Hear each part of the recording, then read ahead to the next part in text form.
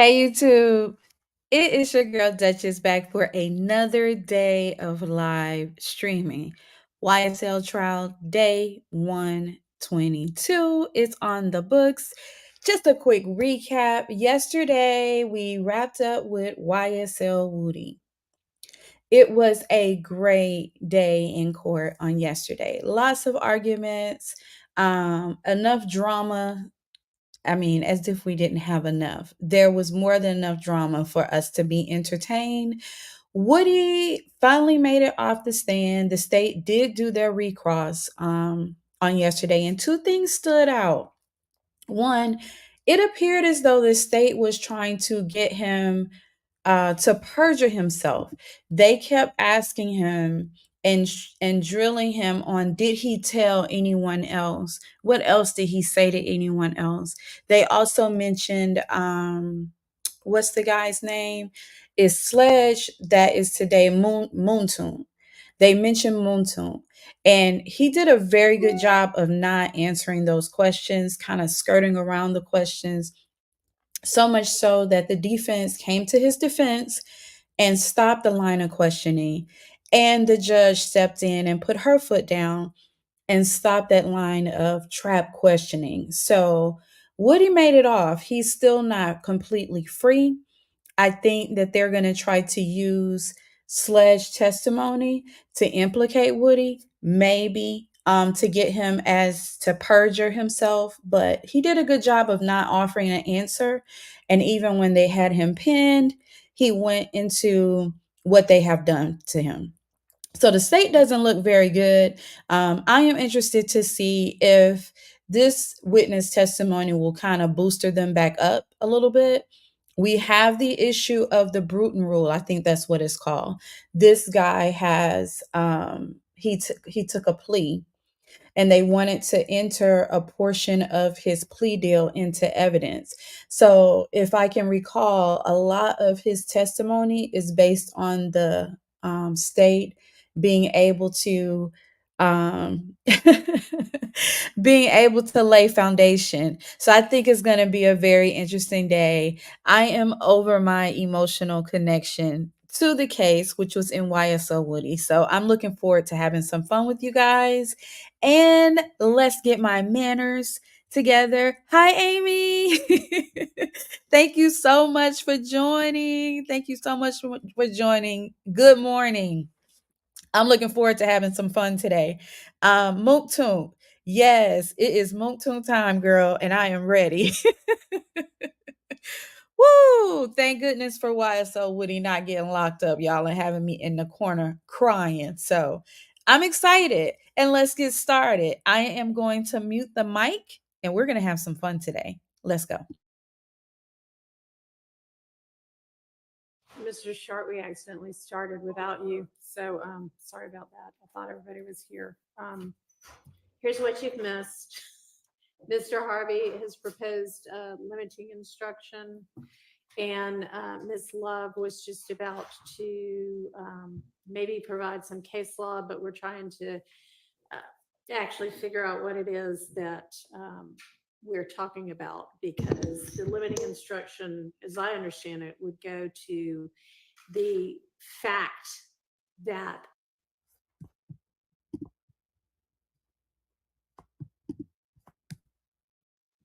Okay, y'all. Oh, there we go. I was gonna say, I always got something janky going on with my lives. Okay, I didn't think it was sharing. I'm I am ready to go. Let me get back to this. I got some funny business going on here, but let's get started. a co-defendant has pleaded guilty and not to any kind of statements that might have been a part of taking the guilty plea and pleading guilty, and whatever kind of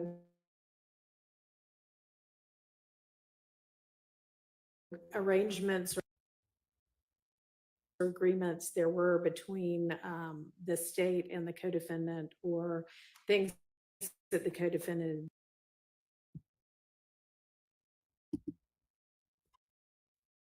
admitted. And Mr. Harvey nodded in agreement. Good morning. Good morning. Yes, Excuse me. I think we need to separate the idea of admissibility versus the purpose of his admissibility. I do not contest that a testifying co-defendant's plea can be admitted into evidence. I merely request an instruction saying that can be used against the witness itself, but is not substantive evidence against the other. The defendants plea in the crime. itself is not. The fact that he pled, the indictment, plea, and sentence. Now, we have a separate issue, which I think is what Ms. Love was about to discuss, which is we know that there were kind of factual assertions made and agreements made with regard to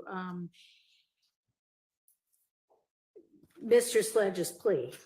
And if he is testifying and he does not testify, I guess, as expected by the state, and the state needs to impeach him with what would then be a prior inconsistent statement within those factual assertions, that would come in as substantive evidence, and it could be considered as substantive evidence in this trial against every defendant. Well, I think it can come in as impeachment, but it's a different kind of impeachment than impeaching with a prior inconsistent statement because it's part of a guilty plea. I think this form of impeachment would go to impeach the credibility of this witness and still not be as substantive evidence against all of the defendants on trial. Let's make sure exactly what it is we're talking about. So when we talked about it before, we talked in particular about item number 8 in the factual assertions, which was the defendant personally knows that one or more associates of YSL killed Nutt on behalf of YSL. I think that's probably what we're talking about, although he makes a number of factual assertions which could potentially, if he doesn't testify to what he said he was acknowledging, come in as prior inconsistent statements. Now, that's not the plea itself. That's a factual assertion he made at the time he was pleading. I understand that, and I think my recollection is that this issue has already been litigated, and you've already ruled that that can come in and it's subject to cross-examination. Correct. So I'm not trying to replow those grounds. I do want a 105 instruction that says, you know, What you provided Yes, on the paper, yes. which is, I'm just trying to get clear.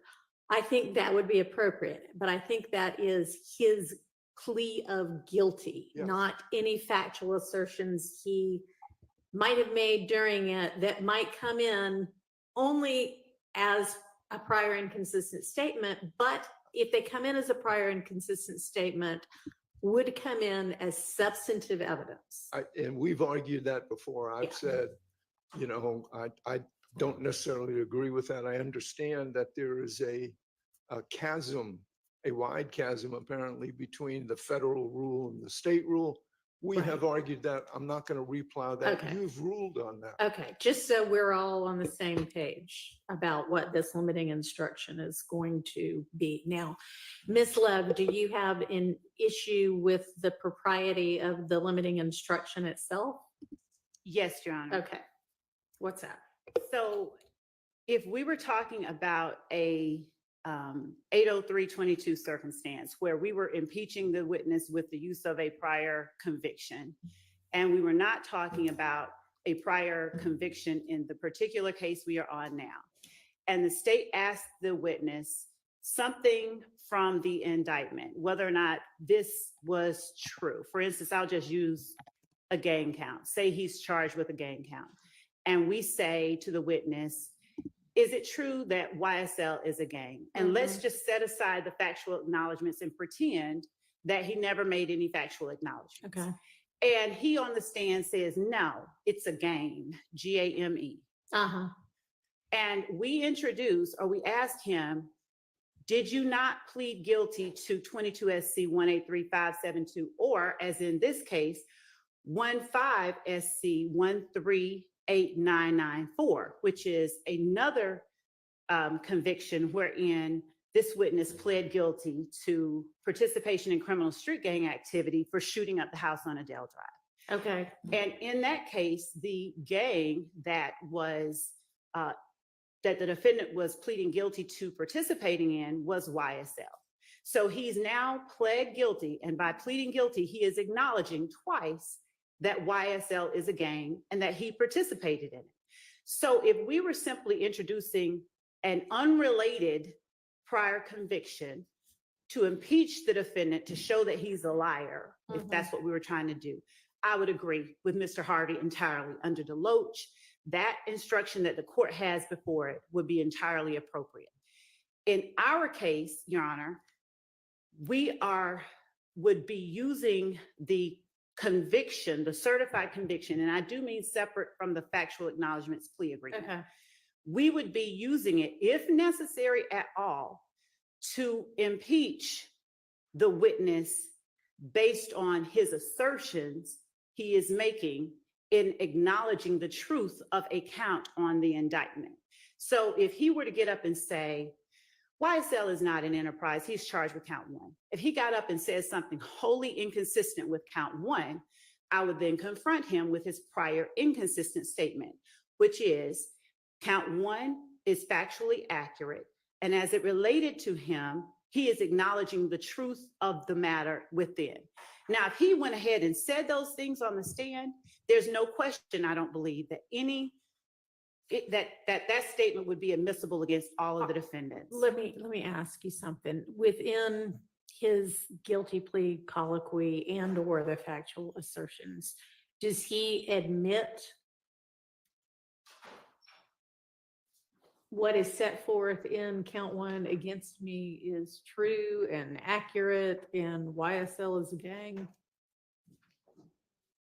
Or does he just say, I'm pleading guilty to count one?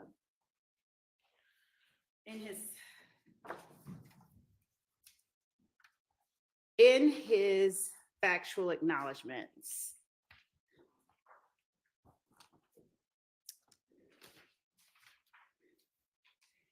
he says a number of things. I can give the court a copy of it, but the first factual acknowledgement is that Young Slime Life, aka YSL, is an organization made up of 3 or more members or associates who share common identifiers that include, but are not limited to, colors, hand signals, and terminology. Okay, so then that's what you would appropriately use to establish you admitted YSL is a gang or an enterprise or however you want to phrase it.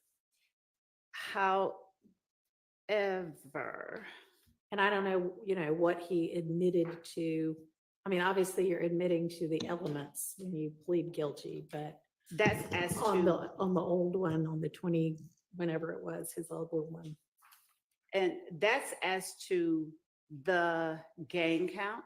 Okay. But as to count one, I do not believe that we included specific language in the factual acknowledgments that fully encompass count one. All right, But but during did the you plea- within the plea colloquy? Yes. Okay. Yes. Is there There is a a. copy of that somewhere? Can you check and see if there's a transcript? And y'all, I don't know how long we're gonna have Ms. Percifield today, so it may be that things that you're submitting, you're gonna have to send directly to me later in the day. I know we have her right now, but. Yes, Your Honor, I'll try and be fast. What we have, I'm looking for a transcript of the guilty plea, which should be within Odyssey, but what we had and that we shared with the defense was the video itself of the Okay. guilty plea. Okay.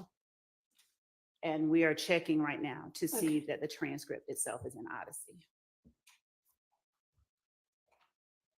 And that's on this case number? Or Correct. a different one, all right. That's on 22 SC 183572. And I will ask a member of my team to look in Odyssey as well for 15 SC 138994 as to Mr. Antonio Sledge to see whether there is a transcript of the guilty plea of Mr. Sledge.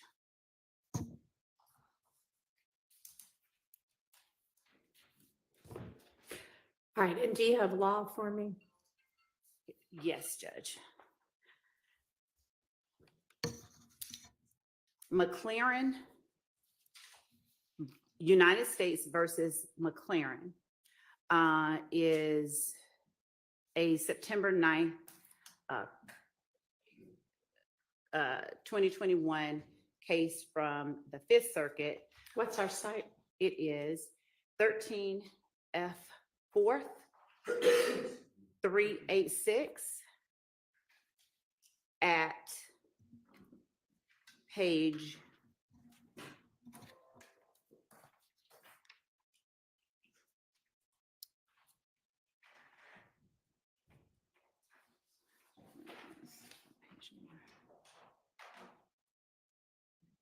2.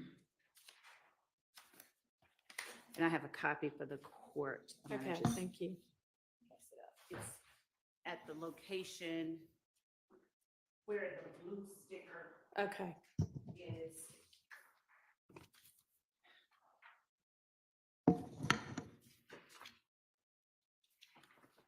I believe that McLaren speaks to what the court has already decided is appropriately admitted or asked for admission as substantive evidence. McLaren speaks candidly with the court to the co-conspirators plea agreement document, which I don't think that there is any contesting. So I'm not saying that it pertains to the certified conviction. I am using it by way of analogy to show that as it pertains to using the certified conviction as a prior inconsistent statement, if that is the purpose that we are tendering the certified conviction for, it would be substantive evidence under 613 and under 801 D1A, because we would not proffer it unless he denied. For example, in 15 SC 138994, if he denied that YSL is a gang and that he participated in gang activity on behalf of members of YSL or on behalf of YSL itself, then showing that he acknowledged the truth of count 1 in 15 SC 138994 would be impeachment and therefore substantive evidence. It would be an inconsistent statement by this witness if he were to say or try to assert on the stand, it's not a gang, it's a gang, and I never participated in gang activity on behalf of this gang. So in as much as the certified conviction itself is an assertion on the part of the witness that the allegations in the documents in the indictment are true, they are a statement of that witness, acknowledging and admitting what is asserted in the indictment. Now, if he does not disavow or deny the language or the assertions that he pled guilty to, the allegations that he pled guilty to, we will have no reason to tender the certified conviction or the copy of his plea agreement. Using Deloach, distinguishing Deloach from, what is Deloach? I believe that's the case that Mr. Harvey cited for the court yesterday. And if I'm wrong, I Yeah. apologize. No, you're right. I mean, that really doesn't cover the issue that we're Okay. talking about right now. I don't think. I mean, that's just kind of the general proposition that everybody agrees is Correct. generally true. That is So correct. That doesn't really get us beyond that.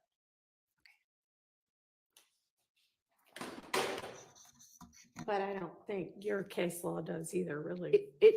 No, I was Unfortunately, sincere. so- I did not. Yeah, no, I- yeah. Yes. So do we have a, yeah, there's a guilty plea transcript in that 15 SC case. Now what it says, I don't know, but. Okay. And I actually have a copy of it. They were able to pull it for me. We brought it. Okay, and so, I mean, if you want there to be different language in this limiting instruction, now's the time for us to come up with it, because it's talking about, If it were, so if it related to only the state tendering the conviction to impeach the witness and show him to be unworthy of belief, right, then we would agree to the language in that limiting instruction proposed by Mr. Harvey. That is not what we would be tendering it for. We would be tendering the convictions, the certified convictions, only as prior inconsistent all statements. right, then I think we're kind of going in circles, because what I'm trying to say is, I don't think the convictions necessarily get you there. The factual assertions, any kind of admissions he makes during taking either plea are something different.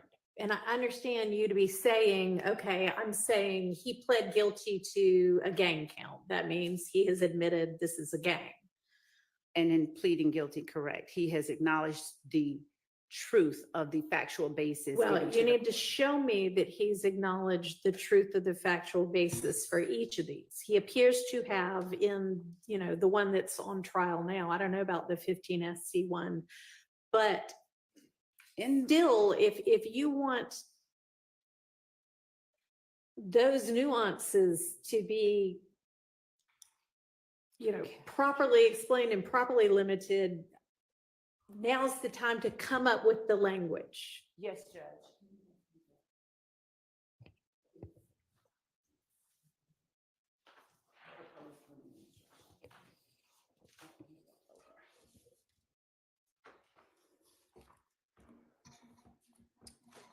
I'm sorry, I don't know whether Ms. Love is finished. No, I was think actually she's getting thinking the, right now. Okay, all right. I was actually getting the document that Mr. Harvey gave to Okay. us this morning so that I could speak to that additional language.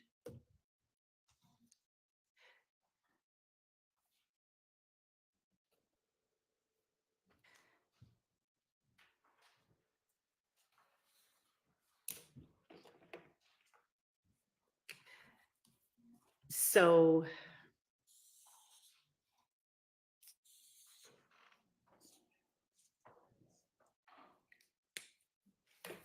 So, I mean, I think And so- that the last sentence is true regardless. A defendant is entitled to have the issue of his guilt determined solely on the basis of the evidence against him and not on whether another person has been convicted of the same charges with which the defendant is accused. I mean, that's absolutely true. agree with So that. we're going to say that regardless. It's Yes. the kind of sentence is a couple of sentences before that. So the first sentence of the proposed limiting instruction, you're about to hear evidence that he's pleaded guilty to some of the charges in this indictment. Yeah. I would follow that up with, if you find that the witness has made a statement or makes a statement that is not consistent with the charges to which he pled guilty in the indictment, you may consider the plea of guilty by the defendant as to the charges alleged as substantive evidence. I know that's kind of wordy, I can tell. Okay. Well, I mean, we can go ahead. If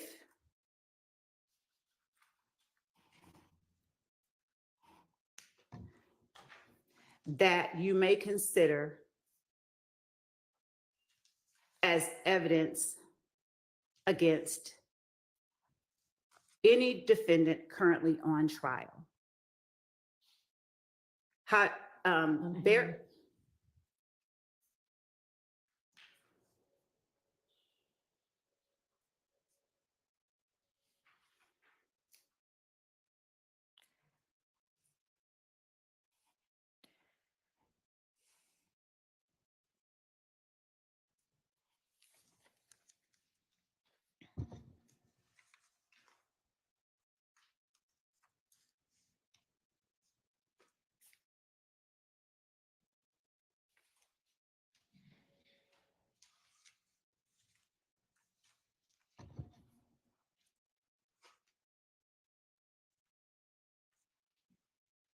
All right.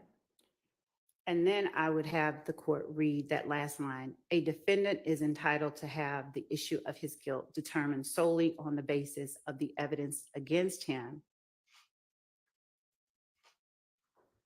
and not simply on whether another person has been convicted of the same charges with which the defendant is accused. Or not only instead of not simply. And not solely, rather. I like that. And not, I'm not going to change that language. Okay.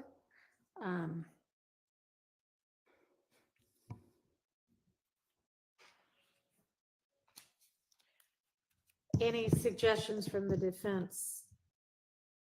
Well, I certainly would object to those changes. I think we're conflating. Can you hear me okay if I don't Yeah. stand up? All right. I think we're conflating the idea that he pled guilty. And I'm sorry, I heard Ms. Love say that he's admitted that the allegations in count 1 are true. He's admitting the allegations in count 1 are true as to him. That's what a guilty plea is. You can't plead guilty for other people. He has acknowledged his responsibility and his role in whatever activities that he has conceded. So you can't conflate the idea that a co-defendant's plea says anything other than something related to him. It is his admissions in judicio. Now, I agree with what Mr. Harvey has just said. So I would ask that where I say, I've asked the court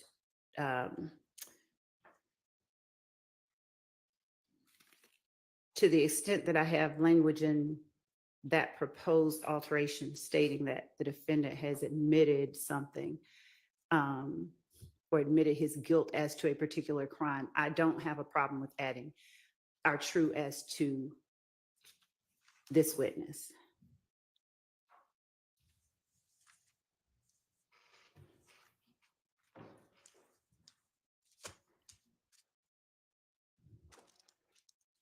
But that does not make that truth inadmissible as evidence against the defendants currently on trial.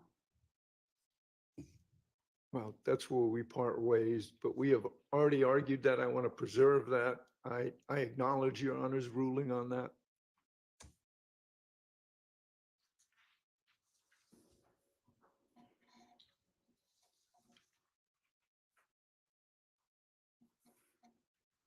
All right, well, I'm going to have to think about it. I can sit here and think about it, or I can go to chambers and think about it. Whichever makes the court Um, happiest. All right, we're just going to recess in place. Yeah. Yes.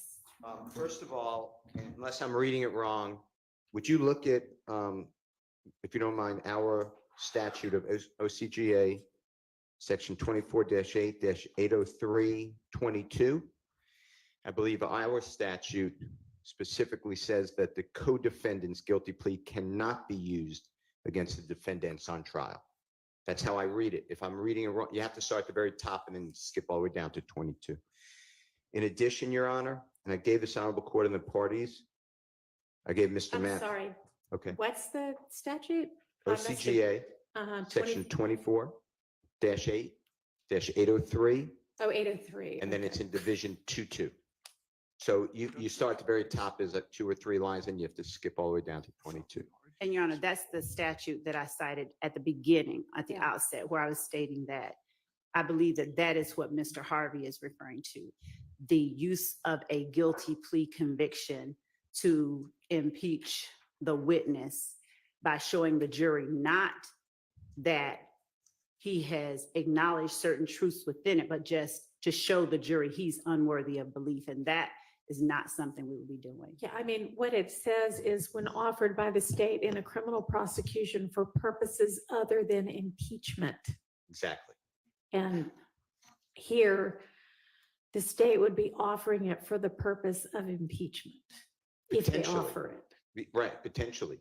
But I thought the state was going further in that jury instruction. So. Right, because if it's offered for impeachment, then what is said in 22 is no longer true. Okay. Well, the second case, and I gave this to this honorable court and Mr. Matthews and the state previously, but it's United States versus Vendetti, Vandetti. Your Honor, that's 623F period 2D, 1144. That's the 6, like 5-6, Sixth Circuit, 1980. And it specifically says, starting in page 1147, that the fact that the jury has found previously, or a person, I'm saying pled guilty, who was previously indicted with appellant Vendetti, is not relevant to the determination of the appellant's guilt. And that needs to be in the instruction that Mr. Harvey, I think, proposed. And What's the site again? 63F what? 623, Yeah, F second, 1140, 1123, 1144. 1144. I mean, I know we've looked at this case before as well. And then in Georgia, I believe that, again, State versus Jefferson, Jefferson, like our third president, is 302 Georgia, 435. That's non-testifying. That is non-testifying. Okay, that's non-testifying. I just heard. Okay. And Mr. Judge, Harvey. I will check as to Vendetti, but I believe that Vendetti is simply speaking to 80322 type. What was the circumstances. pinpoint site in Vendetti? 1147.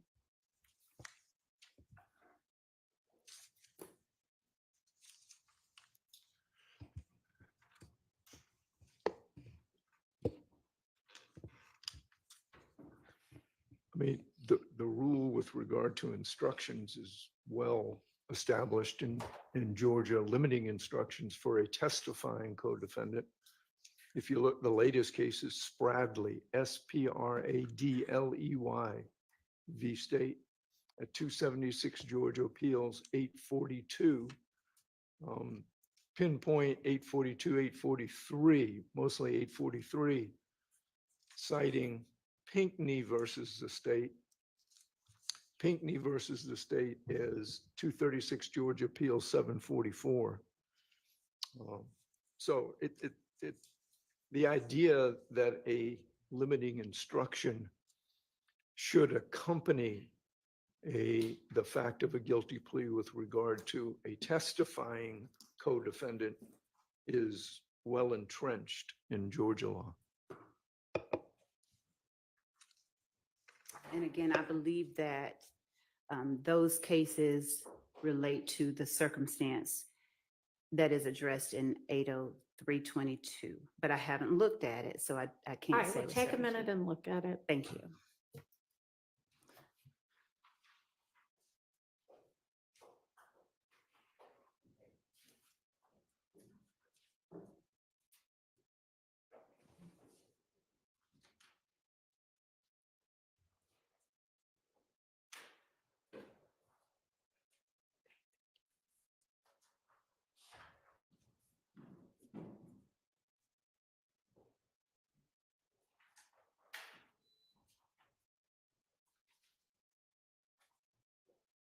So speaking to Spradley,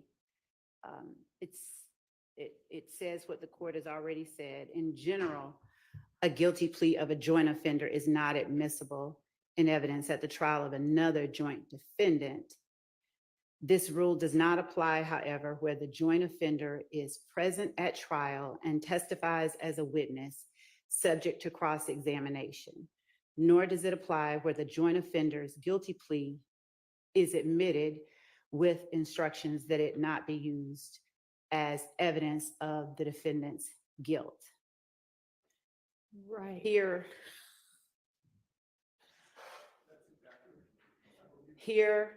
not only was the co-defendant present, so I'm looking for the 80. I need to pull up Pigney, and I'll do that now. Okay. Looking for the 80322 reference.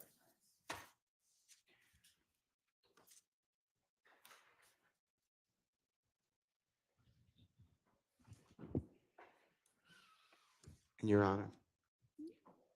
Yeah. Well, I don't want to interrupt.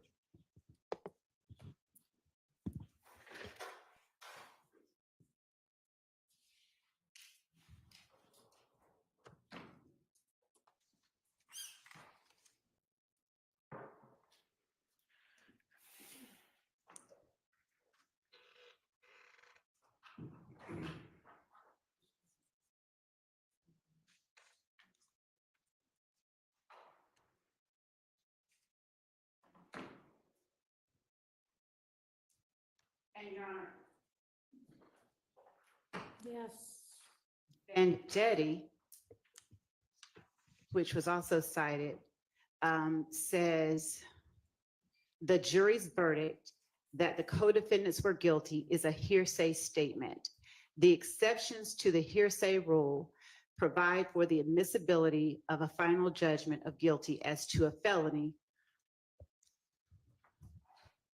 but not including when offered by the government for purposes other than impeachment, judgments against persons other than the accused. And it specifically cites the Federal Rule of Evidence 80322.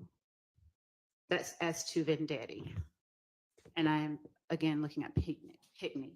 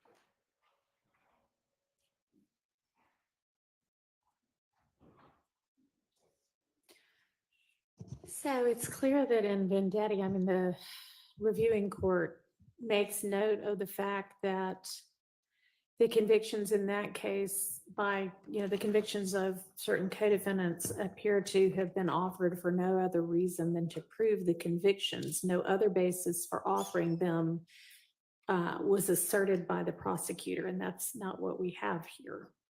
We have the prosecutor here, if she offering them basically is impeachment evidence, is substantive impeachment evidence.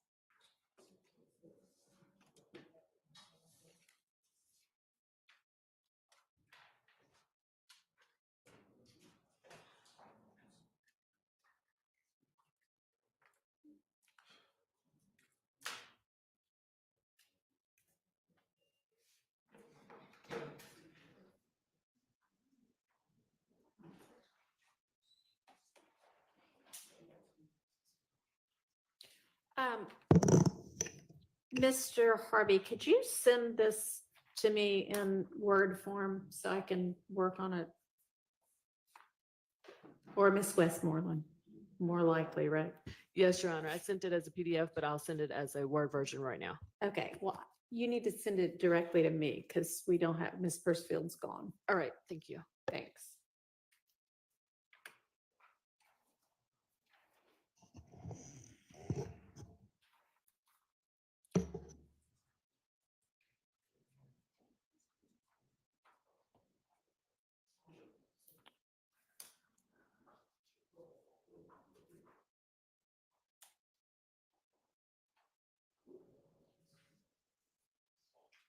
Your Honor, Yes. may I approach to get your email address and not?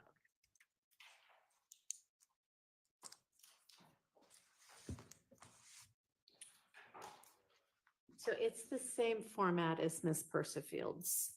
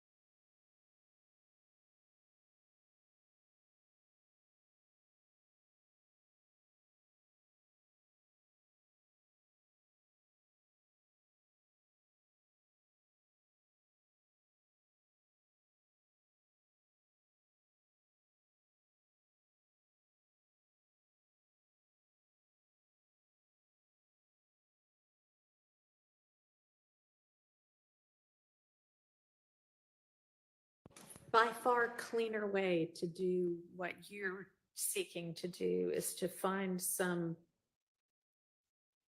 literal admission by Mr. Sledge or whomever else it might come up with in either the factual assertions or the plea colloquy itself or something like that. That's then just in prior inconsistent statement that comes in for impeachment and as substantive evidence. And we still probably need to do some kind of a instruction, but.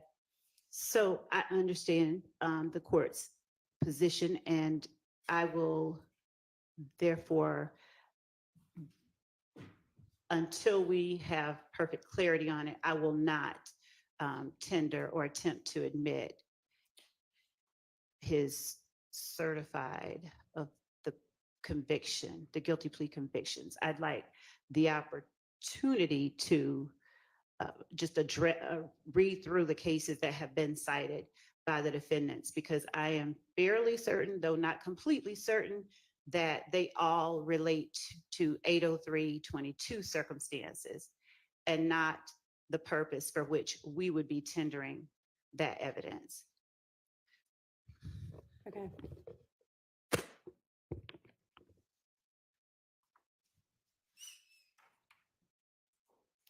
All right, so how far into, I mean, I need to come up with limiting instruction regardless though, right? Potentially. I think that that would be cleanest. We would just ask that the language requested by the state is included in a limiting instruction if the court gives one, to the extent that to avoid confusion by the jury in thinking that what he is saying and a prior inconsistent statement that he made to avoid them believing that those things cannot be used as evidence of these defendants' guilt. We are asking that in order to avoid that confusion and misunderstanding, that the court includes the language we requested All about right, the well, inconsistency. if you want to just maybe jot it down in an email and shoot it over, that might be easier than, because I think when you proposed it orally, even when you were talking about a statement, I think you were talking more specifically about a statement not consistent with the charges to which they pled, then consider the guilty plea as substantive evidence, which again gets us in that murky water. So I get what the court is saying. yeah, why don't we just recess in place? I'm going to work on this, you work on that. May I ask counsel for whomever to send me the Word document that they Okay, sent to the court? I still hadn't come through. Yes, I just sent it and love URCC. Thank you, ma'am. Maybe it'll take a minute to come through. And it hasn't come through on my end either. Oh, there it is. Okay, I have it. All right, so we're going to give the judge an opportunity to review that. I'm a little bit confused. It sounds like the state wants to use his guilty plea of being a part of a gang, or a part of the gang or whatever, as an implication that YSL is a gang and everyone else is a part of that gang because he is one person who admitted guilt to that particular charge, and there seems to be other charges. And then the defense is like, he can't speak to everyone else's guilt. This is relative to just him. And so the state wants whatever wording or instruction that they're going to give to the juror. It sounds like she's trying to, I can't say trick the judge because the judge is very intelligent, but she wants to get around that by having them not use his statement or his confession or whatever that looks like as a part of the evidence, which kind of puts them back into that Bruton law thing where a person who has pled out can't implicate another co-defendant as a way to kind of get themselves off or whatever. So I'm interested to see what she comes back with. I think that's the way I understand what the issue is. And I may be looking at this with the lens of the side eye with the state. Because given their history, they can't be trusted and they're always trying to slip stuff in. But I'm interested to see what she comes back with because Love has not been successful with her case law review. And I saw that again here. So we have the luxury of fast forwarding. I am going to mute the mic and we're going to bring the judge right back. Just a moment.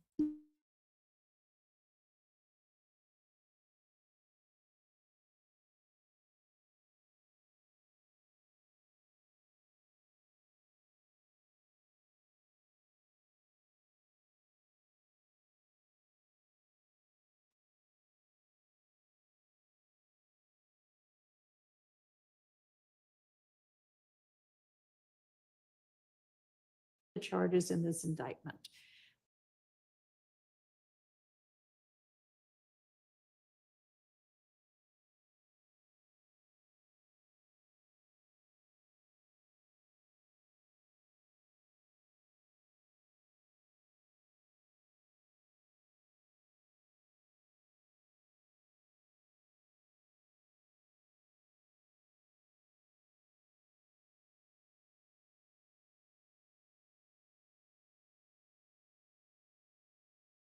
Everybody can be seated. Thank you, ladies and gentlemen, for your patience this morning. We started well before y'all, I promise, but it just takes lawyers and judges a long time sometimes on things. So we're ready now, and thanks again for being patient this morning. All right, and Ms. Love, y'all's next witness is on the stand, and I think still needs to be sworn. Yes, Your Honor. This is Mr. Antonio. Okay. Yeah, you're, Oh wait, guys, I'm gonna back this up I a little apologize. bit. This I is think I witness missed Antonio Sledge. what she ruled. So give me 1 second.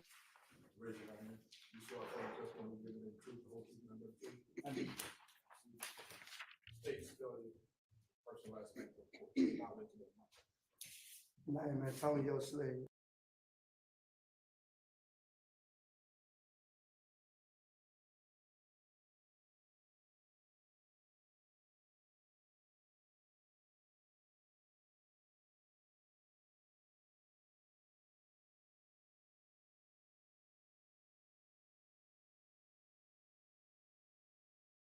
review in just a minute. I emailed it, but essentially you are about to hear evidence that a co-defendant in this case has pled guilty to some of the charges in this indictment.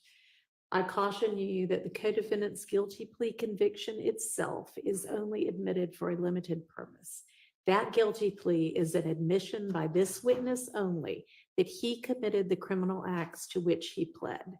You are not to consider the co-defendant witness's guilty plea as evidence that any other defendant is guilty of committing any of the criminal acts alleged against them in this indictment.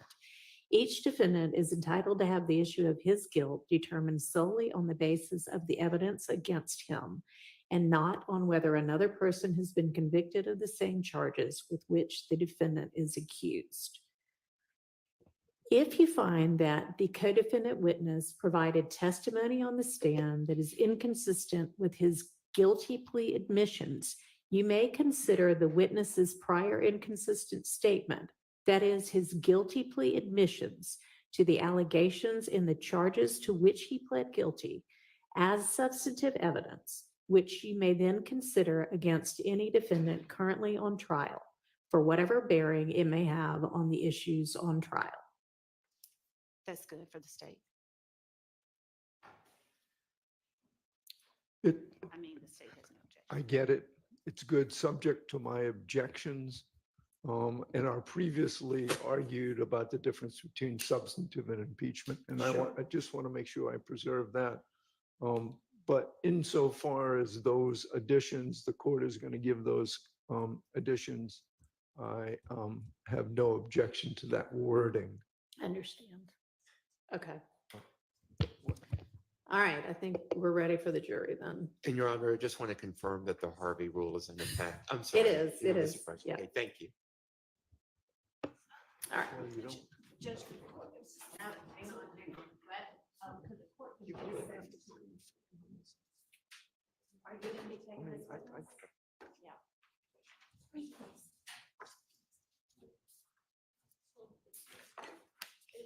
So y'all can sit down. Ms. Love's got to run out for just a second. She didn't get a chance to just now.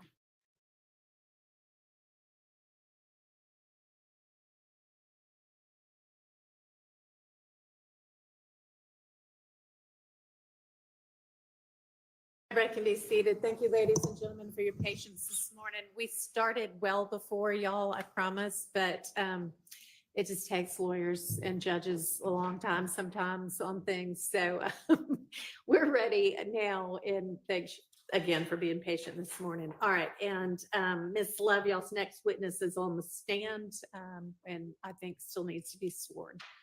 Yes, Your Honor. This is Mr. Antonio Sledge. Okay? Yeah, you're, I apologize. This is witness Antonio Sledge.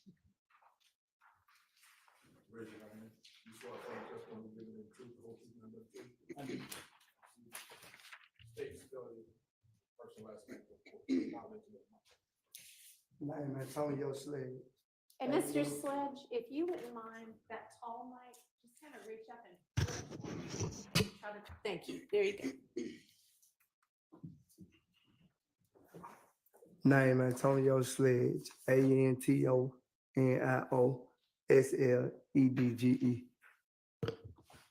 Good morning, Mr. Sledge, and you are perfectly situated, turning to the jury so that they can hear you.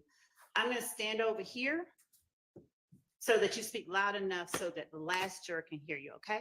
Yes. Thank you. Mr. Sledge, would you please tell the jury how old you are? 43 is age. Where did you grow up? Atlanta, Georgia. What part of the city did you grow up in? Downtown Atlanta. Did you also go to high school in Atlanta? Yes. And what high school did you attend? Southside High School. Did you finish? No. What grade did you finish? The last grade you completed? Probably the 9th grade. By 9th grade, could you read and write though? Yes. All right. Now, do you have brothers and sisters? Yes. Brothers. How many? 3 living. Where did you fall in line with your siblings? Oldest, youngest, middle? Next to the youngest. All right.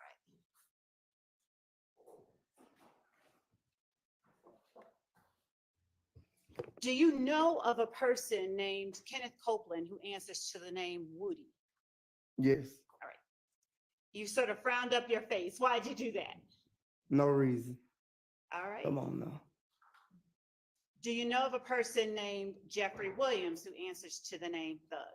Yes.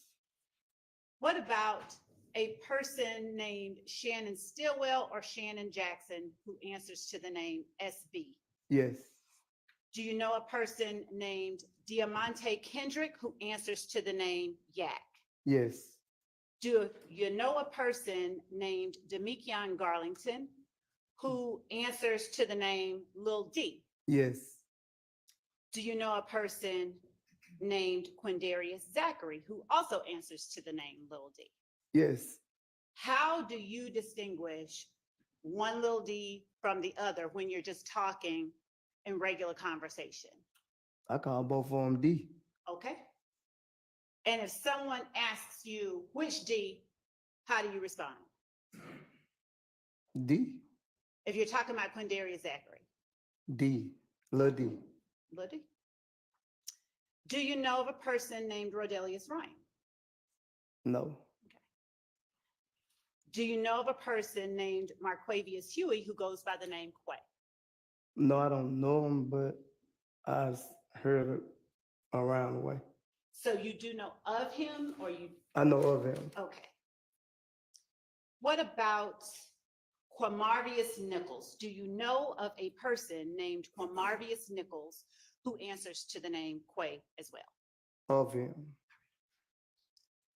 Do you know a person named Quantavius Greer who answers to the name Umfunk? Yes. Do you know of a Dolly Greer or a Max Greer? Yes. What about Dora Greer? Yes. All right. Do you know them to be Jeffrey Williams' sisters? Yes. Now tell the jury, if you will, how well you would say that you know Jeffrey Williams. I've been knowing Jeffrey Williams since he was probably like 16. How many years would that make it that you've known him? What is 2024? Probably like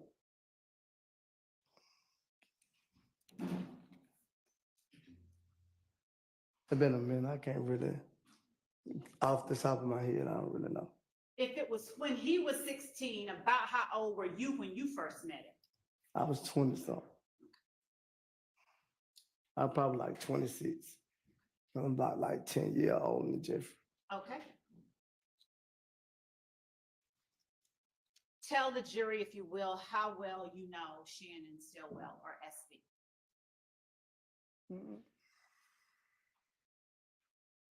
Well, I met Shannon around like 2014, 15, somewhere in that area.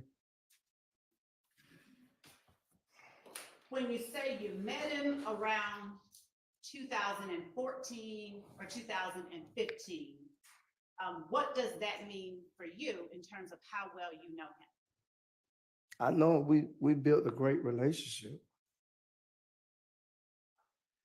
And was that from the start, from the time that you met him to now, you all have had a great relationship, or is that something different? You said could you repeat yourself?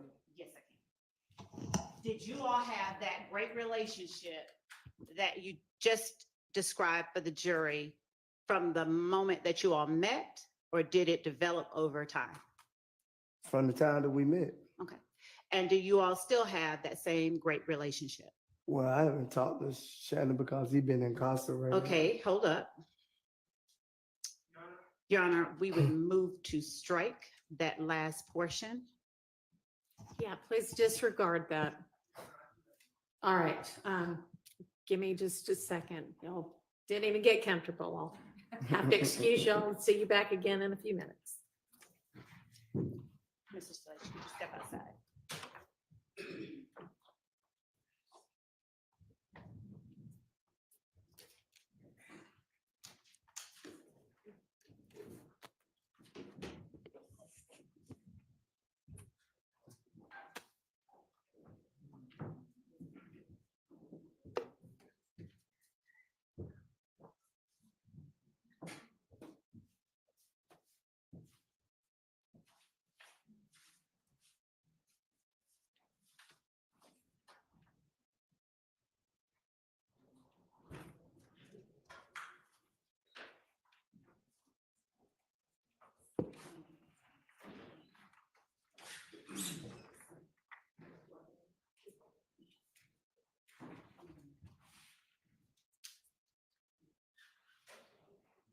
Your Honor, may it please court, on behalf of Mr. Stillwell, we are moving for a mistrial at this time. There's been a comment about my client, comment from witness Antonio Sledge about my client being incarcerated. It is prejudicial to my client, suggests a criminal history, it suggests a flight risk. It prejudices my client. Also, Your Honor, I'll just note for the record that Mr. Sledge, my understanding is Mr. Sledge has been cooperative with the state, meaning he's made himself available. His attorney, Mr. Derek Wright, is here. Mr. Sledge has been here all morning. There's absolutely no reason that the state knew what questions they were going to ask. They knew that they were going to ask about the relationship with my client at this time. The duty is on the state to prepare their witnesses to not relay or testify to prejudicial material such as my client being incarcerated throughout this trial, and they failed to do so. So we're moving for a mistrial at this time. Ms. Love. Judge, the state objects to a mistrial. The question that I posed was not one I expected this witness to bring up Mr. Stillwell's incarceration. We'd ask simply for a limiting instruction for a few reasons. One, Mr. Shart indicated that his mistrial motion is based on the witness's reference to Mr. Stillwell's incarceration. There has been admitted as evidence that Mr. Stillwell got incarcerated at some point. We expect further testimony to come out with details about Mr. Stillwell's becoming incarcerated, and the witness's statement on the stand, even where I asked that it be struck, does not rise to the level of meriting or warranting a mistrial. And I can go outside and further caution him to not talk about anyone's incarceration. Okay, and isn't Mr. Stillwell in fact charged in this indictment with possession of a firearm by a convicted felon? He is. Okay. He is, Your Honor, and I don't think there's any dispute that my client was incarcerated at Okay. some point. He's been arrested for these charges. I mean, I think everyone would acknowledge that. But the fact that he's still incarcerated, and I just don't understand how the state could ask, how's your relationship with him on this date or today? And they wouldn't expect a witness who apparently wasn't prepped to say, oh, well, actually, I haven't been able to talk to him because he's incarcerated. That seems like a very Well, that's likely not answer. exactly what happened. Well, whatever the transcript shows, it seems like that was a very predictable answer to that question. Okay, I mean, it sounded to me the way it came up. Please do further caution him, but that it did not sound like that came up as a purposeful question to secure that kind of evidence before the jury. It was essentially like, how is your relationship with Mr. Stillwell? Well, he'd been incarcerated. That could be, and that's all that he ended up saying. That could have been at any point in the past. That did not indicate right now he is presently incarcerated. I'm going to deny the motion for mistrial. If you want a further any kind of instruction, let me know that. But given that evidence has already and is going to come out that at some point in Mr. Stillwell's past, he has been incarcerated, this really is nothing beyond what they're going to know anyway. May I step outside? You may. Do you want any sort of other instruction, curative instruction? May I have a moment? Sure.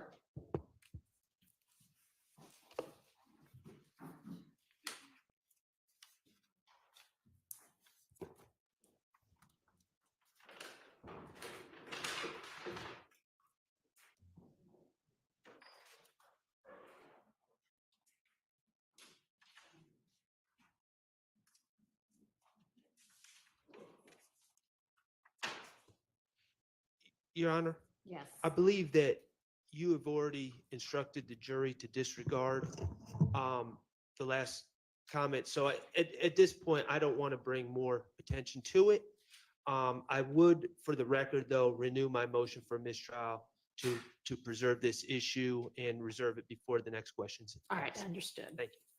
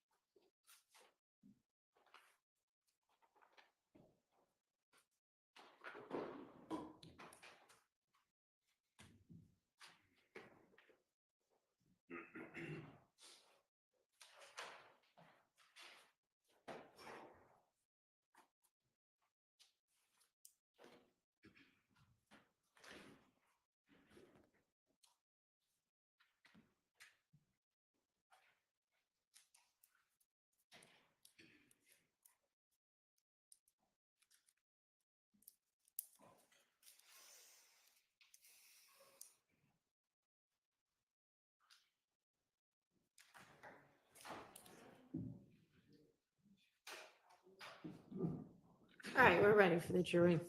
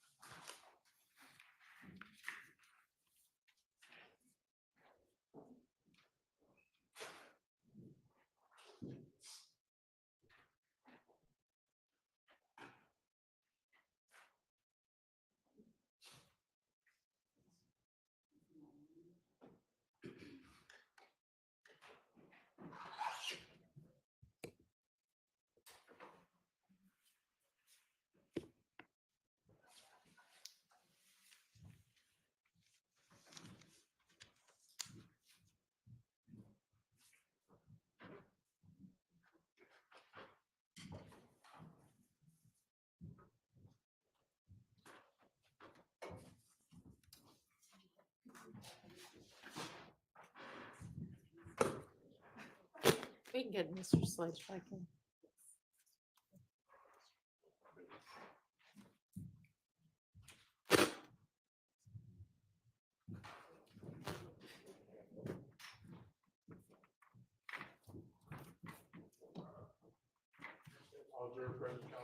All right, thank you very much.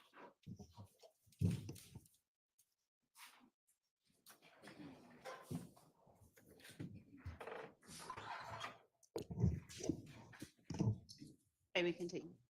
Go ahead. Thank you. Mr. Sledge, when was the last time that you spoke with Shannon Stillwell or SB? 2022. What was your relationship like in 2022, the last time that you spoke with him? Good terms. All right. Since 2022, has anything soured the way you feel about Mr. Stillwell? No.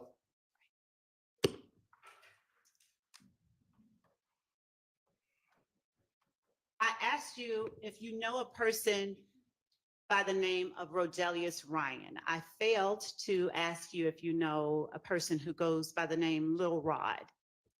I heard him. He very younger than me, so Okay. you know. Do you recognize that person to be in the courtroom today? If you just look around.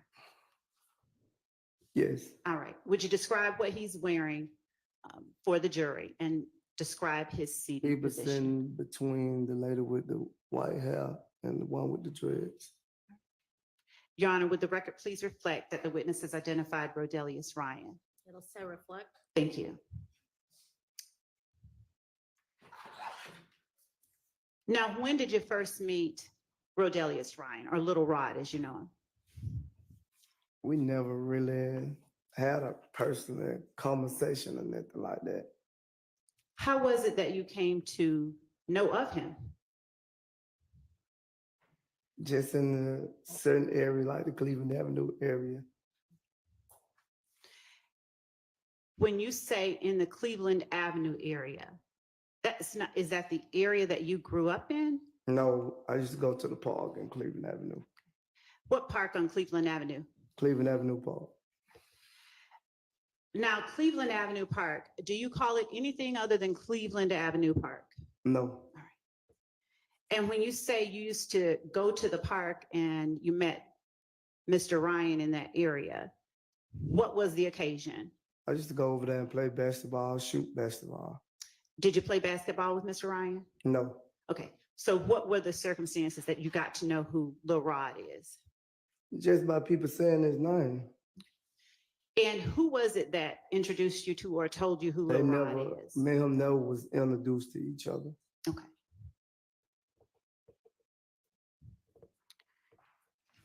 Is it then fair to say you don't know him very well at all? No. All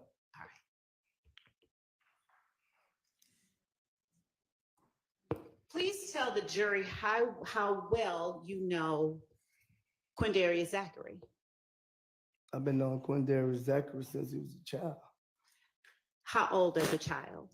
I don't recall on that. Fair enough. Do you recall generally about how old you were when you first met him? I was young too. 15, 16? Yeah, right, probably around that age. Okay. And did you all ever go to high school or anything like that together? No, he from the same apartments I'm from, Which are? Capitol Home.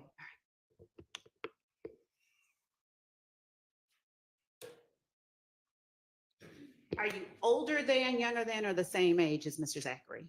I'm Because the way, jury didn't know. I'm way older than Zachary. All right. Do you know about how many years older? No, I don't know exactly how old Zachary is. Now, you being from the same apartments, what circumstances did you have to get to know someone that much younger than you? I know his mother and his father. Were you friends with Mr. Zachary's mother or his father? Either of them, were you friends? Me and his father not friends, but I know of him. Okay. At some point, did you socialize with Quindarius Zachary? Yeah, he watched me grow up. He played basketball and stuff with me. All right. Are you closer to him than his parents, or were you closer to his parents than him when you were growing up? I say his parents, All right. And which parent were you the closest to? the father. All right. Are you no longer close? We'll have a problem. I just don't see him. He just don't be where I be at. All right. What about Demikion Garlington? How long have you known him? Since he was a child too. As between Quindarius Zachary and Demikion Garlington, are they around the same age, or is one older than the other? I think they're around the same age. So it's safe to say that you're considerably older than Demikion Garlington too? Yes. How did you come to know Demikion Garlington? I know his mama when she first had him. Fair enough. How old were you then? She probably like 2, 3 years older than me, so she had him at a very young age. Okay. So she probably was in high school, I was in middle school. All right. So were you friends with his mom or were you? Man, his mother's very close.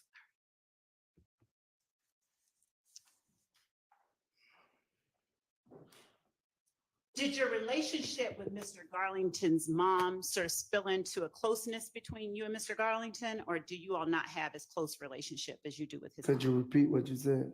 Yes. Do you have the same type of close relationship with Mr. Garlington that you had or have with his mother?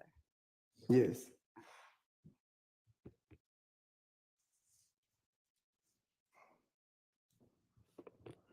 What about Kenneth Copeland or Woody? How well do you know him? I probably met Copeland probably like 2014. And under what circumstances did you meet Kenneth Copeland? We had a debate, You, a had- disagreement.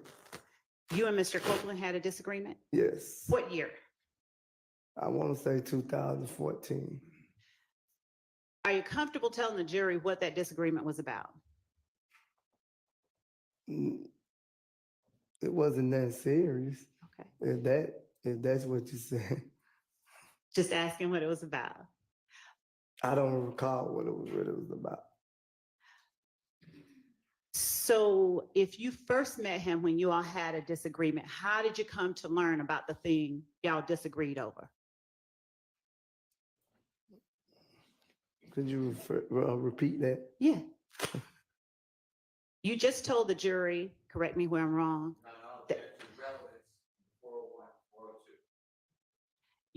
Your Honor, I'm asking him about his relationship with certain people that are very relevant here in this indictment. All right, I'll overrule it. Would you tell the jury how it was that you came to meet Mr. Copeland over a disagreement? What happened? I don't remember exactly what happened, so I just know I remember we had a disagreement. What kind of disagreement? It was just like an argument. Now, is it that you came in contact with him, you met him, and immediately you all started like arguing with one another, or something you heard? Help me out.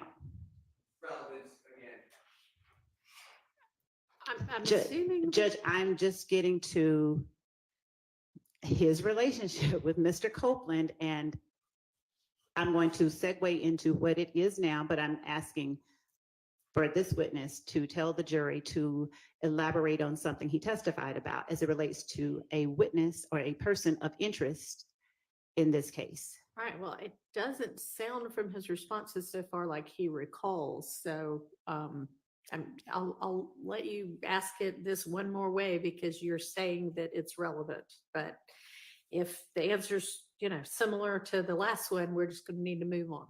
I will, thank you. Do you recall anything at all about how you and Mr. Copeland met beyond that it was over a disagreement?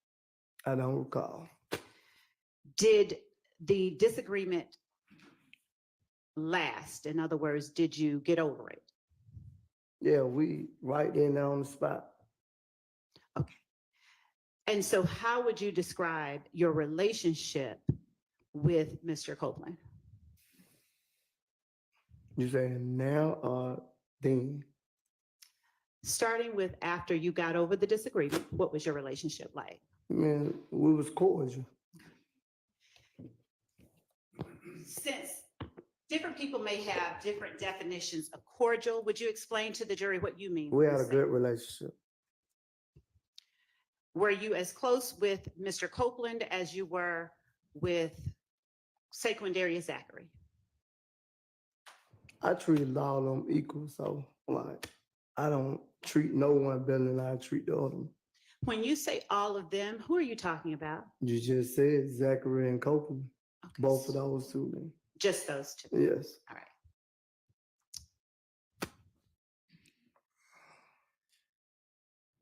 Would you please tell the jury how well you know Yak or Diamante Kendrick?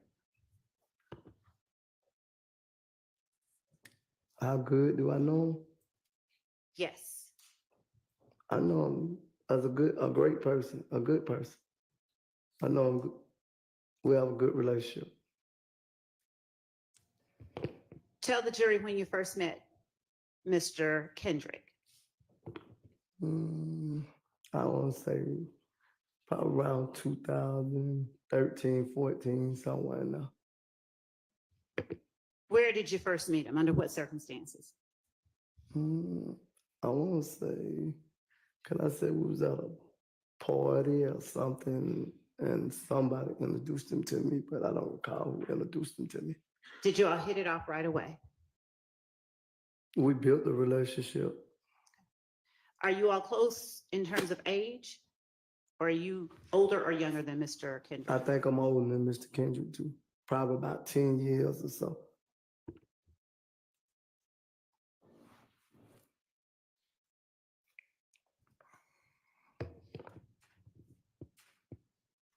What about Mr. Greer, Quintavious Greer or Unthong? How well do you know him? I personally met Mr. Greer when he got out, 2019. Was that the first time that you came to know Unthong? Yes. Had you heard of him before then? Yes, I had heard of him. And what kind of relationship did you have with Mr. Greer in 2019? Well, I got out 2019 too, so but when we started seeing each other, we built a great relationship.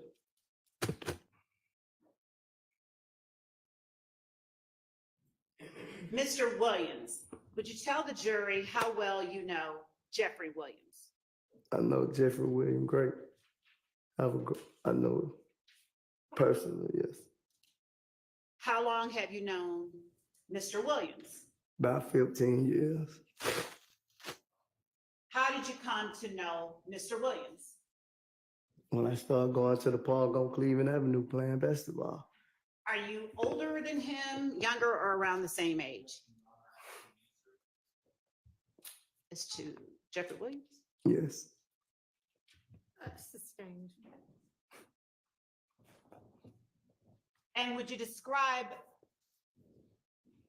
your relationship when you first met? Was it good? As good as it is now? Me and Jeffrey always, once I met Jeffrey, we had a great relationship. Did you hang out with Jeffrey Williams?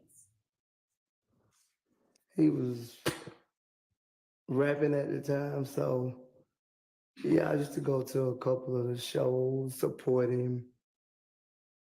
Okay. Now you say 15 years ago, around what year was that, if you recall? Probably 2009. What shows of his did you go to around 2009? Nightclubs, teenager club, nightclubs. Did you get to know his family as well? Yes, Have you been to Mr. Williams' house? yes. How often would you say you visited him at his home?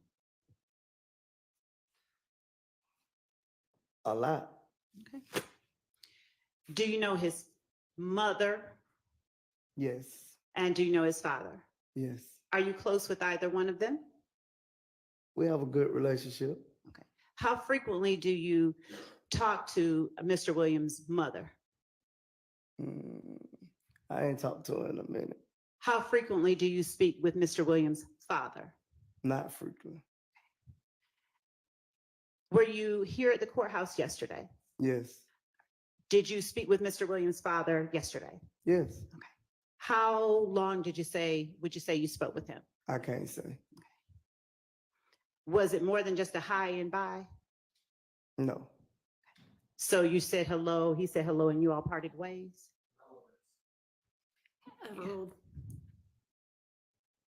You may answer.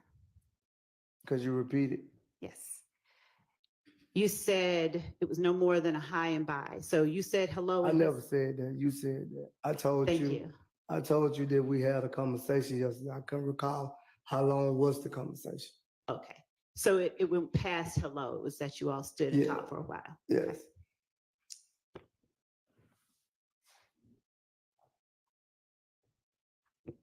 Did you all at any point discuss this case? No.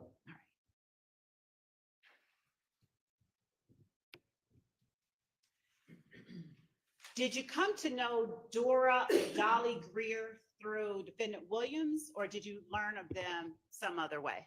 I learned through Mr. Williams. Is it fair to say you met them all, his whole family, around the same time? Yes.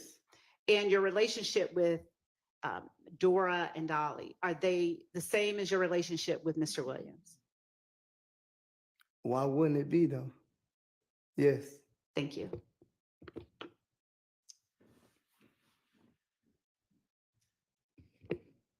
Of all the people that I've just asked you about, who is it that you've known the longest? I met them all about around the same time. And of all the people that I just asked you about, is there any one that you are closer to than any other?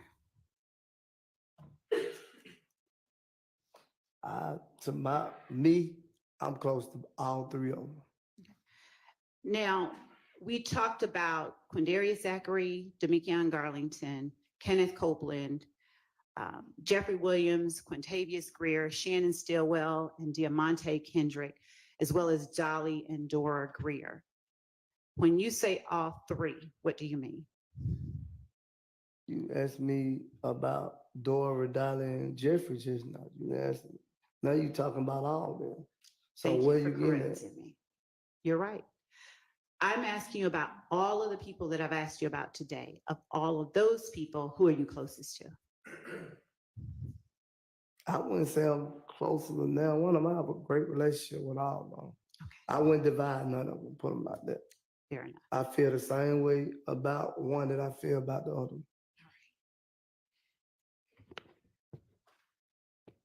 With respect to Mr. Marquavius Huey and Quamarvius Nichols, you said you know of them only, right? Yes. How did you learn of those two gentlemen? Just sitting them around the city of Atlanta ain't but so big. We might bump into each other every now and then. Clubs.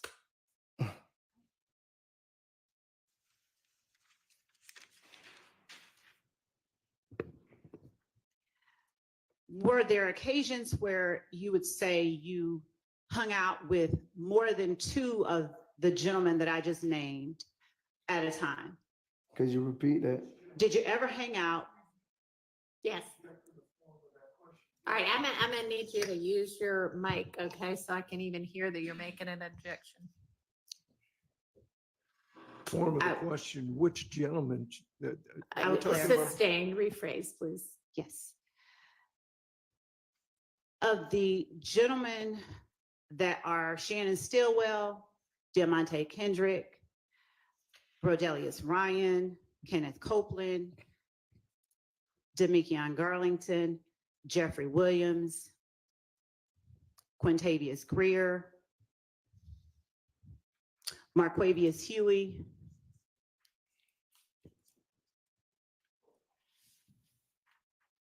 Quindarius Zachary, Quamarvius Nichols, if I haven't said his name. Did you ever hang out with two or more of either of them? What you mean by hang out? You can hang out many ways. So what do What you are mean? some of the ways that you would call hanging out to I this jury? never hung out with Hurley. I never hung out with Ryan. Okay, Been to Jeffrey shows, me and Kendrick at the studio, places like that. okay. And have you ever hung out with two or more of the people in the courtroom today at a time, at the same time? Yes. Okay. Under what circumstances? Video shoots, music videos, What, club? Is it only at video shoots and music videos that you've hung out I with? two just of them? said clubs. And which two have you hung out with I don't at the know. same time that are in the courtroom today? What you said only two, right? Which two or more that are in the courtroom today have you hung Mr. out with at one Kendrick, time? Jeffrey, Steele.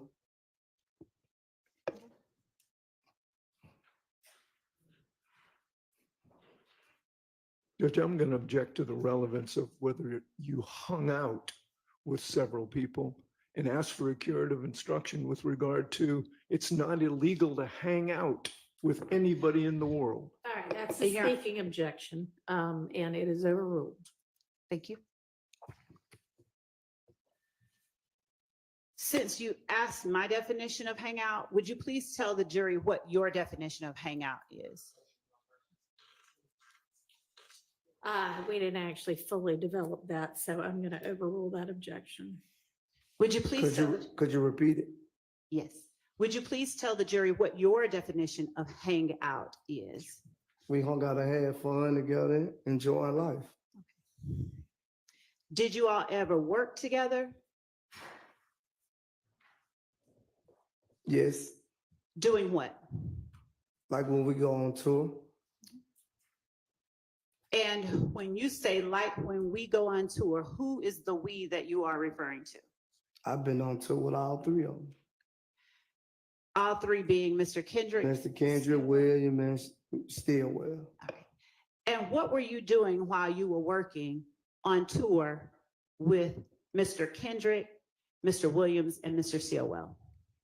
For YSL, the record label, I was head of security at once upon a time.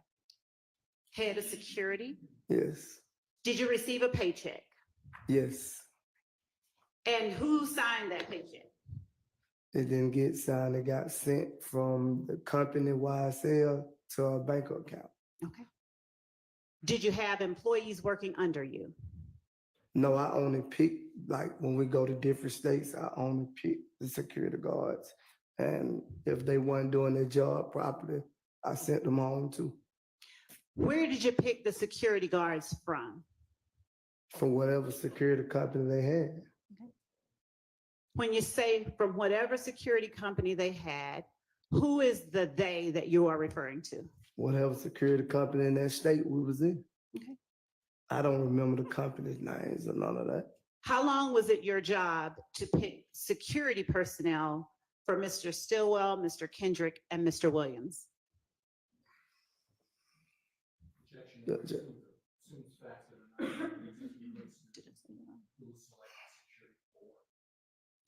Overruled. I don't recall the testimony being that he did security for Mr. Stillwell.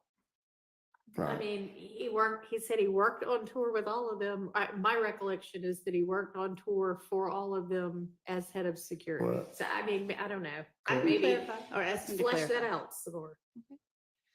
When you said that you, Mr. Kendrick, Mr. Stillwell, and Mr. Williams worked together, would you please tell the jury what that consisted of? Well, I worked it for Mr. Jeffrey Williams, not Mr. Kendrick or Shannon Jackson. And just to clarify, you mean Shannon Stillwell, who is also known as Shannon Jackson? Yes. So what were Mr. Kendrick and Mr. Stillwell doing while you were working security for Mr. Williams? Kendrick's an artist, Okay. and Shannon used to be with us, but try to become an upcoming artist. Is it fair to say then that Mr. Kendrick was performing while you were? Yeah, sometimes. Okay. And Mr. Stillwell was doing what exactly while you were working? He probably doing other things like selling merch for Jeffrey Williams, setting up the merch, Now, when you say the merch, what is it that you're meaning? like selling T-shirts, hats. And were those T-shirts and hats merchandise with the name Jeffrey Williams on it or something else? YSL. So when Mr. Stillwell was on tour with you, Mr. Kendrick, and Mr. Williams, was that his only job to sell merch? No, we all did different things. We probably like helped with the clothing. We all did different things. We all just supported Jeffrey in any way we could. And is it fair to say you want the best for each of them?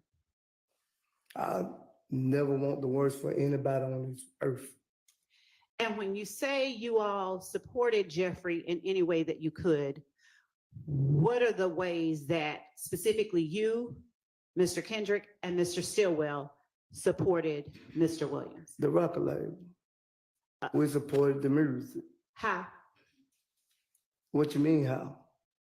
Did you just testify that you all supported Mr. Williams in any way that you could? Yes, by helping him get his clothes together, what he was gonna wear, help him sell his clothing for his business.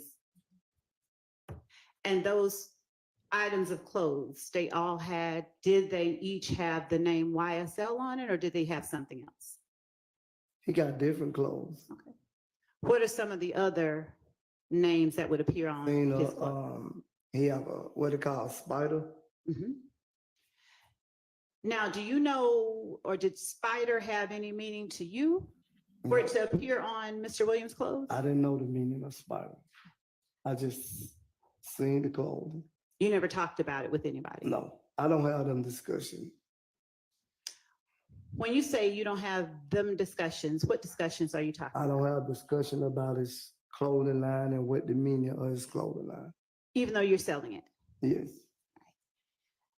Did you ever hear any one of those three gentlemen talking about the clothing line or No, the meaning? I just only know what YSL mean.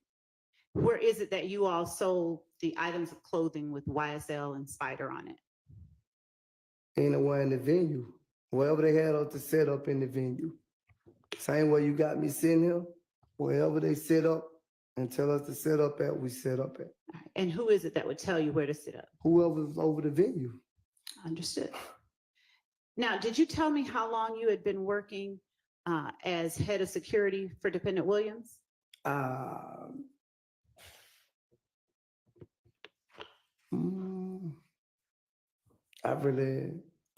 don't remember the exact time, but I can't tell you exact how many years, how long it was. Do you remember the last time that you worked at a venue as head of security for Mr. Williams? The year, generally speaking. I want to say 2019.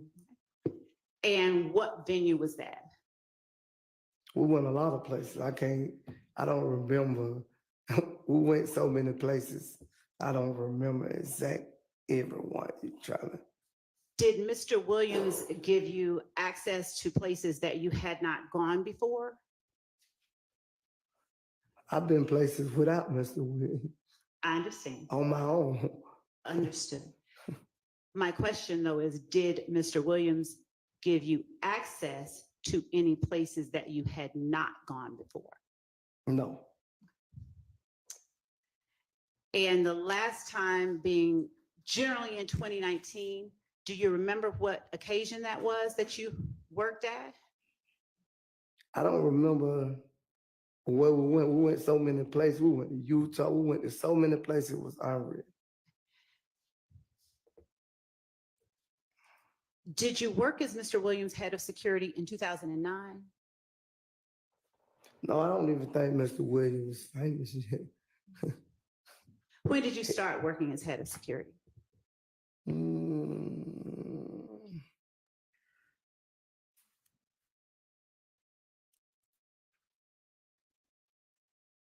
I want to say, when was his first tour?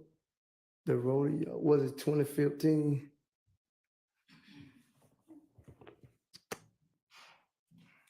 So I heard you reference, when was his first tour? It was 2015.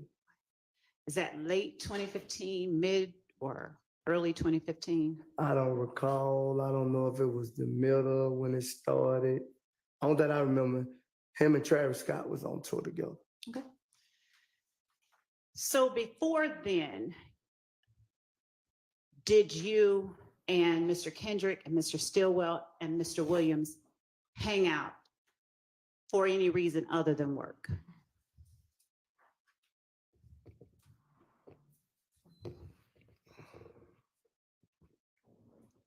Could you ask that question again? Yes. Before then, did you, Mr. Kendrick, Mr. Stillwell, and Mr. Williams hang out for anything other than work? We partied together. I said that already. And would you party only at clubs?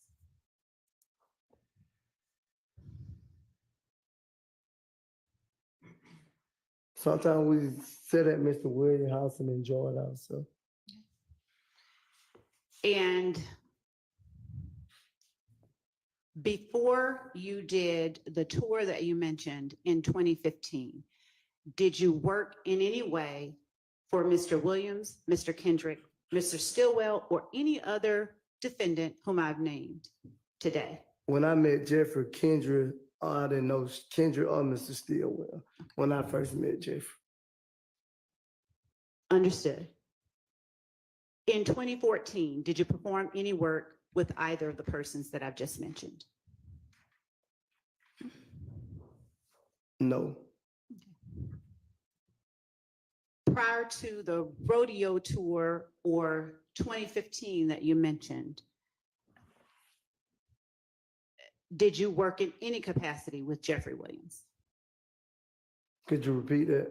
Prior to the rodeo tour or 2015, did you work in any capacity with Jeffrey Williams? Could you break that down so I can really understand that one?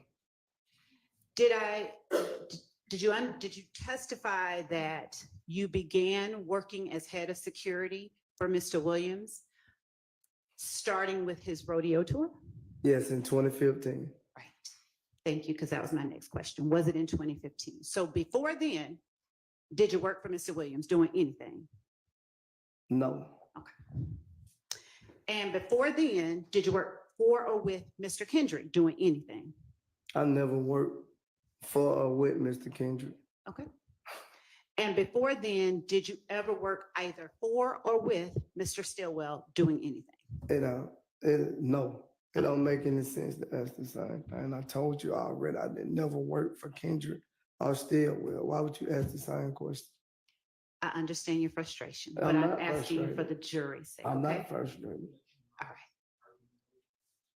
Overruled. Okay. And I understood you saying you didn't work for them. Did you ever work with either of those people before 2015? Mr. Sledge, are you going to answer? I don't answer that question. Okay. So I take it the answer is no? You never worked with them before 2015? No, I already answered that question. Thank you.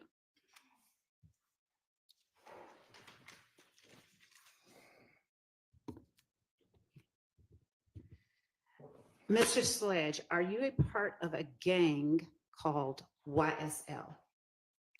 YSL is not a gang. I am asking you specifically, are you a part or have you ever been a part of a gang called YSL? Objection, asked and answered. Overruled. And I asked you and told you YSL is not a gang. Then if you could say yes or no. No. Have you ever been a part of a gang called YSL?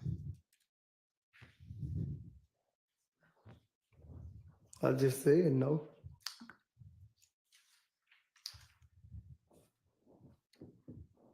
Would you please tell the jury if you know whether YSL has 3 or more members or associates? You said, do they have 3 or more associate? Let's start with members. Does YSL have 3 or more members? Working members? Does the organization, we'll call it, have 3 or more associates? What you mean by the associate? What do you understand associates to mean? I don't understand what it means.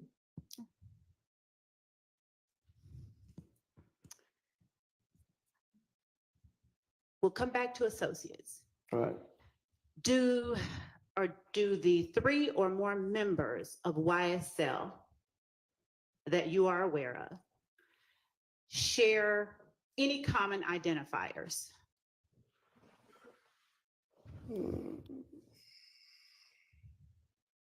What you mean by identifier? You gotta be more specific when you asking the question. Of course. Colors. Do the 3 or more members of YSL typically tend to wear the same colors? We wear all type of colors. They wear all type of colors. Is that a yes or is that a no?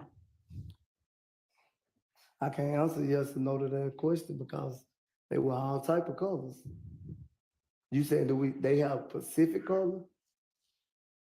Do they wear any particular colors? Yes. That represents YSL. No, not that I know Okay.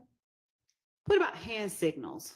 Do the 3 or more members of YSL that you know of share any common or use any common hand signals?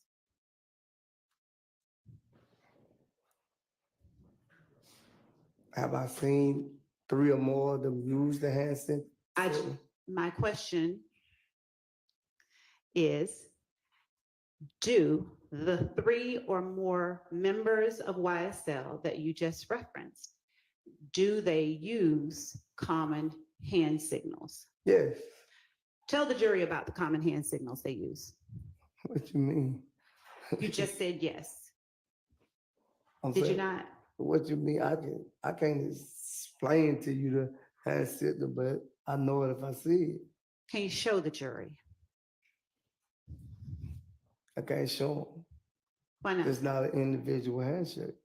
I didn't ask you about a handshake. That's what you said. No, I said hand signals. Oh, I don't see use all type of signals. I don't know. Would you tell the jury which ones that you do know of? I don't know of one. What one do you know of? You throw the Y, the S, and the L up. Show the jury how to do that, please. Like that. I'm sorry, I missed it. And where is the Y, the S, and the L in what you just held up? I don't know. I can't tell you. I just seen the hand signal be thrown. Would you please hold that up and hold it for a second?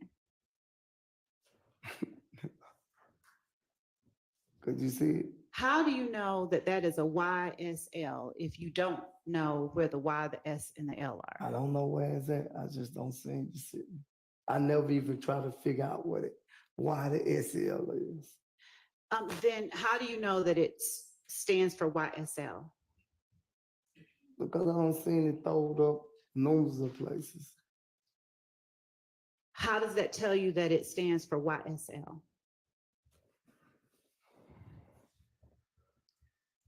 I don't know, Ms. Love. You don't know? No. How long have you seen that hand signal being used? I don't know how many years have I seen it being used. When would you say the first time you can recall seeing it being used is?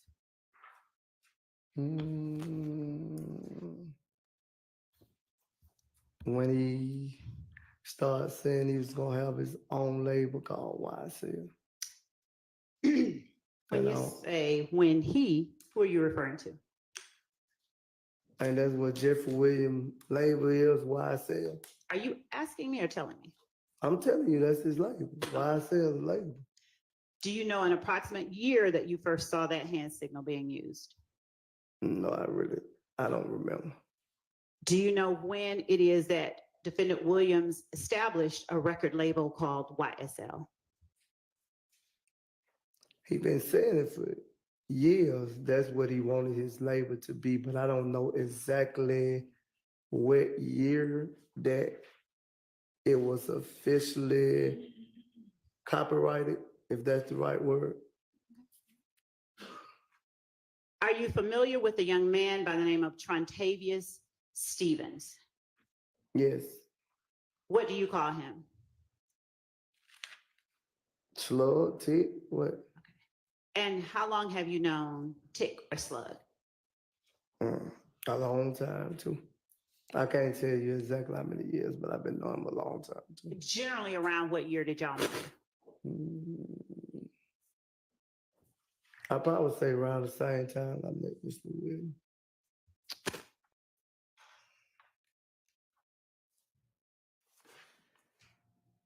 And under what circumstances did you meet? In the park. Who introduced you to Mr. Stevens? Nobody introduced me. I was come around, and once they started saying names, I started remembering names. Once they started calling each other names, I started remembering names. Who is the they that started calling each other names? People in the park. And so who were some of those people? Jeffrey would call him Slug. You had a couple of more people. So is it fair to say that you met Mr. Stevens through Defendant Williams? I wouldn't say I met him through, because Jeffrey Wood never came to me and said, well, this Slug and this Tick. So I didn't meet him through Jeffrey Wood. Okay. I met him just being around. And did you ever hang out with Mr. Stevens? Yes, How often did you hang out with Mr. Stevens? not often. And how would you describe your relationship with Mr. Stevens when you first met him? Me and Mr. Steve had a great relationship, but we didn't hang around each other like that. Has anything happened to sour your relationship with Mr. Stevens? No, Is there anyone within YSL that you do not have a great relationship with? no. To your knowledge, who all is a member of YSL?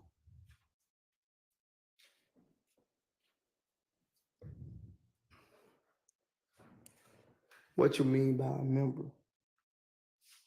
Well, You gotta be more. earlier, did you testify that YSL has 3 or more members? Yeah, I said business-wise. And what did you mean when you testified it has 3 or more members? What definition did you have in mind when you gave that Is testimony? this against the law to be a member of? Now, Mr. Sledge, I'm curious about something. Did you hear me at any time bring up a crime? I say is this against, I never said you brought up a crime. Ask the question. Why did you ask me that question? Because I want to know specific what you're trying to get at. Or could you just get on that what you're trying to get at? Would you please tell the jury what difference the answer to your question makes as it pertains to what 3 or more members of YSL you know about?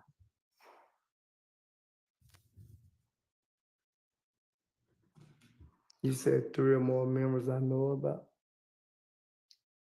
Yes, my last question was, why did you ask me, is it against the law to be a member?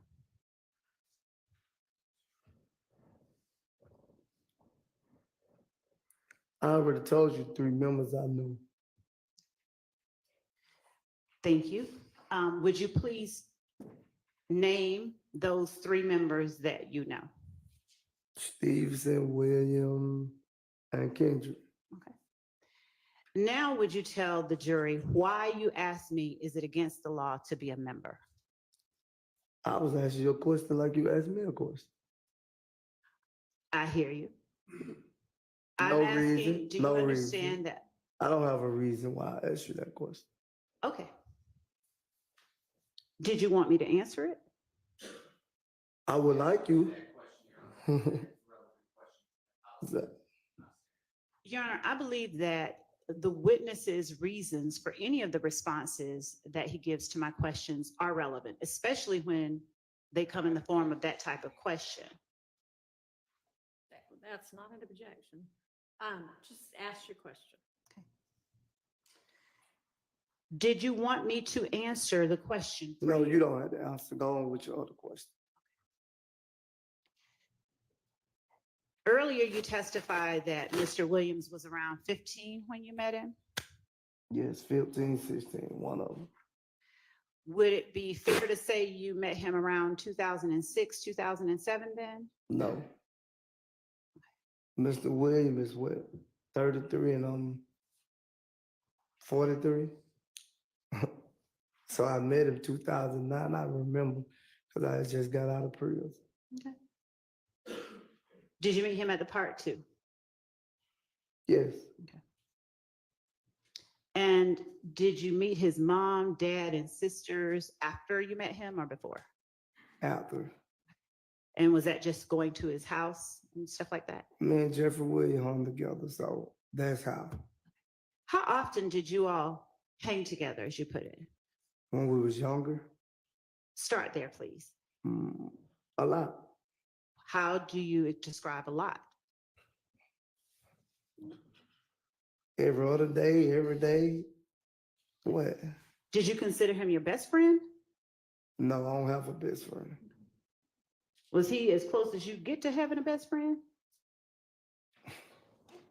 I looked at him as a little brother. Okay. Is it fair to say you loved him? Why not? I don't know why not. I'm just Yes, I love him. Okay. Do you feel the same way about Mr. Stillwell Yes, and Mr. Kendrick? yes. Do you feel the same way about anyone else in this courtroom today? I don't have a problem with anyone in this courtroom. Understood. Do you love anybody else in this courtroom today? You're supposed to love everyone in the world. I agree. Do you specifically love anyone else in this courtroom?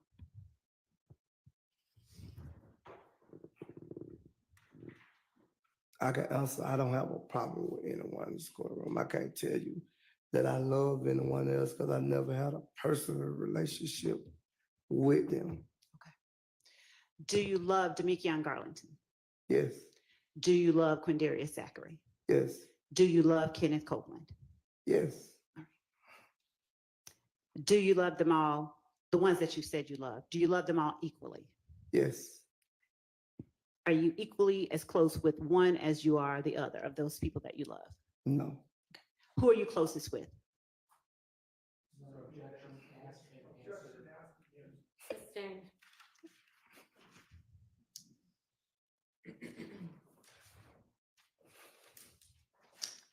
Would you tell the jury of those 3 or more members of YSL that you described, if there is any particular language that they have in common or that they use, other than average run-of-the-mill English? Could you repeat your question? Yes. Of the 3 or more members of YSL that you know of, is there any particular language or words that they use that is besides the run-of-the-mill common English language you'd find in a dictionary? Object to run of the mill you find in the dictionary. Nobody speaks like a dictionary. Overruled. I can't say because the whole world is speaky bunny, so I can't, like you said, in a dictionary. I wouldn't know what's in a dictionary. I don't look in a dictionary. Okay. So I don't know if the word you're looking for in the dictionary or it's not in the dictionary. The word slime. Have you heard of the word slime? They got a whole place called slime. They got a slime event. So yeah, I don't heard the word slime. You got a play thing that you could take your kids to for the slime thing. So yes, I have heard that word. Have you heard members of YSL call each other slime? I've heard people not YSL call each other slime. That's okay. Have you heard members of YSL Yes, call each other? yes, Now, have you called members of YSL slime? yes. Now, when you called members of YSL slime, were you talking about that big old play thing that kids play on? Ms. Love, come on now. We ain't gonna, Jury doesn't know. we're not. So you have to be Of clear. course, I know they know. They no different from me and you. Come on, that ain't no question. Tell the jury what you were referring to when you called I want to people. refer to the play thing. Okay. So what significance does the word slime have? It's just a slang word we use towards each other. And when you say we, who are you talking about? The whole world, not just the Pacific people, the whole world. I call people slime that I don't even know. People be walking down the street, be like, "What's up, slime?" And when you use it, what do you mean? It's just a slang word for the streets. How do you what does it mean though? I don't know the meaning of it. The whole world, I guess it's slime like it, what it meant for itself, slime. The whole world slime to me. So are you able to tell us anything about what you feel it means? I feel it means no one can be trusted. That's what I feel. Fair enough.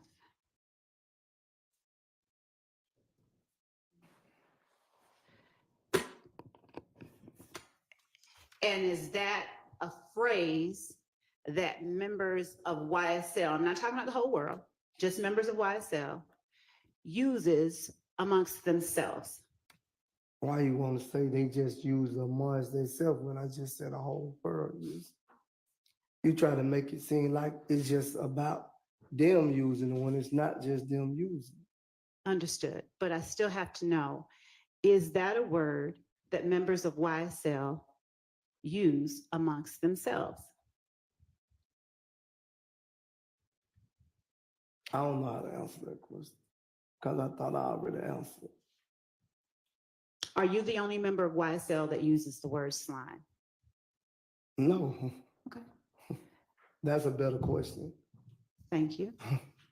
Who else within YSL have you heard use the word slime?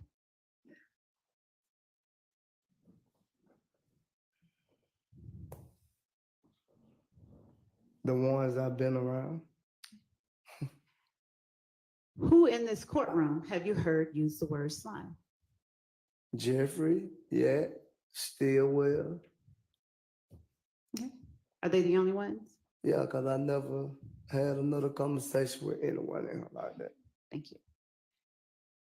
Now, would you please tell the jury who you know within YSL who have committed crimes intended to increase the street rep of YSL? I don't know anyone that try to increase YSL. I don't know anyone try to increase YSL. Did you understand my question? You said, or could you repeat it? Yes. Would you please tell the jury what members of YSL you know who have committed crimes to increase the street rep of YSL?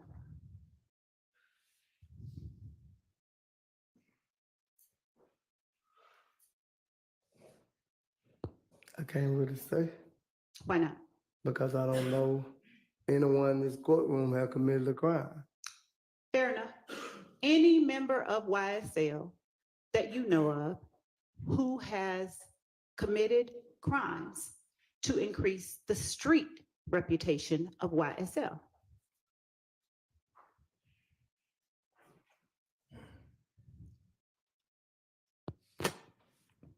Could you put your question, could you make it better where I can understand what you're saying? Who do you know that has committed a crime for YSL? For YSL? Yeah. Nobody. So who do you know who has committed a crime to boost the reputation of YSL? Nobody. Who do you know? Do you know what the word notoriety means? No. Do you know what notorious means? No. When I say street credibility, do you know what that means? I have an idea of what you're saying about credibility. What is your idea of what I'm saying about street credibility? Like basically they commit crimes to try to boost the name up of YSL. But I don't think that was the case. Okay. Now, you're saying that you know of no one within YSL who has ever committed a crime to increase the notoriety, street credibility, or reputation of YSL? Well, I'm not saying that I don't know a person that claimed YSL had committed a crime, but I'm saying they didn't do it in the name of YSL. Now, thank you for clarifying, but my question is, who do you know that has committed a crime to increase either the notoriety, the street credibility, or the reputation of YSL? I don't think it was for the reputation or the street credibility of YSL. I just think the crimes were committed by what happened to them and they did it on their own. I don't think it was because of YSL, if that's what you're getting at. I'm not. I'm asking you only what I specifically Well, said. I don't recall, I don't know the answer to that question. At any point over the past 2.5 years, have you known the answer to that question? No. Do you recall whether on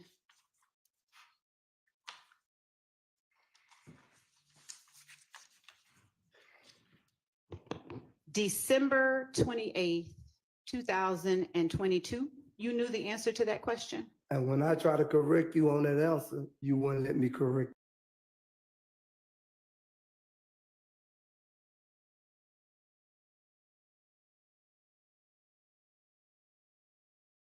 you on the answer. So first, we're gonna get an answer from you.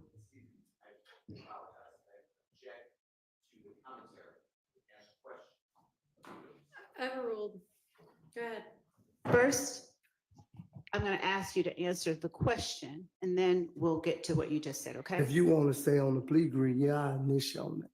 Okay, so my question is, on December 28th, 2022, did you know of 3 or more members of YSL that have committed crimes intended to increase the notoriety, street credibility, and reputation of YSL? My answer gonna be the same. What is your answer? When I try to get my lawyer to refer, I throw.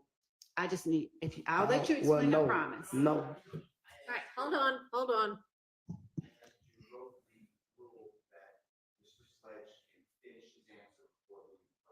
Okay, but he's not answering the question that she asked. So she's entitled to say, answer the question that I asked.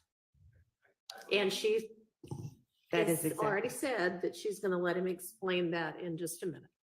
Go ahead. So will you please answer or tell the jury if on December 28th, 2022, you knew of 3 or more members of YSL who have committed crimes intended to increase the notoriety, street credibility, and reputation of YSL? Could I talk to my lawyer, Ms. Love? That's up to the court. You may. We're going to take a recess. Y'all go ahead and use the restroom if you need to. Thank you.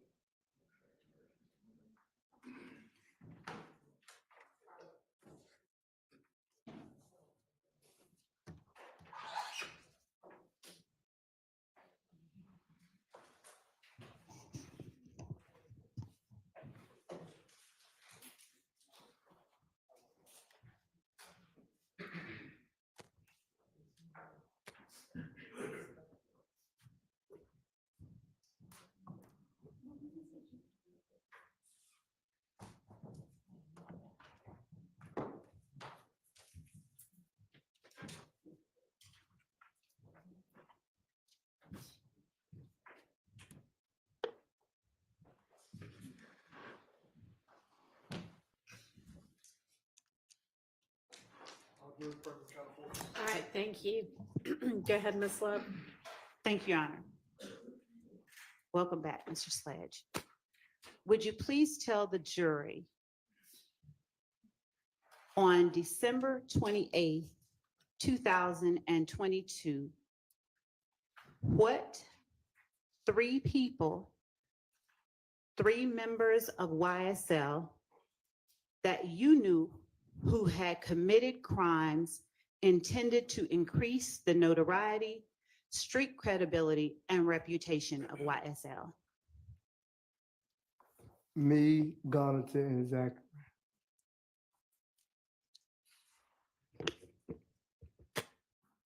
And how was it that you personally intended to increase the notoriety, street credibility, and reputation of YSL through the commission of those crimes that you're talking about?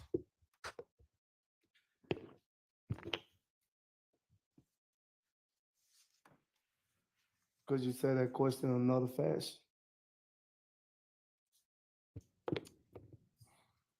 Yes. As it relates to you personally, how did you intend for your crimes that you're talking about to increase the notoriety, street credibility, and reputation of YSL?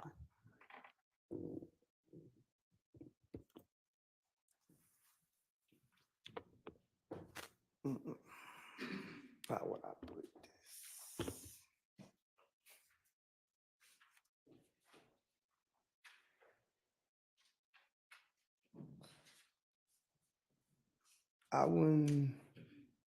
I couldn't say if it was the credibility of why I said I would say the incident that happened.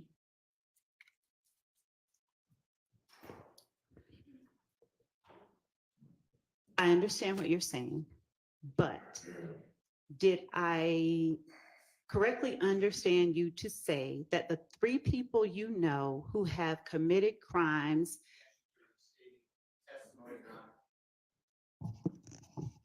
I'm trying to gain clarity, so I'm Overrule, she's asking if she's got it right. thank you. Did I understand you to say that the three people who have committed crimes intended to increase the notoriety, street credibility, and reputation of YSL are you, Mr. Garlington, and Mr. Zachary? Yes. I won't ask you to speak about anyone but yourself. So as it relates to you, how did you intend for your crimes to increase the notoriety, street credibility, and reputation of YSL?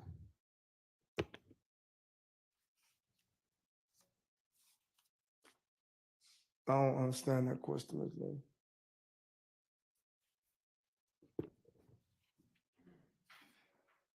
Is this the first time that you have been faced with that type of question?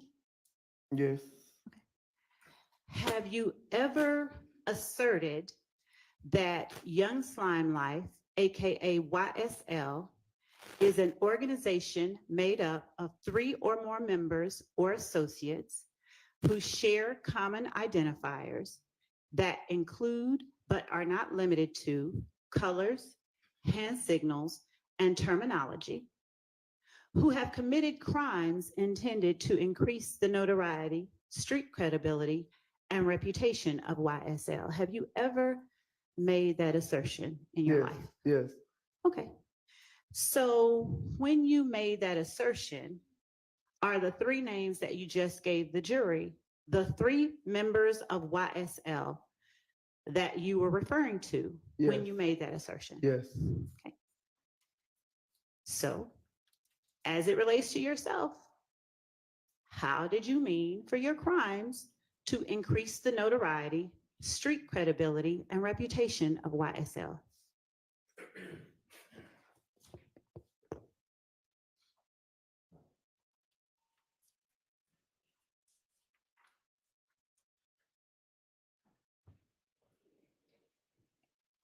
I'm confused on that one, Ms. Lowe. I ain't gonna lie. I'm sorry, what, I'm confused on that one, I ain't gonna lie. what are you confused about? I'm confused on what you asked me. Which part are you confused about? You saying to increase, what crime did I commit? To increase? The notoriety, street credibility. Oh, you saying what the crime did I commit? My question is not what crime. My question is, how did you mean for your crimes, whatever they were, to increase the notoriety, street credibility, and reputation of YSL, no matter what they were? How did you mean for those crimes to do that thing? I wouldn't say increase the game for YSL. I would say what I'm trying to get at is like things happen and I reacted. And I don't think it's what you're saying. I just don't think it was all about YSL. That's what I'm saying. are you referring to one specific incident? I only know about one incident, what I pleaded guilty to. I don't know about no other incidents. Okay. So when I speak of street credibility, what do you understand that to mean? Is it the same thing for you as fame? I never really been into that, Ms. Love, about fame and street credibility. That's okay, but I need you to answer the question. What do you understand street credibility to mean?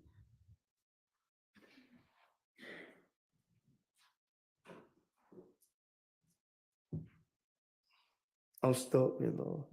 Why are I'm you stuck stuck? right now because I don't understand what a street credibility is. Do you know what fame is? Yeah, I know what fame and street credibility, but I'm a person like, I don't go off fame and street credibility. I'm just basically, I believe in being a man, put it like that. I appreciate that. What do you understand reputation to mean?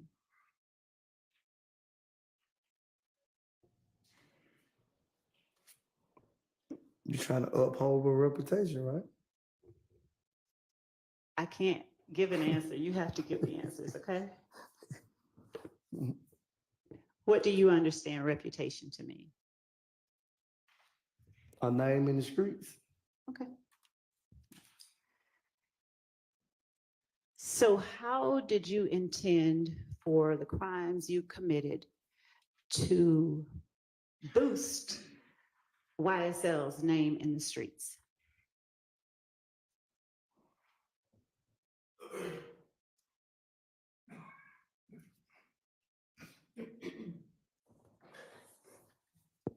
What's the name of the cat?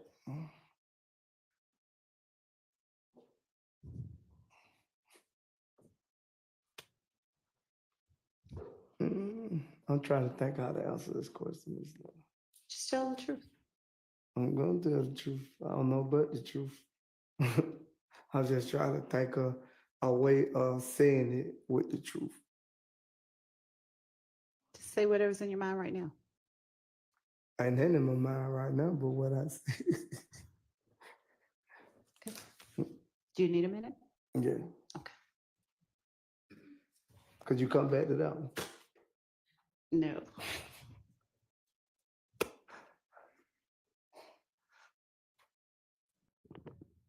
To boost the name or the reputation of YSL in the street.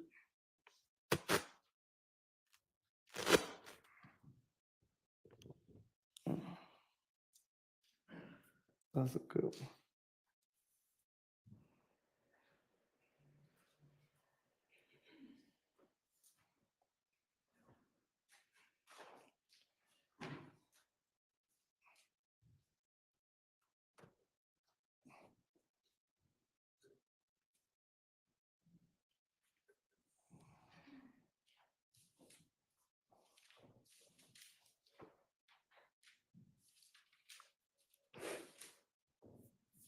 I'm trying to think, Ms. Lord, because I understand what you're saying, but I don't understand what you're saying.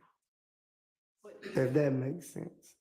What do you mean? You understand, but you don't. Because you saying trying to boost the reputation of YSL in the street.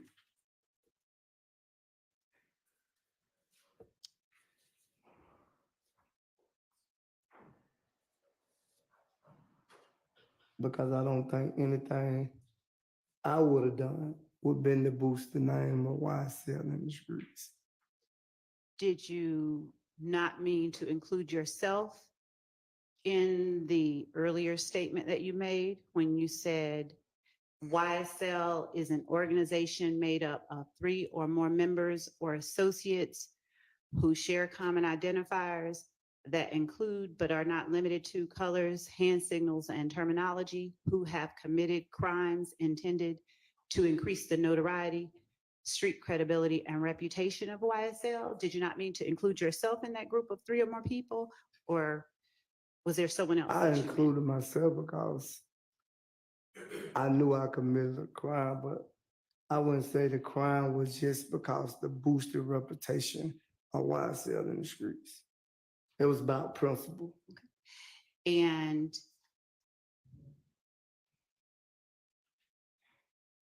when you say it was about principle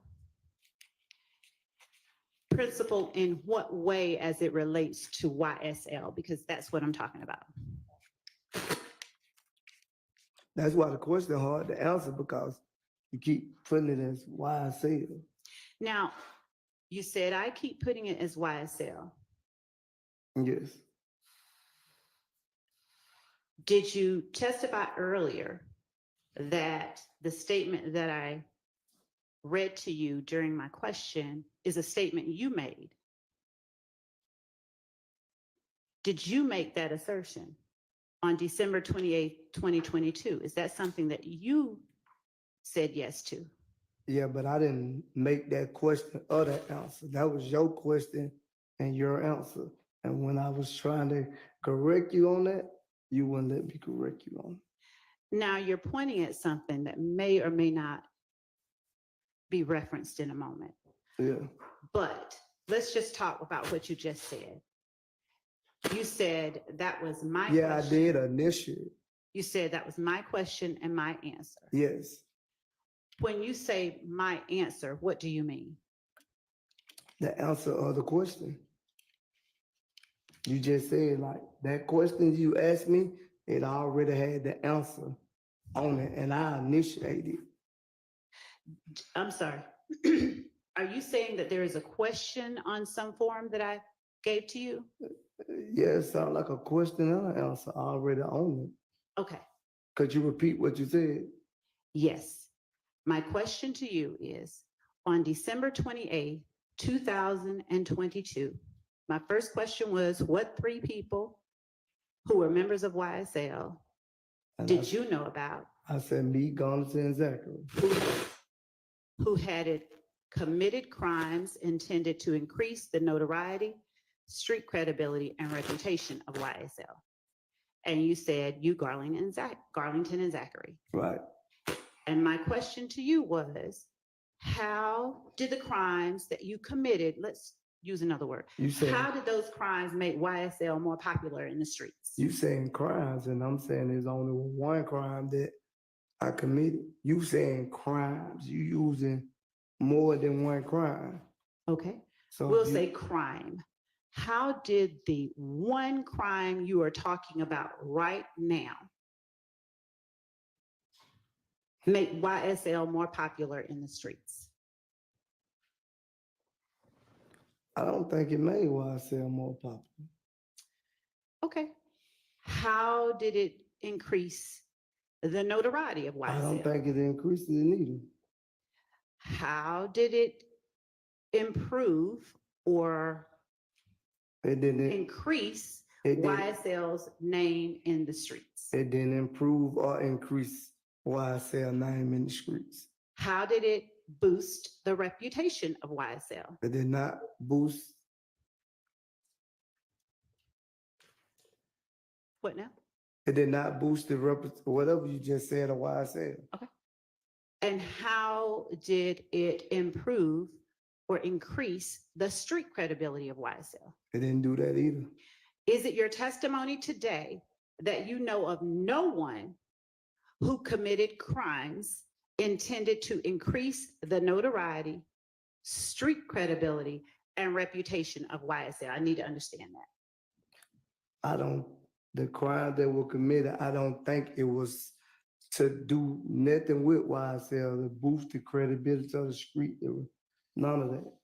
I'm not talking about crimes that weren't done to increase the street credibility, I just- notoriety, and What reputation. I'm saying to you, Hold on. Let me just ask the question. I'm not talking about crimes that were not done. Your Honor, I'm going to object, asked and answered. He's answered this question. Overruled. I'm not talking about crimes that were not done to increase the notoriety, street credibility, and reputation of YSL. So we can put all of the stuff that wasn't done for that purpose out of your mind. Just tell the jury, how did you intend for the crimes that were committed to increase the street credibility, notoriety, and Your Honor, reputation? I'm going to object. That's facts, not evidence. He has repeatedly said there were no crimes committed, and she is assuming crimes were committed on behalf of YSL in her question. Sustained. Is it your testimony today? Let me rephrase.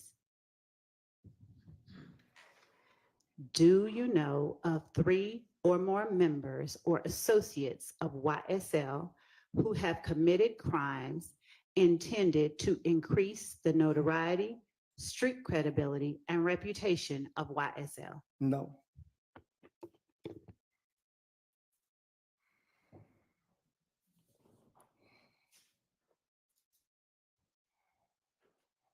Okay.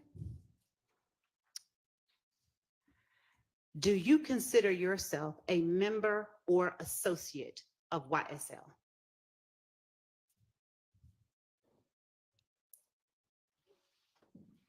Either one, either a member or an associate of YSL. I plead guilty to affiliated to YSL. Let's put that out of your mind. I'm asking you here today, right now, do you consider yourself a member of YSL? Let's break it down. Yes, And on December 28th, 2022, did you consider yourself a member of YSL? well, that's what y'all had me charged with. We not. Yes, That's not yes, part of the charge. yes, yes. Okay. And how long have you been a member of YSL?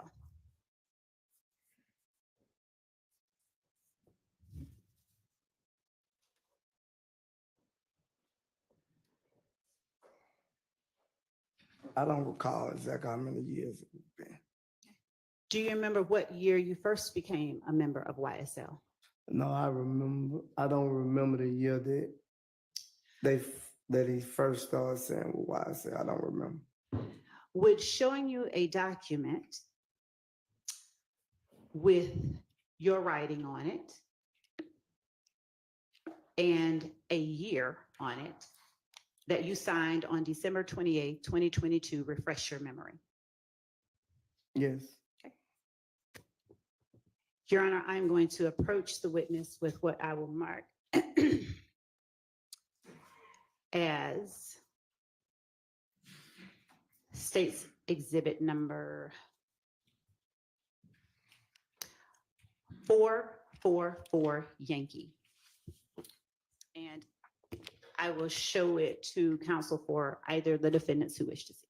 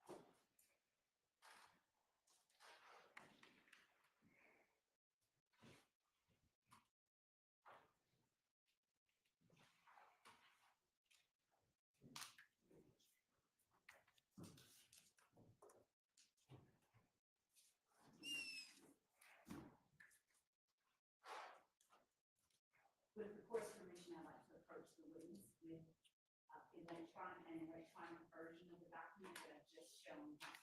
That we will label it in paper form as 444. All right, go ahead. And for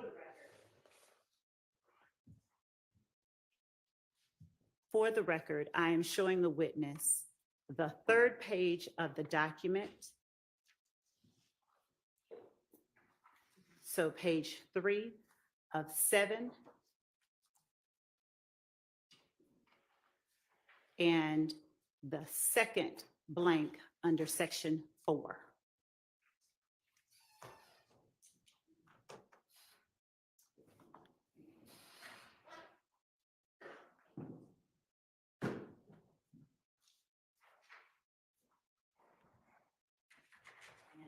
Wonderful team has come through and I have a paper copy. So I'm going to show you what has been marked State's Exhibit 444 Yankee. And I'm going to turn to page 3. Do not read any of this out loud. Right. I'm just going to point to the second blank under section 4 and ask you to read it.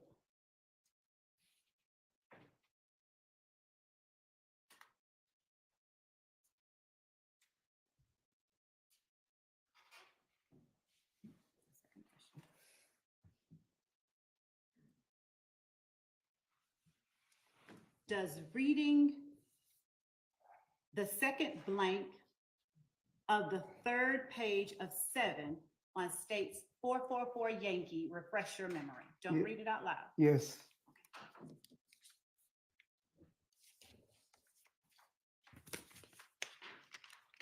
So, Mr. Sledge, would you please tell the jury how long you have been a member of YSL?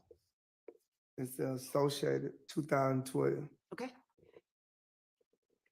When you say it says associated, what are you meaning? That's what the plea agreement said. We'll get to the document itself. Right. Right now, I'm asking you, since you've testified that you are currently a member of YSL, how long have you been a member of YSL? Since 2012.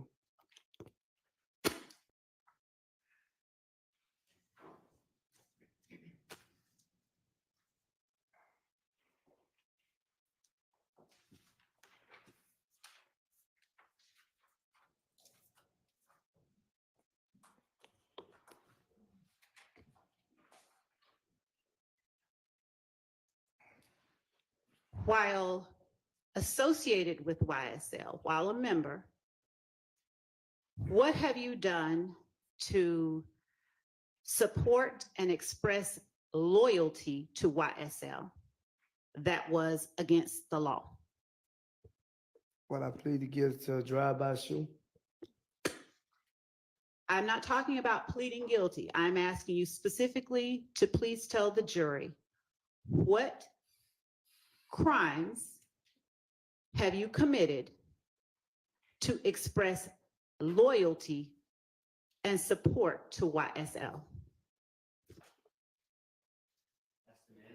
I just answered. Overruled. I just answered.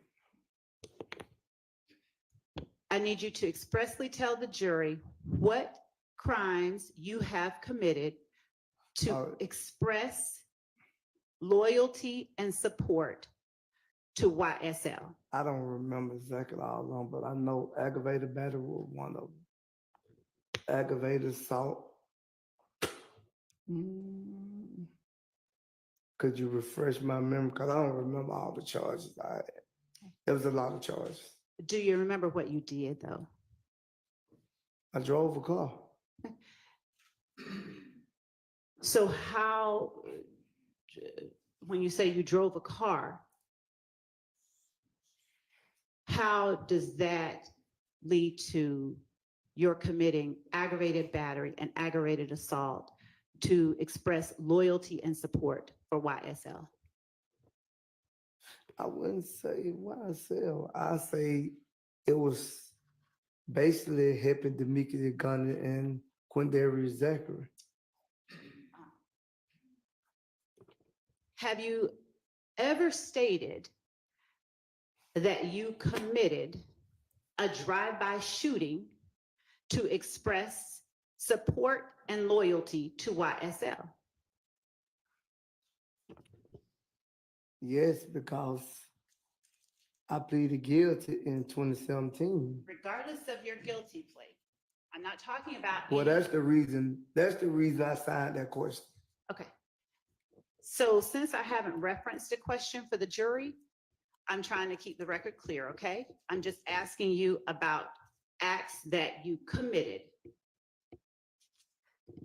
that were done to express support and loyalty to YSL. I just said that. Hang on a second. Third question, ask the same question. I'm going to let her proceed with this. So you may go ahead. How does driving a car lead to committing aggravated battery and aggravated assault to express loyalty and support for YSL?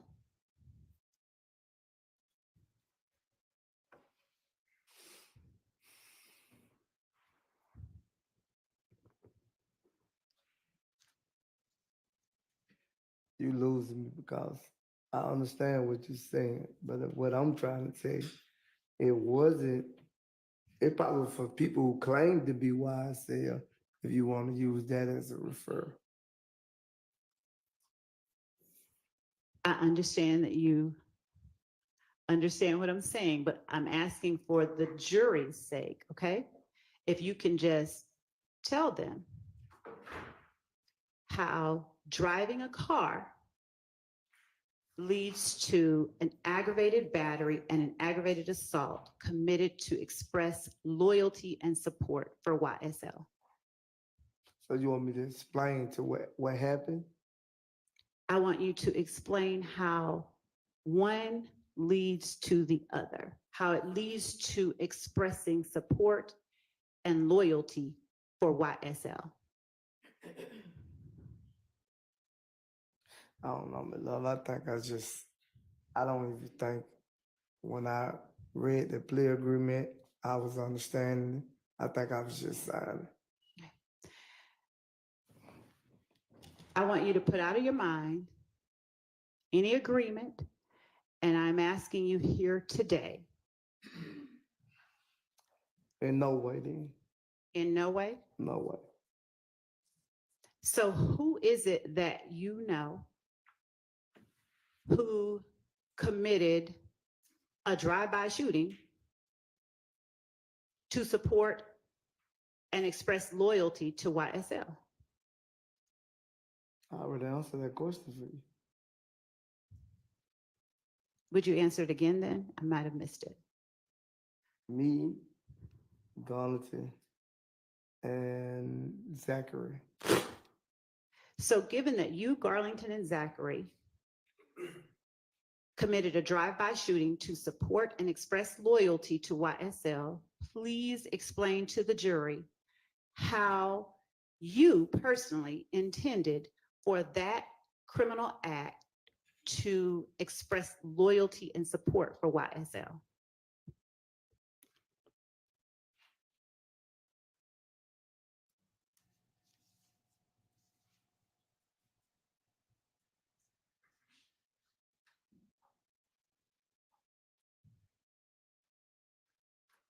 I already told you, my brother, one to express for why I feel it was just an incident.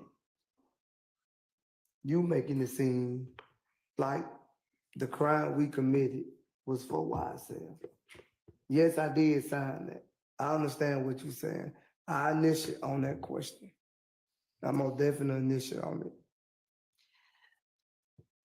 Mr. Sledge, since you're referencing that, and by that, just for the record, I believe that you're referring to 444 Yankee, the document that I just brought to you. Yes. Let's talk about that for a little bit, okay? Yeah, go with that. Earlier this morning, you asked if you could be allowed to speak with your attorney. Did you not? Yes, Did you get a chance to speak with your attorney? yes. How long have you had that attorney? You said how long have you been my attorney, period? Yes. I don't know, a lot of years. Does a lot of years mean more than 5? Yes, more than 5. Does- Probably 15 or better. And is it a safe assumption to say that you trust your attorney? Yes, Okay.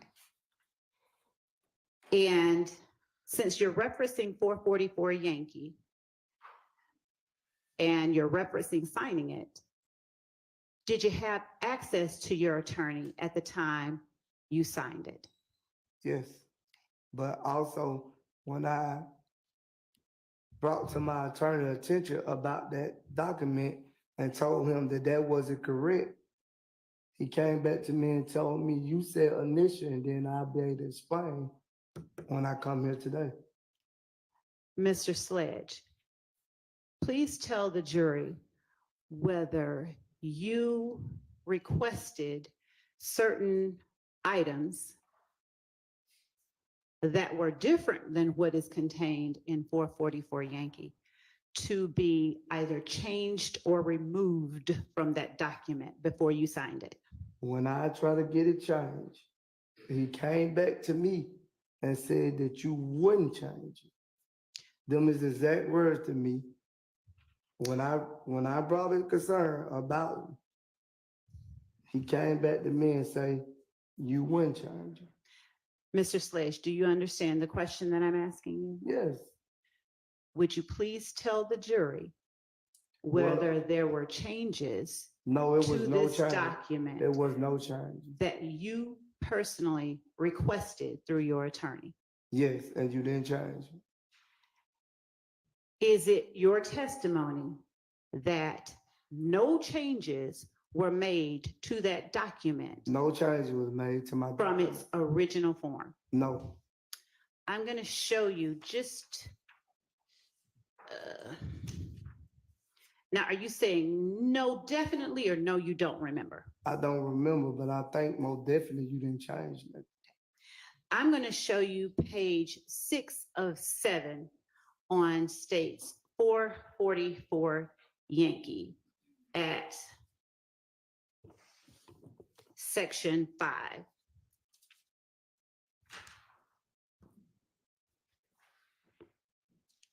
If either Yeah, right. Council needs to see it. I'd like to. Yeah, right. You may. Oh, guys. Yes, can you step outside into the hallway, please?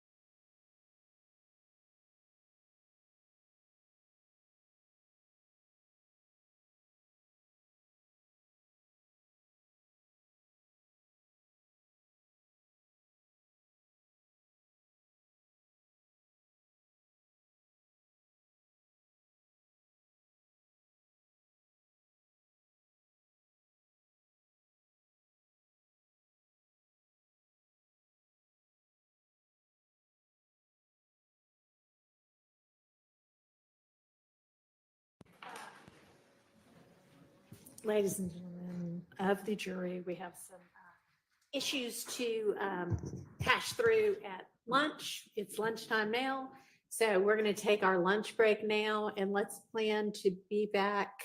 Does everybody think 1:30 gives everybody enough time to do what they need to do?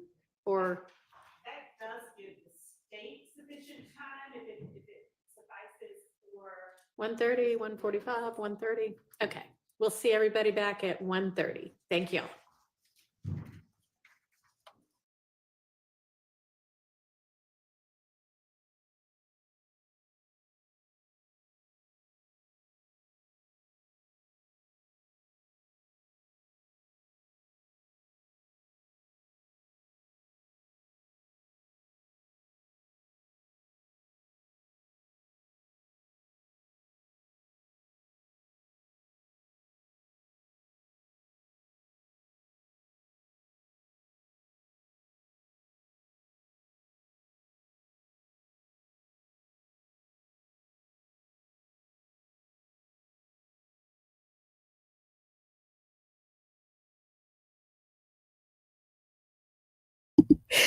Right.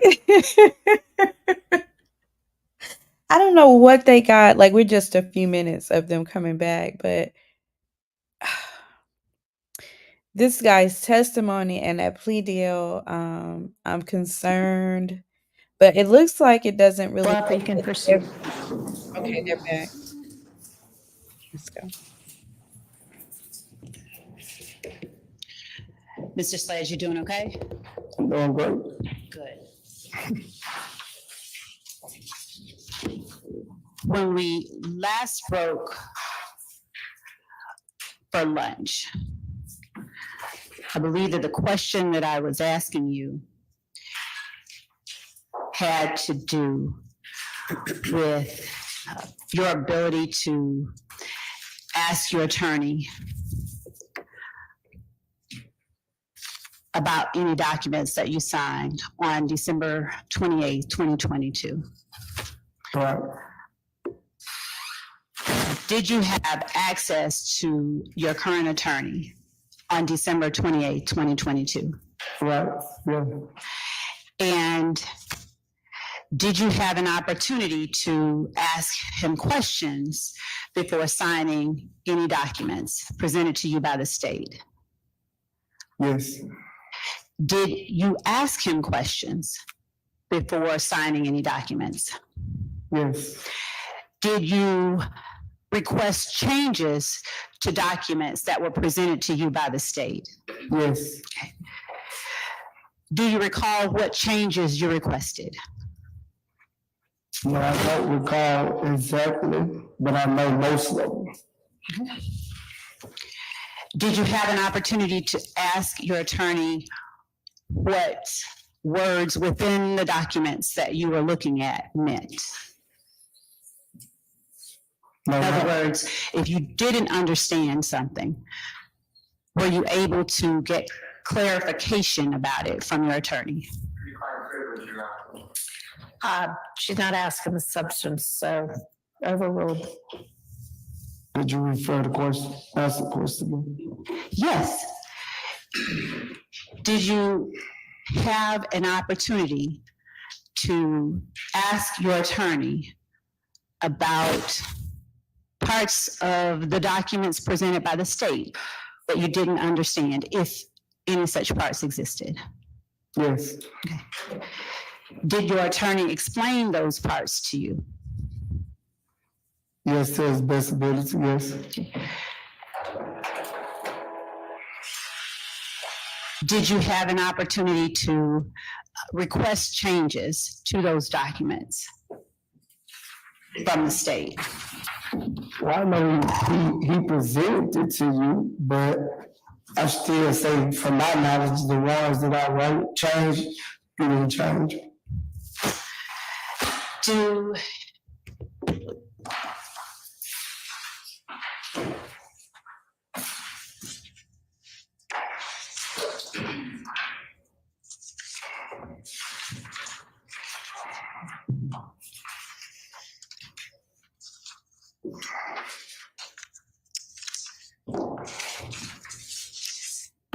Do you recall ever receiving a document with the assertion that immediately after the murder of Donovan Thomas Jr., defendant and other YSL associates met at the McDonald's on Cleveland Avenue in Atlanta, Georgia? I received a document, but I wouldn't know that because I wasn't there. You weren't where? At the McDonald's, what were you talking about? So I wouldn't know And that. did you convey through your attorney to the state, I can't initial that because I wasn't there? I don't recall. Okay. Was showing you a document with those words on it and a subsequent document with them changed refresh your memory? Even if you show me the document with my initial on it, I still wouldn't know because I wasn't there. I don't know. I wasn't there. You can't make me know. That's if I not the wasn't. question she's asking. Listen to the question again. If she refreshed, She can show me. Did you, my question is not whether or not you were there. My question is, did you receive a document that initially had that language on it? Yes, Did you make it known to the state through your attorney that you were not at the McDonald's? yes, Did you make it known through your attorney to the state that that language needs to be changed or taken off that document before I sign it? I don't remember if I did or I did. I'm going to show you states 444Y.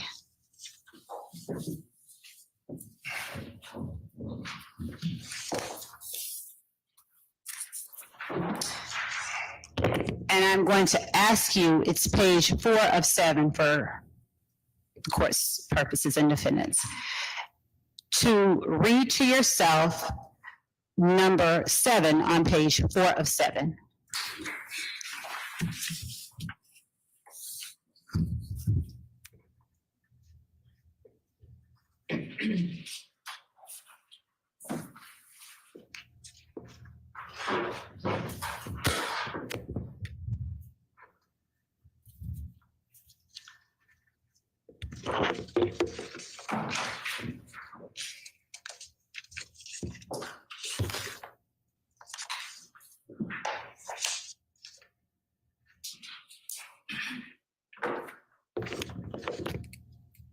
Have you had an opportunity to read number 7 on page 4 of 7? Yes, Does that refresh your memory about whether or not language was changed to reflect that you were not at the McDonald's? yes, they said I wasn't there. Is that a change that was made at your request?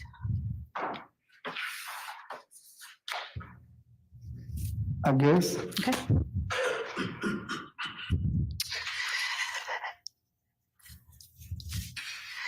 Do you recall reading a document that had the language on January 10th, 2015, after the murder of Donovan Thomas Jr., defendant and other YSL associates gathered at the home of Jeffrey Williams, AKA Young Thug, after leaving the McDonald's on Cleveland Avenue in Atlanta? I don't remember signing that. Understood. That's not the question. Do you recall seeing a document with that language in it? No. Okay. Your Honor, I'd like to to refresh the recollection of the witness, what I will mark as State's Exhibit 444 Bravo, and I will give a copy to counsel for the defendant, either one of them. All right.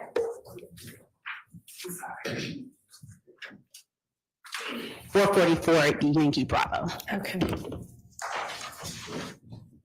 I'll just wait up here.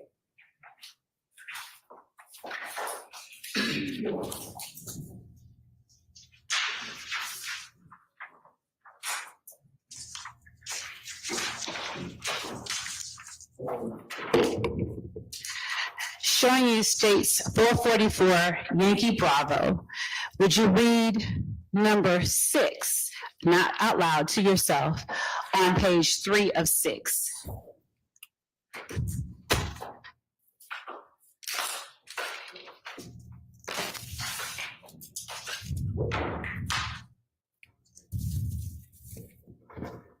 I see it, but Okay. And do you see, or does that refresh your memory as to whether you saw a document with that language in it? I don't remember seeing the document with that. Okay. Let me now show you State's Exhibit 444 Yankee. And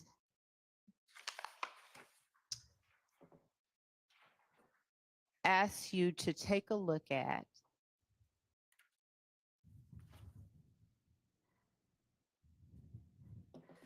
number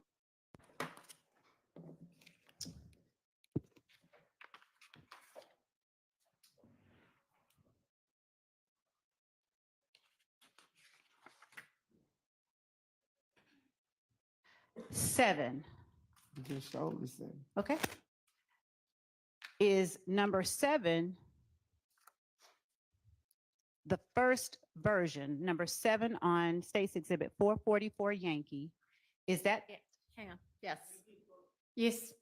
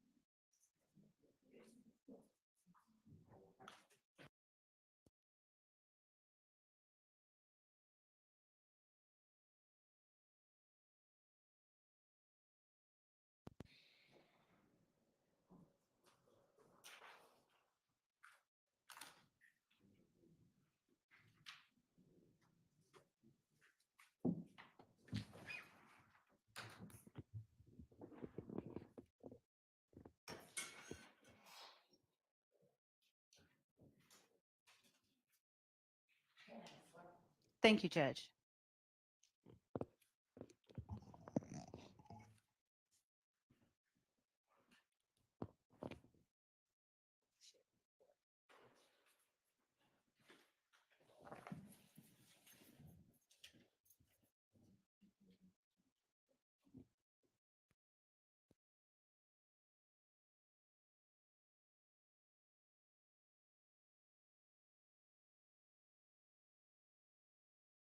You be wherever you want to be. Unless, can y'all hear her okay? Okay. Mr. Sledge, having looked at State's Exhibit 444 Yankee, the document that we referred to prior to lunch, is your memory clear on whether or not it says that you were at the McDonald's on Cleveland Avenue in section 7 of part 4 of this document? You said, it say I was at the McDonald's? No. My question is showing you State's 444 Yankee. Right. Is that the document that you signed? I don't Hold on. remember, I don't remember when I signed. Hold on. I see my initial, but Okay. I don't, Do you also see your signature I said I see my signature. with the date Yes, of December 28th, 2022? yes. Okay. Now, on this document that you are looking at, can you read to yourself number 7? Yes, I read it already. Okay. Having read that document, are you able to tell the jury if the document that you put your signature on December 28th, 2022, said that you met at the McDonald's or something different? It says something different. And was that something different language that you asked the state to correct? In Oh. other words, does the document? I don't, by me signing it, say no, but I don't recall if I asked you to change. I was asking you so much to change that never got changed, so I don't recall which ones I asked you to change. All right. Since you said you were asking me so much to change that never got changed. Overruled. Are you able to tell the jury what all you asked to be changed that did not get changed? I just told you I don't remember. The Lord, I've been almost 2 years ago. I don't remember. Okay. Not that part. Not by signing. Would looking at 444Y refresh your memory at all? Yeah, you showing it to me, and I told you my signature on it. You showing me that, and I'm telling you that it's saying my signature on it, but I signed. I ain't saying I didn't sign. I'm not arguing with you or debating with you about that. I'm not saying I didn't sign. I just didn't remember what I was signing. I just was signing. Thank you for that. My question is, are you able at all to remember what things you recall asking the state to change that it did not change? No, Objection asked and answered. Well, can you rephrase that question? Because you've asked him the totality of it. Are you trying to ask him, is there anything that he remembers? Yes. Okay, try that. Yes. All right. Thank you. Asking it in a better way. Is there anything you remember asking us to change that we just refused to change?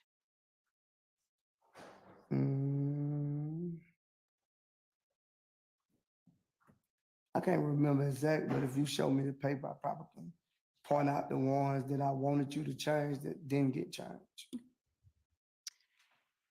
I'm going to show you states 444, and if you would not read I'm anything, not just tell gonna me read it. I'm numbers. just pointing to you. Okay. Go ahead. Is this 444Y? Yes, it is, Judge.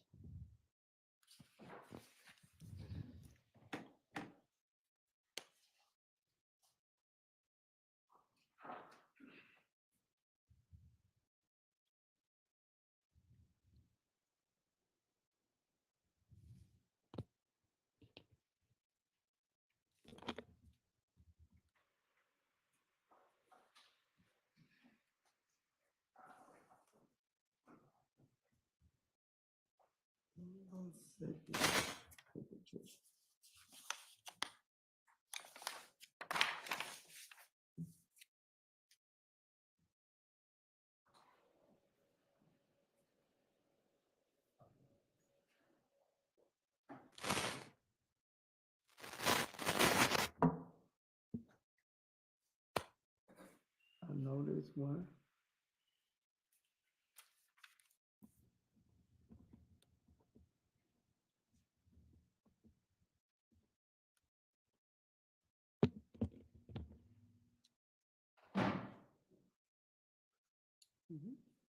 Your Honor, Yes. for the purposes of the record, I would just, I believe Mr. Sledge just identified one. If he could just say the numbers so we can follow, because we're not looking at the sheet along with him when he points. Sure. Number 8, number 8, number 9.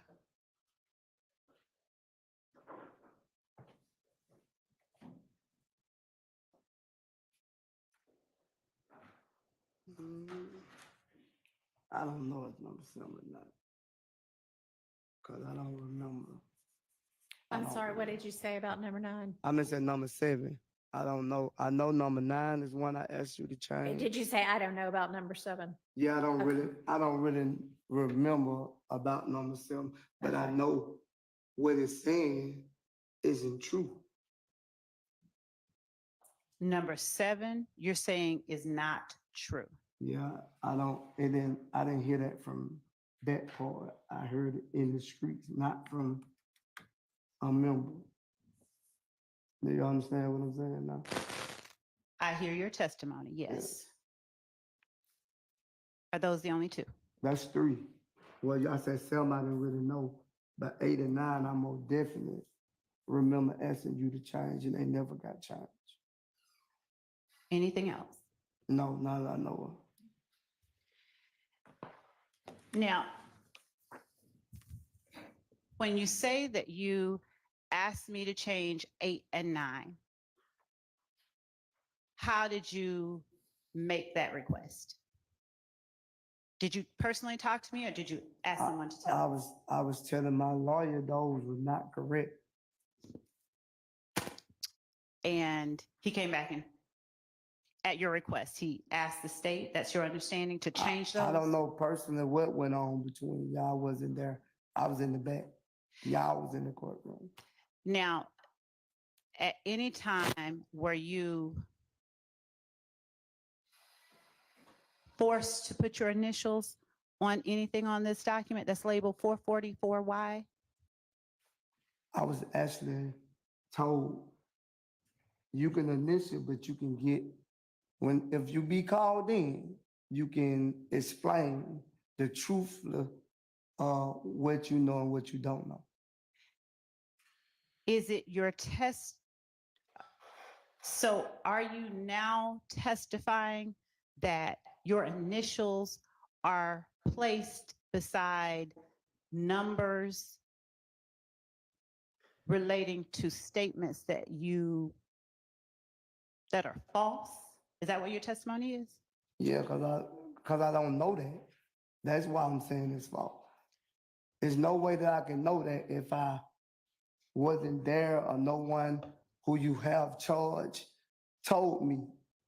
I was personally charged with that same thing you talking about. From the beginning, before any of these guys, except Shannon Steele, well, any one of the other guys, before they was charged with it, I never heard of that until May 9th, when you put it on your indictment. Okay. I'm going to show you that same document, 444Y. and ask you to look at section 5 of the document. And looking at it,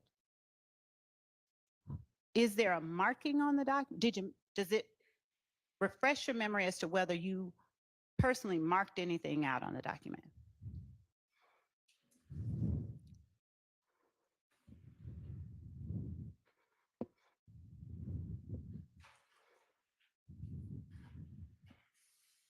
I see my initial by whatever it is.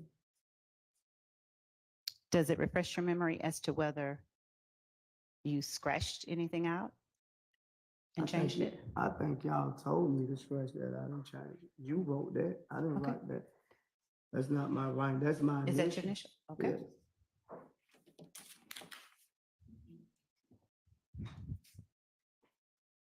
Is the change that you referred to on section 5 of page 6, is that the only thing that you recall being changed at your request? No. What else do you recall being changed at your request? Well, now, yes, I'm sorry. Y'all can scratch. No, yes, I don't remember nothing else you changed at my request.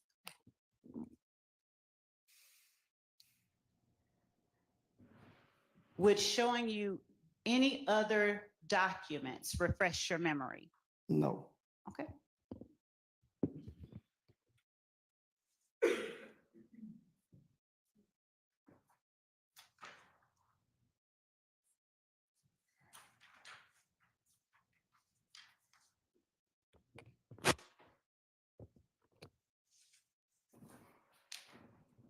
So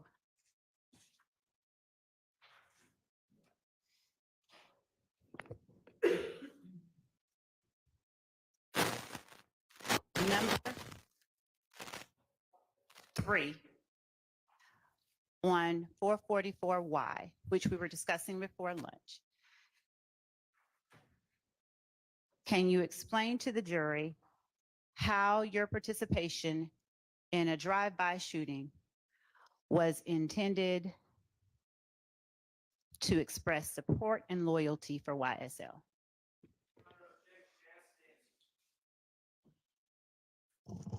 I'm sorry, I didn't. I mean, it has sort of been asked and answered in that he, yeah, sustained.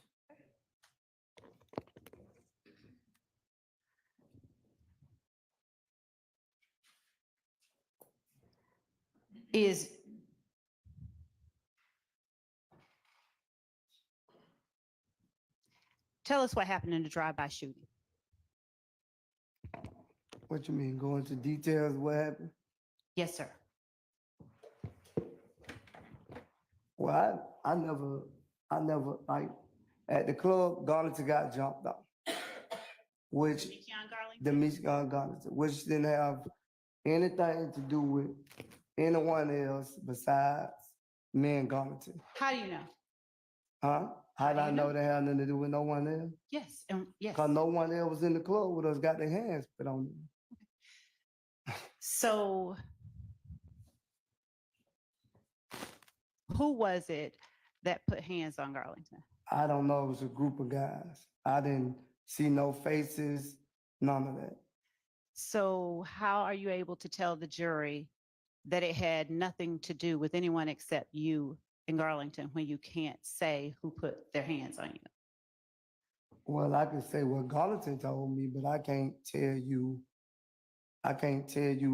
do I know it's personally was those guys?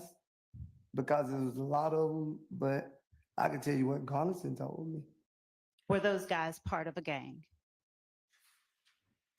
Your Honor, calls for hearsay. Well, I mean, it may or may not, to your personal knowledge. Did you believe that those guys who put their hands on Garlington were a part of a gang? I asked him, Sustained.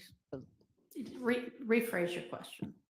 to your knowledge, were the persons who put their hands on you or on Garlington, rather, excuse me, a part of a gang? I don't know, cause if they joined the game, I wasn't there when they joined the game. If So they I, joined a what now? if they was part of a game, When you're saying game, are you saying, spell what you're saying? Gang, you Okay. said game. I did, thank you. So if they was part of a game, whenever they joined, I didn't eyewitness. So I don't know if they was or was they false claiming or what. I don't know. Okay. So forgive me for interrupting. Please tell the jury what led up to the drive-by shooting. What happened? Well, they jumped on Garnett in the club. I assisted Garnett, and then it went farther with us fighting. And then I don't know what happened on the outside. I don't know what happened on the outside, but then me, Garnett, and Zachary, we went and we did what we did. Okay. Were you standing next to Garlington when he first got jumped? No, he was coming back towards me. And you said you didn't see the face of who jumped him. I never really seen it.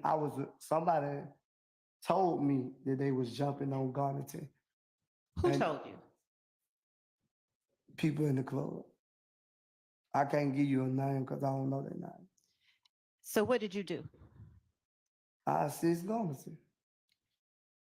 How did you assist Garlington? I helped got him off Garnett. As you were helping getting them off of him, did you recognize anybody that you were helping to get off of It him? was abroad. No, there was so many people. Okay. You said earlier that you didn't know whether these people were actually a part of a gang or if they were false claiming. Right. Do you know what gang they claimed to be a part of, if any? Maybe ask another foundational question first. Are you aware of whether these people that you pulled off of Garlington claimed to be a member of any particular gang?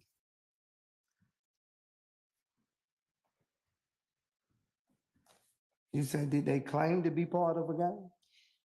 Correct. Overruled.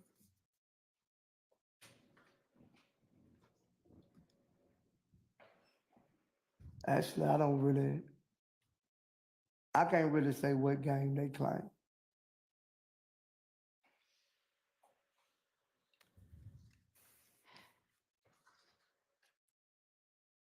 Without saying what gang, at the time that you pulled these guys off of Garlington, did you believe that they belonged to any particular gang?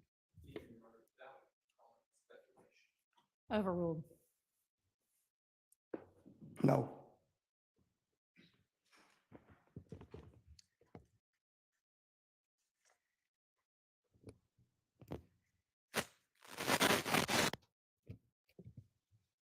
Are you familiar with a person by the name of Kelvin Watts, who answers to the names Kel and Shell Kel?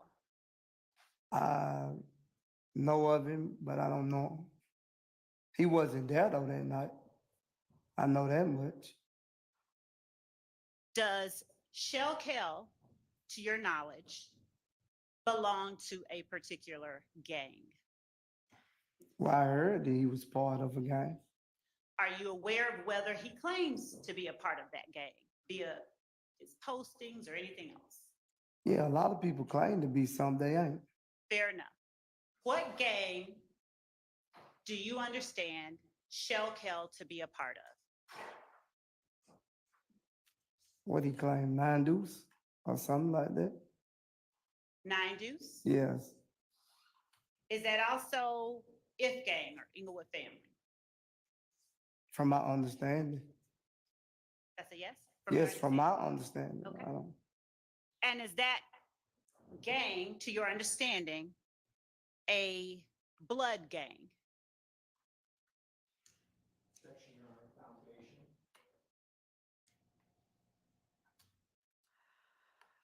If he knows, Your Honor, I'm asking to his understanding, does he understand that gang to be a blood set?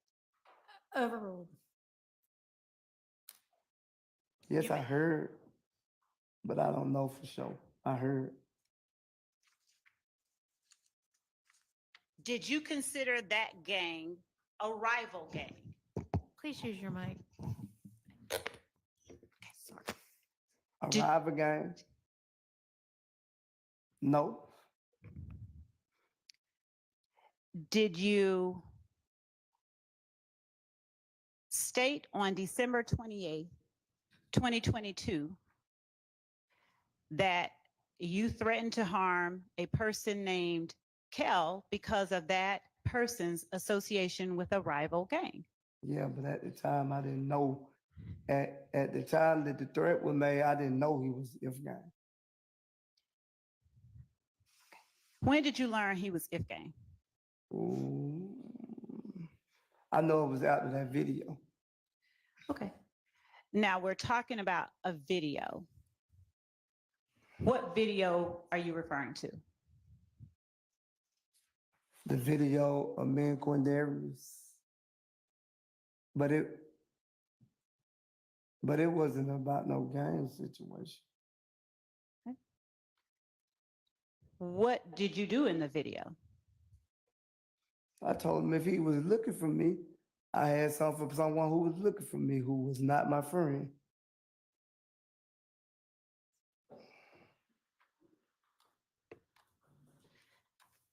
And forgive me, you told him that if he was looking for you, what was that last part? I had anything for anybody who's looking for me that's not my friend. He has no reason looking for me if he's not my friend. Okay. And what did you have for him? Whatever to do to protect myself. Who else was in the video with you? Quindarius Zachary. Is he the only person? That's the only person I remember. I'm going to show you what we have marked as State's Exhibit 441Y, which has also been provided to counsel for the defendants with the court's permission. Madam Clerk. You may.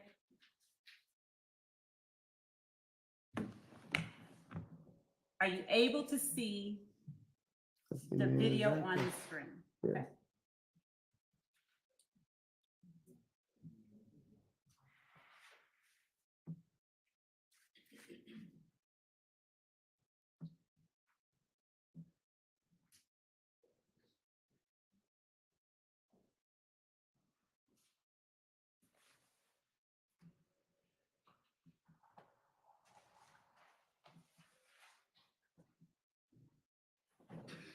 And when do you recall that video being made?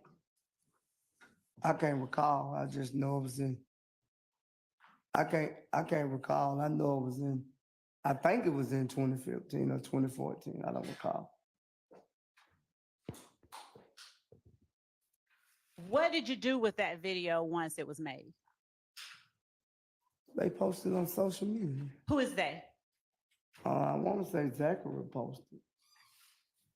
Or did I post it? I don't recall who posted, but It was either you or Zachary? yeah. What are you saying in the video? I just told you what I said. Is State's Exhibit 441 Yankee, is that a fair and accurate depiction of the video that you? The video you just showed me? Yes. Yes. Your Honor, the state tenders 441 Yankee as evidence. Admitted. And with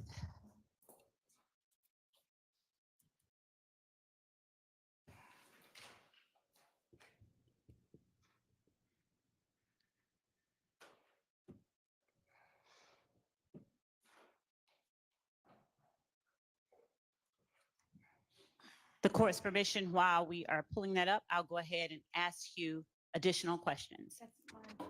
Thanks. Do you have anything? Do you have anything in your hands in the video? Yes, What? I got And does Zachary have anything in his hands in the video? got 2 guns in his hand. What was the purpose of posting that video on social media? We were really being silly, man. Okay.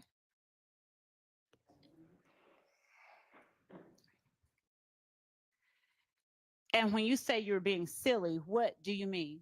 It was childish. Did you intend for people to see it? They posted on Instagram, so of course people were gonna see it. Understood. We posted it for him to see it.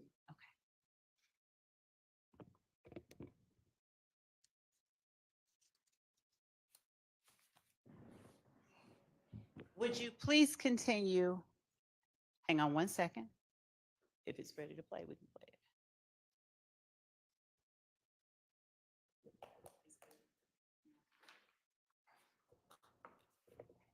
And we are now publishing State's Exhibit 441 Yankee after we hide the floating toolbar. You little stiff ass nigga. We ain't really going back and forth no nigga. You little bitch ass nigga. I know what we hit. I'm everywhere. Yeah, fuck you nigga, Cal. Whoever else, nigga. Well, nigga. Nigga. Whoa. They said I ain't really going back. Is that the video you're referring to? Yes. All right. Now, would you continue telling the jury what led to the drive-by shooting following Demikion Garlington getting jumped on at the club?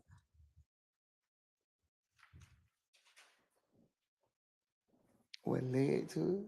Yes, continue telling us what happened.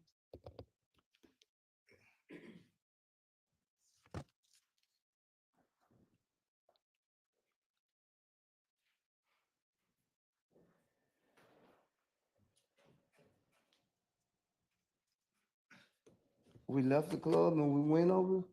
Well, no, we didn't leave the club. I left the club and then Garlington called me to come back to get him because I left him at the club. Did Garlington ride with you to the club? No, Do you know who Garlington went to the club with? no, he was calling me all that day to ride me to the club, and I don't like people to ride to the club. I go to the club by myself. I might meet them there, but I always ride by myself. Who all participated in the fight when Garlington got jumped? Just me and Garlington. No one else was in the club with us. All right. And so after, how did the fight end? Security guard broke it up. After the security guard broke it up, what did you do? I stayed in the club. They put Garlington out the club. And then what happened? I was in the inside looking for Garlington's phone with security guard. And I guess security guard found the phone and he took it outside. And then eventually I got the females that I was with and we went outside. And then what happened? I pulled off. Garlington was talking, saying something, and I got in my car and pulled off. And by the time I got to the spreadway, Garlington called me back to come pick him up because he didn't have a ride. What club were you all at? Club Crucial. And what day of the week was that? It wasn't a Monday, so it had to be like a Saturday, something like that, if I am mistaken. What did Garlington call you back for? Just to get a ride? Yeah, at first just to get a ride, yes. What then did it later turn into? It later turned into a shoe. Tell the jury how that happened. I guess Garlington didn't want to let it go, and I was riding with Garlington. Which I probably wouldn't have let it go neither, because another grown man ain't got no business putting his hand on no grown man. So fill in the blanks and tell us from the time that you went to pick up Garlington, what happened that led you to participate in a drive-by shooting?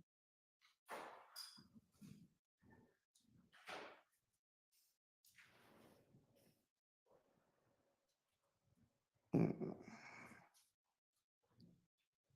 I don't remember. I can't remember all the details that happened that night, but I just know it was a drive-by shooting. Well, it wasn't a drive-by shooting. What It was was a shooting. Cause I didn't see nobody shoot. If that makes sense. Please explain. I never seen them shoot. Cause I dropped them off and I kept going.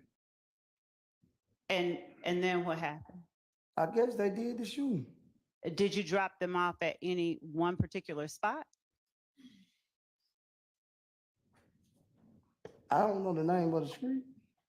Understood, but did you drop them off at any one particular spot?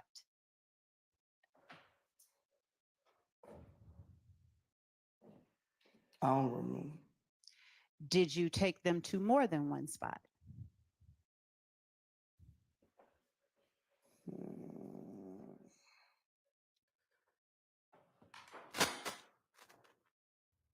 Could you refresh my memory if you can?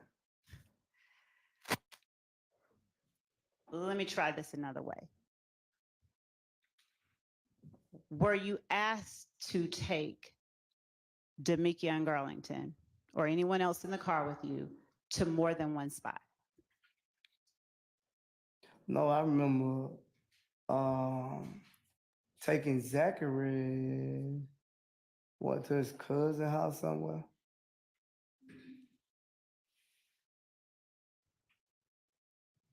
So what happened at the spot that you said you dropped them off at? I don't really remember, Ms. Love, but I know I pleaded guilty to it. I don't remember, but I know I pleaded guilty to it. I don't remember all the details, but I pleaded guilty to it. Mr. Sledge, is a drive-by shooting or shooting something that stands out in your mind, or is it something that's just commonplace for you?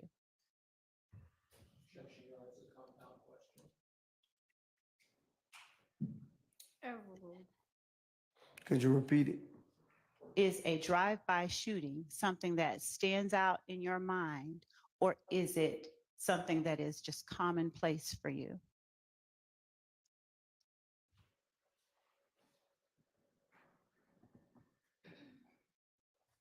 Could you break it down? Because I don't understand what you're saying. You saying, is it in my mind or is it just something I do? Is it something that is worthy of remembering for you? A drive-by shooting? No. It's not something that's worthy of remembering? No. Okay. So it's not a big deal for you? Not for me.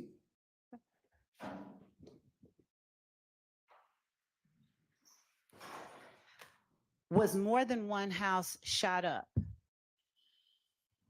after Demikian was jumped at the club? Probably I wasn't there. I probably was, I'm saying, but I didn't take him to more than one place. Do you recall going to Adele Drive? Where is that located? Off of Martin Luther King in, I'll rephrase. Do you recall going to an area off of Martin Luther King called Adele Drive? Yeah, I think that was one. Do you recall going to a location on Drew Drive? No, they lied. No, I don't recall going to drive, but I know it was all in my plea agreement. I just thought it was best in my interest, so I pleaded guilty to it.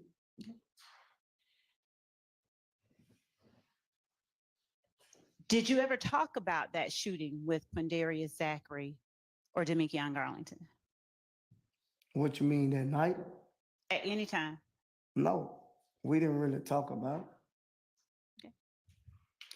When I asked you whether you threatened to harm Kelvin Watts because he was affiliated with a rival gang, did you say, at the time you made the threat, you did not know he was if gang. Did you say that? Yes, Why did you make an assertion about if gang when I asked you about a rival gang?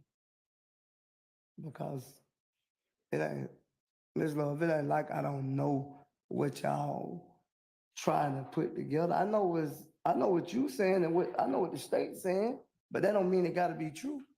Mr. Sledge, do you understand that I'm just asking you I questions so know. that you can speak to the jury? And I answered it to the jury, like, You didn't answer the question. My only question to you was, why is it that when I asked you whether you threatened to harm Shell Kell because he was affiliated with a rival gang, I, you responded, at the time I made the threat, I didn't know he was if gang. I said I didn't know he was 9 deuce. Object. That's a What? misstatement of All the right. evidence. Sustained, the witness corrected it. Thank you. Why did you say that at the time you made the threat, you didn't know he was a member of that gang? Because the state, this is what the state painted a picture that YSL, I'm answering the question if you're gonna let me answer. The way I know the answer. If you're not gonna let Go me right answer, ahead, Mr. then Sledge. Go ahead. because the state is painting a picture that YSL and 9 do is the rival gang. So I know you saying it don't take a rocket science to figure that out. Has anyone instructed you to come in here and talk about what picture the state is trying to paint? No, Has anyone instructed you just to be honest? I'm being honest. You might think I'm not, but I'm telling you I'm being honest. Okay. I'm being honest as I can. So irrespective of the picture that the state, in your opinion, is trying to paint, why did you bring up the name of that particular gang when I asked you about a rival gang? It's Now also, it has been overruled. it's also a misstatement, Your Honor. Miss Love brought up if gang. Right. Correct. Go All right. ahead, Ms. Lowe. All right. How did Quindarius Zachary get in the picture What you mean? as it relates to this drive-by shooting on April the 28th? How did Quindarius Zachary get in the picture? I don't know if Gunnington called him. I think Gunnington called him and told him he had got jumped on before I even made it back to Gunnington. And so how did Quindarius Zachary get with you all? What you mean? We went and got him. Okay, so after you picked up Garlington from Crucial, you all then drove somewhere else and picked up Zachary? Right. Where did you all pick him up from? I don't remember.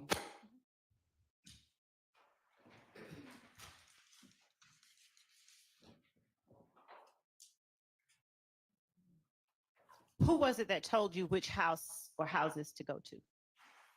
I don't know who told Gunnington. No, who told you you were driving, right?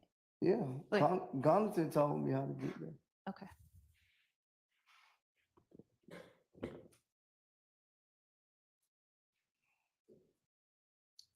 Look, they already have told you all this stuff. Well, you're right. You got to tell it to the jury. I'm sorry. And you understand, I can't tell the jury. You Right. have to. You're right.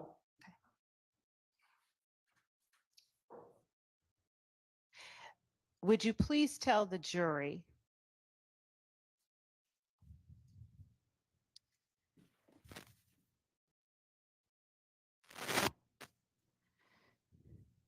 whether at the time you took Garlington to that house, you knew or believed that it was the home of a rival gang member? Yeah, that's what I believe.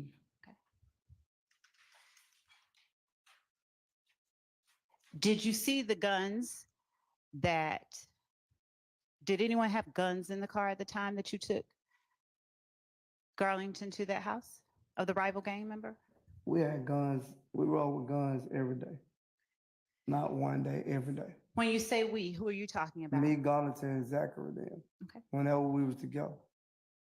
At the time that you were together, Were Garlington and Zachary also members of YSL?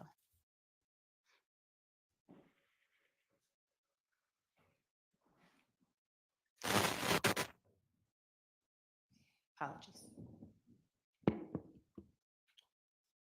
Well, everybody probably assumed they was YSL, but I can't, well, I heard them say YSL, put it like that. So I can't really actually say. Was it your understanding at the time that you took them to that home of the rival gang member that both Garlington and Zachary were YSL?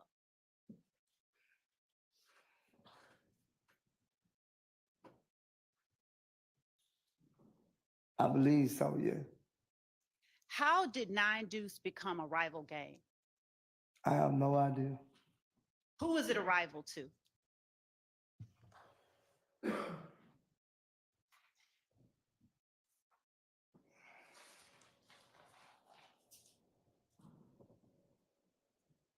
You said, the state say YSL. You're the only one that can give Well, testimony. So who was it a rival to with your understanding? well, from my understanding, it wasn't a rival with everyone who claimed YSL. There probably were certain people, not everyone. So who was it a rival to? Who was this gang a rival to? Me, Garlington, and Zachary at the time. Okay. No one else. Not that I know of. Did you say on December 28th, 2022, that you and your fellow YSL associates committed the drive-by shooting on behalf of YSL and to increase the notoriety, reputation, and fear of YSL? Again, that was some you stated and some I initiated. I most definitely initiated that. Earlier, did I give, go ahead. Because none of the stuff on the paper, I never approved none of it. I signed, but if you would have came to me and asked me that before, I would have told you it wasn't true. Earlier, when we were talking about changes that you asked to be made, do you remember having an opportunity to look at the document that is labeled 444 Yankee? To be honest with you, I didn't look at the whole document. Okay. So if I give it back to you, will you look at each of the factual acknowledgments contained on the document? I already told you, Ms. Love, I initiated on it. That's not what I'm asking. Yeah, I can Do look you at need it. an opportunity to look back? I at can it? look back on it.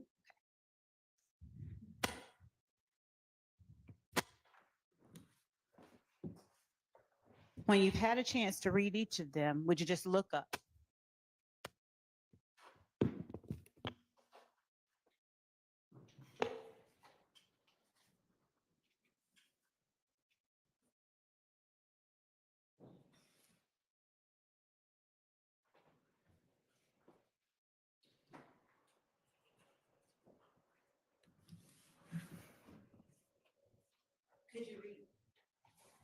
Could you read each of the items under that section, please?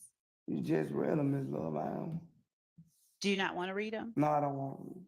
Why don't you want to read them? Because I don't want to read. I just answer to you. Okay. I don't want to read. Having had the opportunity to look at the factual acknowledgments, what other factual acknowledgments besides the one you listed as 8 and 9 are you now saying aren't true? Yes. That is a misstatement of the evidence. He said that 7 is not true as well. Yep. Okay. Sustained. I'll rephrase. Earlier, did I ask you to identify which portions of the factual acknowledgement that you asked the state to change? And I told you 8, 9, and I couldn't remember if I asked you to change some, but I know some is false. Okay. That's what I told you. If you understood that you could ask me to change 8 and 9, would you explain why you did not ask me to change any other ones?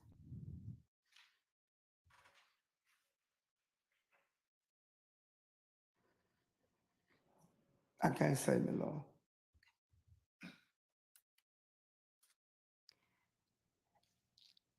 Did the state force you to sign this document?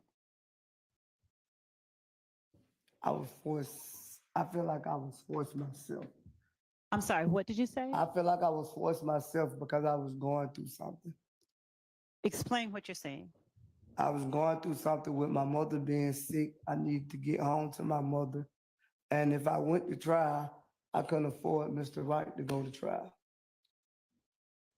Could you afford to ask Mr. Wright to make any further corrections to the document? That Pacific day, Ms. Love, I was just trying to get home to my sick mother. Did you swear under oath that each of these statements that you initialed were true? Maybe, I don't even remember. I can't say. If that what it say, yeah. Did you lie under oath? No, I didn't lie. Well, explain to the jury how they should reconcile those two statements. I really can't explain it to you, Ms. Love. Did you sign a statement? Did you make a statement I didn't. that you Go ahead. that you have read and carefully reviewed the agreement that you were entering with the state, that you have reviewed and corrected where necessary for accuracy each statement contained in defendant's factual acknowledgments, and that you acknowledge the truth and accuracy of each and every statement listed therein, that you fully understand the agreement and have had an opportunity to discuss this agreement and each of its provisions with your attorney, Mr. Derek Wright. No promises other than those contained in the agreement have been made to you in furtherance of the agreement, and you freely, knowingly, and voluntarily enter into the agreement without force, threat, or coercion. Did you make that statement on December 28th, 2022? I think so. Okay. Was that statement true or false at the time that you made it?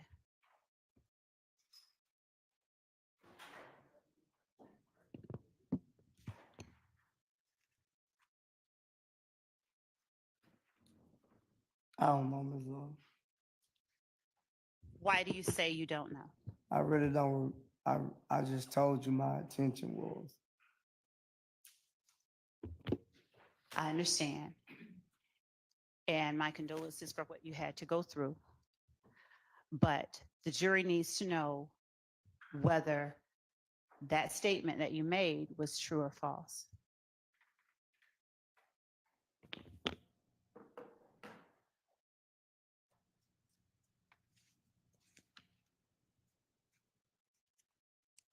Would you please tell them?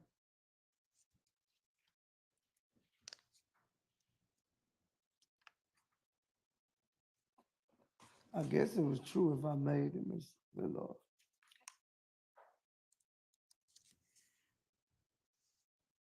Why did you pause so long before answering? I don't know.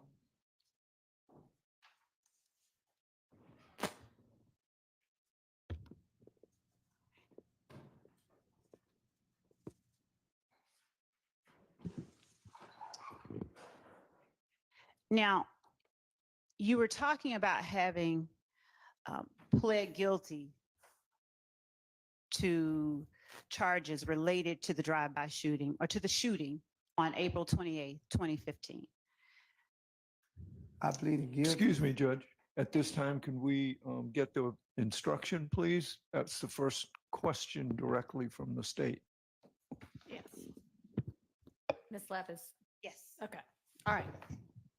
Ladies and gentlemen, you are about to hear evidence that a co-defendant in this case has pled guilty to some of the charges in this indictment. I caution you that this co-defendant's guilty plea conviction itself is only admitted for a limited purpose. That guilty plea is an admission by this witness only that he committed the criminal acts to which he pled. You are not to consider the co-defendant witness's guilty plea as evidence that any other defendant is guilty of committing any of the criminal acts alleged against them in this indictment. Each defendant is entitled to have the issue of his guilt determined solely on the basis of the evidence against him and not on whether another person has been convicted of the same charges with which the defendant is accused. If you find that the co-defendant witness provided testimony on the stand that is inconsistent with his guilty plea admissions, you may consider the witness's prior inconsistent statement, that is his guilty plea admissions, including to the allegations in the charges to which he pled guilty, as substantive evidence, which you may consider against any defendant currently on trial for whatever bearing it may have on the issues on trial. Thank you, Your Honor.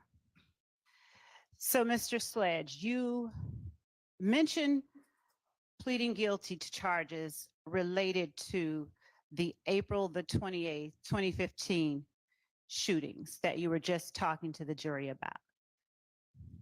Do you recall that? Yes. All right. And when you pled guilty, did you do so in 2022 or did you do so in 2015 or 2017? Obviously, I pleaded guilty 2017. Thank you for that.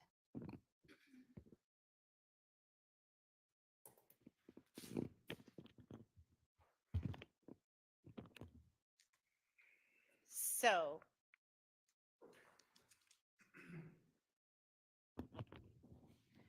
at the time that you pled guilty in 2017 to the charges related to the April 28th, 2015 shooting after Demekion Garlington was jumped, was there a factual basis given for that plea? Do you understand the question? No, what you mean? Okay. I don't.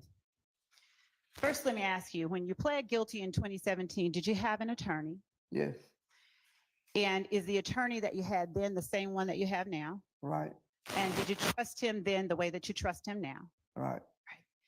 And at the time you pled guilty, did the prosecutor tell the court that the evidence would show that on April 28, 2015, Mr. Garlington and Mr. Sledge were at a club called Club Crucial on Donnelly Hollowell Parkway earlier in the evening when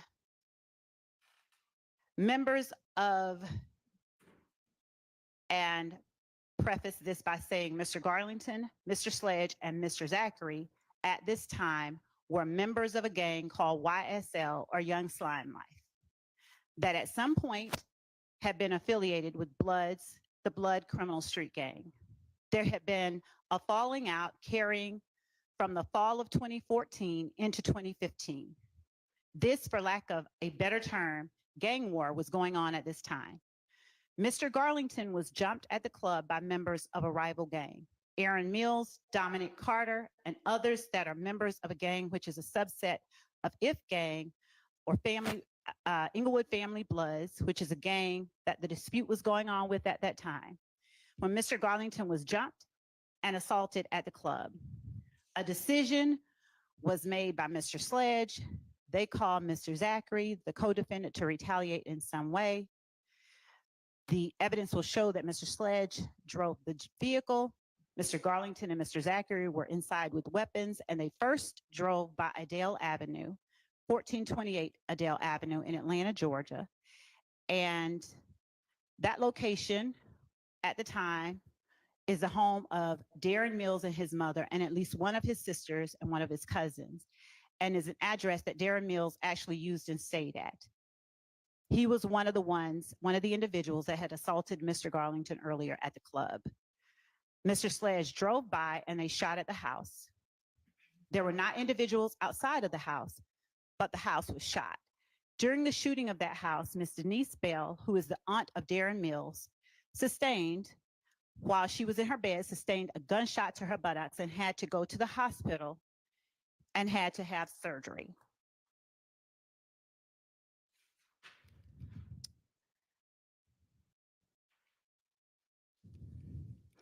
She was shot. The house was shot up, and there were other individuals there at the time, including Cecilia Davis and Diamond Mills. Diamond Mills being Darren Mills' sister. Also, the car belonged to Cecilia Davis, which was in front of the house and received damage.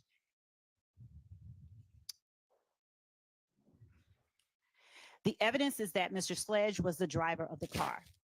After that, Mr. Sledge drove over to 1903 Drew Drive, Northwest, an apartment there was at the time being used by Philip Collins, who is Darren Mills' brother, and also present at the club and participated in the assault. In shooting at what they believed to be Philip Collins' apartment, they damaged apartments 1122 and 1120. Natasha Battle's apartment, which was 1120, her patio doors, windows, and couch were damaged from the gunfire. Ms. Troutman's apartment was 1122, and that was the other apartment that was damaged. Through investigations, detectives got a lead that Mr. Garlington and Mr. Zachary were involved, and they conducted interviews. Yes, sir.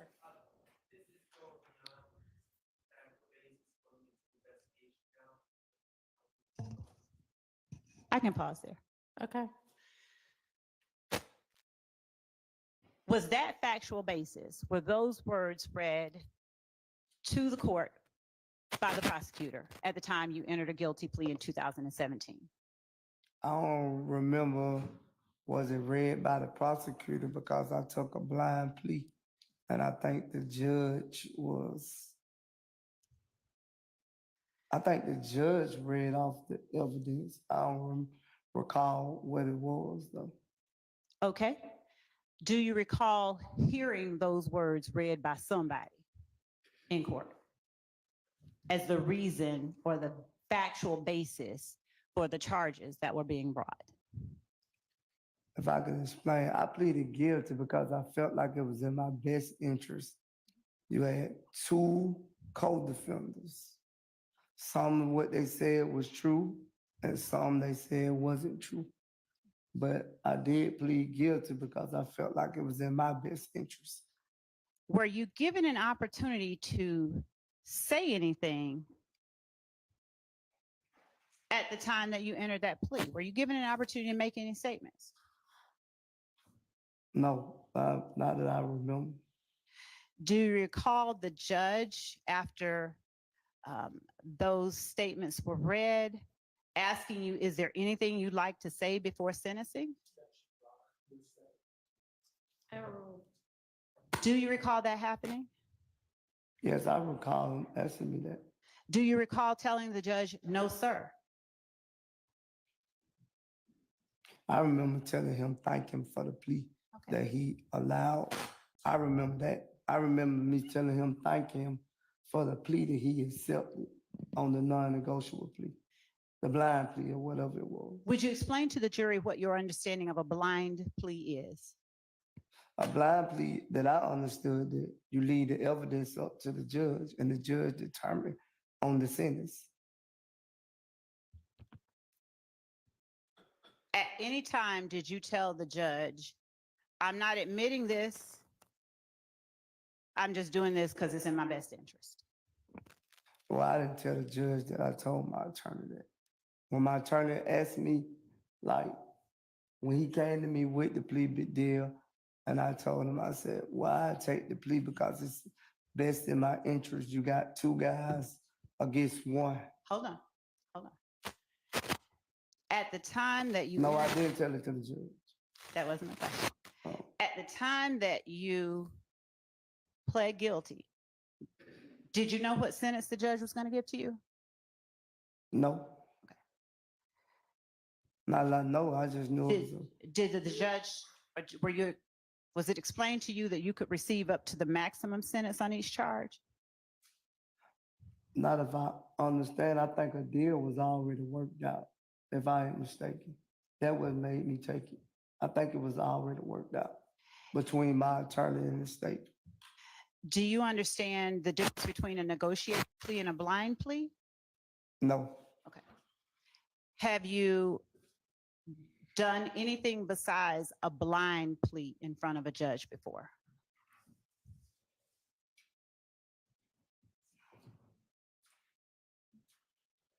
yes, I think I have, yes. And when you pled guilty on December 28th, 2022, was that a blind plea or something else? I think it was just a plea. It wasn't a blind plea though, if I'm not mistaken. For a regular plea, what do you understand to be the terms? In other words, do you know your sentence before you plead guilty with a regular plea? I don't know, because before the blind plea, I knew my plea. Why did you then distinguish for the jury that it was a blind plea?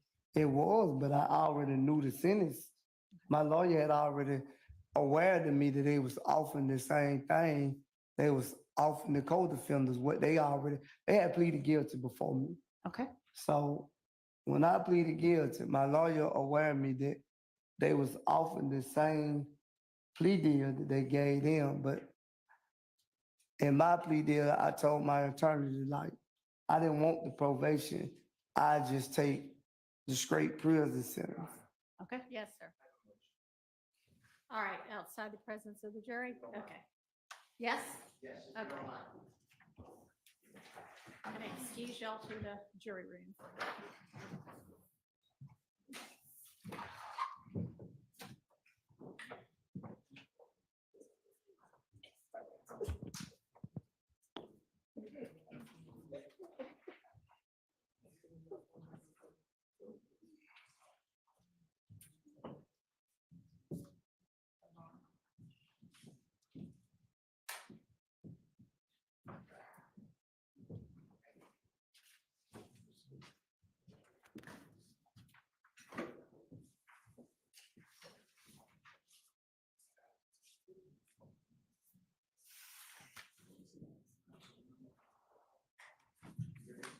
Your Honor, could the witness be excused? Yes.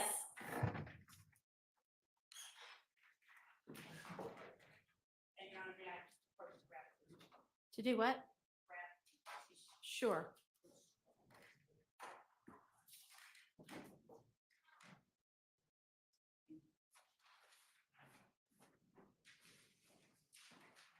Yes, sir. Thank you, Your Honor. Your Honor, I have a motion for a mistrial. The evidence has just come out that two co-defendants who, to my knowledge, at least one of them is not testifying and has entered a guilty plea. That is a confrontation clause violation to Mr. Williams and the other people on trial. In addition, Your Honor gave an instruction with the last line, and I know it was objected to previously, but I want to stress this, that if it's a prior inconsistent statement, it can be used against Mr. Williams and the other people. That was premature, because I don't believe there's anything inconsistent as of now. And then the third reason I'm moving for a mistrial in the aggregate, Your Honor, is that the prosecutor uses and reads the statement of the then prosecutor, I believe it was the Honorable Mr. Bailey, who entered this plea, and gave a factual basis. But she did not make it clear that the Honorable Derek Wright said on page 12 of this transcript to the same court that Mr. Sledge is tendering the plea under Alford, which is ALFORD. Yeah, I'm seeing the same thing. And honestly, I thought that we were going to be dealing with the guilty plea that he took in this case. And yeah, that's problematic that this 2015 case is an Alford plea. And so I don't think that any of what I said with regard to admissions is actually true, even against this. I mean, he's saying he pled under Alford, and I don't know why the disposition sheet doesn't say that, but it is very clear that this is an Alford plea in this 2015 case. So Mr. Wright wants to share something. Yes, sir. Waiting for the appropriate time that I was going to point out that it was in fact an Alford plea. So I thought her cross-examination was not appropriate. Well, y'all, I mean, maybe that, yeah. It was something other than an Alford. So Maybe don't wait so long next time.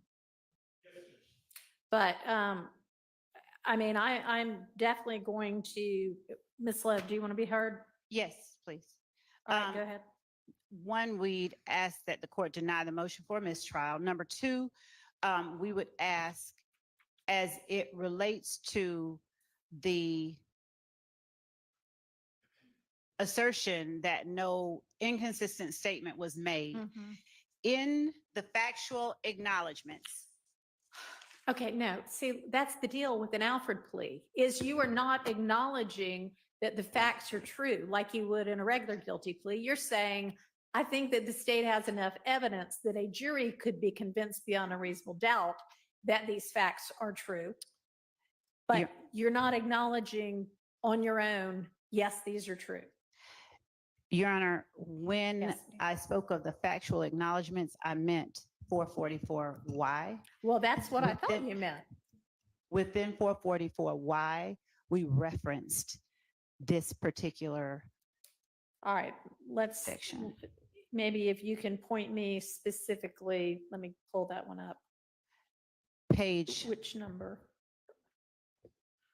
Go ahead. Number 3 on page 3 of 7, under defendant's factual, I'm sorry, not number 3, number 4, on defendant's factual acknowledgments, on or about April 28, 2015, as reflected in Fulton County Indictment 15 SC 138994, defendant and fellow YSL associates Demekion Garlington and Quindarius Zachary committed a drive-by shooting using the firearm defendant wielded in the video referenced in part 3 of this section, targeting family members of a rival gang. Number 5, defendant and his fellow YSL associates committed the drive-by shooting referenced in sections 3 and 4 above on behalf of YSL and to increase the notoriety, reputation, and fear of YSL. Okay, and so those factual assertions, what I read as the limiting instruction would be true for. But the factual basis that you just read out from the 2015 one, that's a whole lot more than what's in numbers 4 and 5. Your Honor, in number 6, defendant admitted committing and was convicted of aggravated assault and participation in criminal street gang activity, among other charges, for his participation in the drive-by shooting referenced in section 3, 4, and 5 above. Okay. And so if I'll, of course, comply with whatever appropriate instruction that the court deems necessary to give as it relates to the conviction of this witness for 15 SC 138994, but given the factual acknowledgments that were made as it relates to 22 SC 183.572. And the fact that this witness did not assert, even though the plea was given in his best interest, he was allowed an opportunity to say what he said here, and he did not say it. No. When a defendant has an attorney who is saying, we are pleading this because we believe it to be in his best interest, the defendant does not then independently need to say, yeah, by the way, judge, here's what Alfred means. So Understood. no. Are you going to tender for admission any part of 444Y? Yes, the state intended to tender 444Y. In its entirety? Yes, I Okay. did. Any objection to that being tendered or admitted in its entirety? And if there is an objection to it, then All right, we would just. let's find that out. Okay.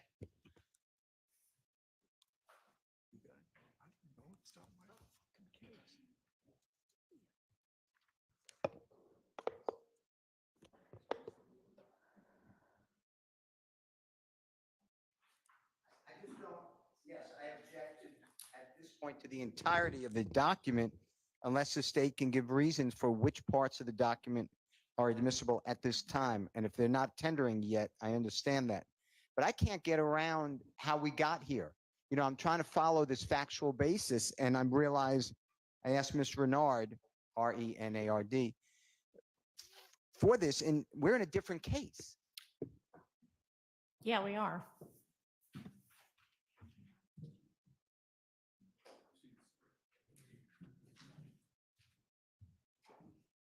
So, we've been talking about these 2015 crimes, and we've been talking about, what's been going on in this 22 indictment.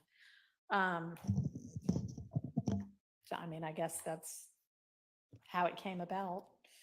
But I wish we'd been a little more specific about it all beforehand, because I noticed this morning that this was an Alfred plea. And I would have had issues with when you started reading out the factual basis. I'm thinking, well, is this some other case that I don't know about that's not the 2015 case and not the 22 case? Because we should have been reading the factual basis from the 2015 case. Your Honor, the 2015 case, I understand what the court is saying. The 2015 case is one of the overt acts that we allege in the indictment. And as it relates to the defendant's conviction for the 2015 case, we believe that it would be appropriate is an appropriate matter for cross-examination, and it appropriately falls under the portion of the court's instruction where it tells the jury that the conviction itself is not to be considered as evidence. And to the extent that Mr. Sledge is asserting that he didn't do it, that he dropped someone off, that is what he asserted, by the way. He said that he was not present, he dropped him off, and it was only one house. Well, we all know how party to a crime works. So, yeah, he said, I didn't shoot, but he did admit to being the driver. And so, to the extent that he said that the statement contained in his factual acknowledgement that he and fellow YSL associates, and I'd also point out that early on, he made a very blatant, inconsistent statement that YSL is not a gang. And in this factual acknowledgement section. All right, we're not going to use anything in the factual acknowledgement section of the 2015 plea. No, in the 22 SC 183. Okay, yeah, no. All of that is inconsistent with any of his trial testimony is fair game for you to tender for admission and for them to consider as substantive evidence against everybody. the issue we have that needs to get cleared up is that before I read this limiting instruction, I thought you were going to tender the guilty plea to this 22 SC case. And it turns out that you were talking about the 2015 case, which I understand you're saying we did part of that as, part of the 22 factual acknowledgements. So those factual acknowledgements in there are fine as well. When I say in there, I mean in this 22 case. But I'm going to have to clarify for the jury that what I told them about prior inconsistent statements does not apply. Does not to- apply. And that everything you just read from that guilty plea also needs to be disregarded. So, Your Honor, as it relates to the court's instruction to the jury regarding the inconsistent statement not applying, we would only ask that the court specify that the court is speaking as to the factual basis that I asked the witness about in 15 SC 138994, particularly where he has testified and he pled in his best interest. Okay. And you haven't tendered yet the 444Y. And so at the point in time when you tender that, then I'll say, okay, for this one, this is true. I see what, yes. Okay. Yes. All right. If anybody wants to suggest specific language, I'm willing to listen. Otherwise, I'm just going to kind of give it my best shot. I would like. And Your Honor, may I say one more thing? Yeah. Because number one, the court has previously instructed the jury that questions, and I understand the content of the question needs to be addressed. But given that the witness has testified that he pled guilty in his best interest, and given that he can also be cross-examined as to whether or not he can, he was asserting these things, we don't believe that anything beyond a instruction regarding the factual basis for 15 SC 138994 not being considered a statement of the witness is required. Okay. I just respectfully don't think that goes far enough. You have a prosecutor who's saying it's just a blind plea. She leaves out everything about Alfred. She elicits, and I'm not saying that she could have anticipated this, but her questioning elicits that a non-testifying severed co-indictee pled guilty also. That is a total confrontation clause violation. It's the second time. All right. And that's Zachary and. Well, Mr. Zachary, I anticipate may testify. Right. I don't know. He hasn't yet, but it definitely includes Mr. Garlington, who the state has said will not be testifying. And then just for you to know, you were not here, but the predecessor judge permitted over objection the state to do the same thing. They did it with a Mr. Winfrey, just like the court reporter's last name. He's not going to testify. No one believes he's going to testify. The state doesn't say he's going to testify. And they got out that he pled guilty. So they're aware of all this. And in fact, the state elicited in that case that the gentleman, Mr. Winfrey, pled guilty to avoid plea. It was vacated by the Supreme Court of Georgia. Yeah, I remember you. So, and Didn't then he enter another one after the fact, though, anyway? 5 years later, Alfred plea and said I'm specifically innocent. Yep. I mean, it was a farce. Right. And then the predecessor judge wouldn't even let me examine the witness. And Miss Love said that the witness I could call in my case in chief on direct. So the reason I'm bringing that up is this is not new. Okay. What's your intention with regard to Mr. Garlington? Do you have any intention of calling him? Your Honor, no.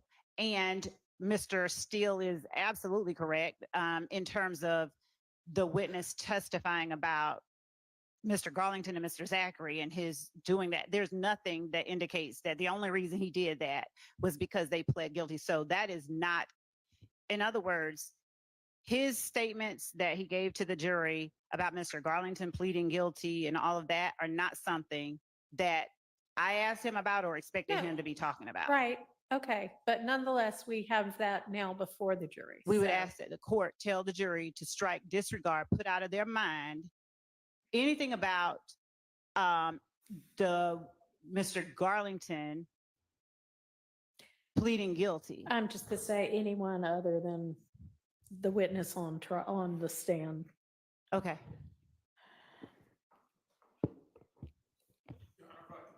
But Mr. Zachary is a witness. I know that, but he hadn't been called yet, has he? Right. No. So no. deal with it when he gets called. Yes. Yes, sir. Your Honor, on behalf of Mr. Sledge, clearly at a jury trial, we are always assessing the credibility of witnesses. My client has now been impugned, or at least attempted to be impugned by the state by suggesting that either he should have been making a statement or his plea was something other, or that these facts are in fact his adopted, admitted facts. I'm gonna make it clear that that's not the case. And that's where I want to make absolutely clear that he was right in the position he was taking, that it was in his best interest. All right.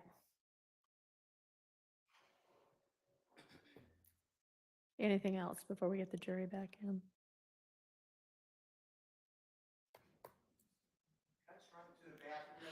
That is a great idea. Let's all do that. Or take that opportunity. Okay, that is denied.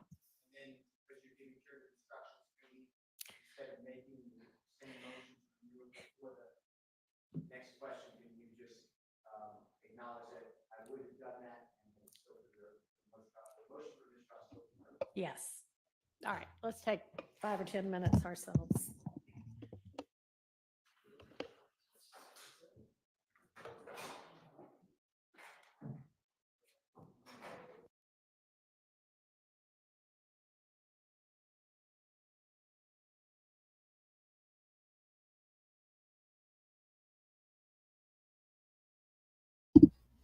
Wow. I'm gonna fast forward through this break, but I am blown by love. Like she's something else. How many warnings can the judge give her? And how much longer is she's gonna allow her to kind of play these games? I can't see how she can continue to say honest mistake kind of thing. Blowed. I did not expect this. And now I'm stressed again. Just wow. Anyway.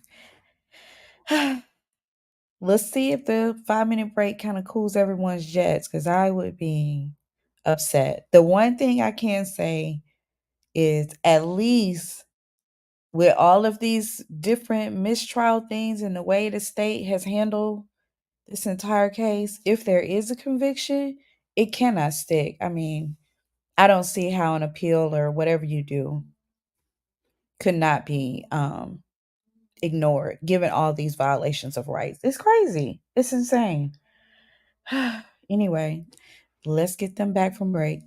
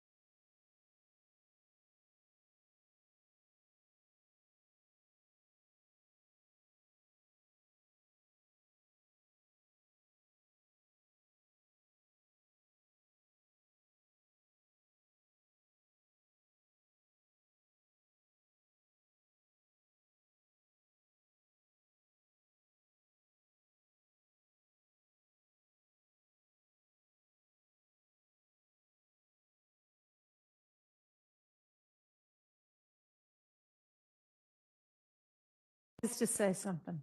Poised. All right. Judge, I fully adopt on behalf of Mr. Nichols, and I know I don't need to under the rule we're operating under, the motion for mistrial. I understand your ruling. I understand you're going to give an instruction, but I ask that as part of that instruction for an admonishment under 17-875, and I think that admonishment is mandatory, where counsel makes statements of prejudicial matters which are not in evidence.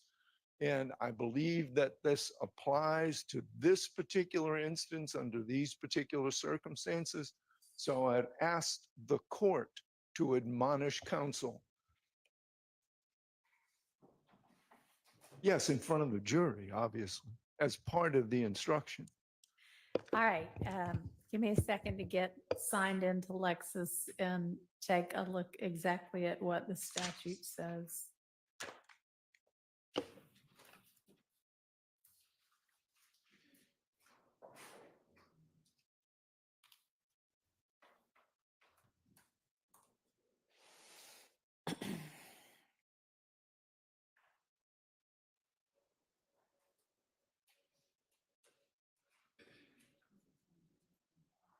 Give me that site again.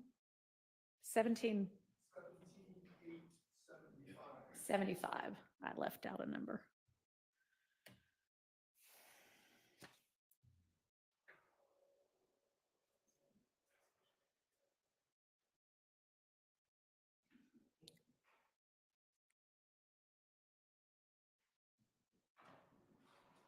Do you have any suggested language?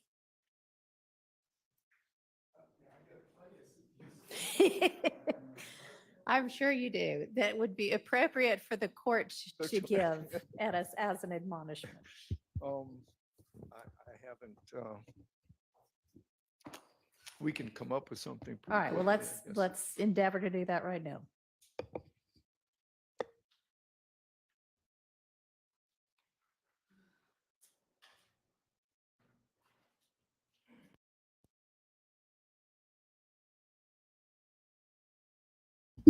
Ooh, I hope she is snippy in this reprimand. Like, get her. I'm excited to see that part. That was a good call. Permit the state to make a response. You may. Go ahead. Now, okay. Your Honor, given that 17-875 refers to statements of prejudicial matters, which are not in evidence, and the factual basis given or read by the prosecutor in the plea in the 15 SC case, while containing details that are not contained within the factual acknowledgments of 22 SC 183-572, it contains, it's about the same act, which in the factual acknowledgments for this case, the defendant says occurred. He admits and acknowledges that he, Demekion Garlington, and Quindarius Zachary committed a drive-by shooting at this residence, and that they committed the drive-by shooting on behalf of YSL and to increase the notoriety, reputation, and fear of YSL, and that he admitted and was convicted of aggravated assault, participation in criminal street gang activity, and among other charges for his participation in the drive-by shooting referenced in sections 3, 4, and 5. And given that this evidence will be properly before the jury, our position is that these statements, the questions that I asked, which contains the factual basis, the assertion about the factual basis in the 15 SC case, would not be a prejudicial matter. Though the factual basis is not in evidence, the fact of the shooting is not a prejudicial matter, which mandates a rebuke. Or Okay. Well, the fact that a co-defendant who may not ultimately testify and who you do not believe will testify has pled guilty. I don't disagree that Okay. that should go, but that was So- not something that No, I know. I don't think that you intended to elicit that. But yes, I'm going to give a rebuke. Miss Love, I mean, that's just what it is sometimes to be the prosecutor in a case.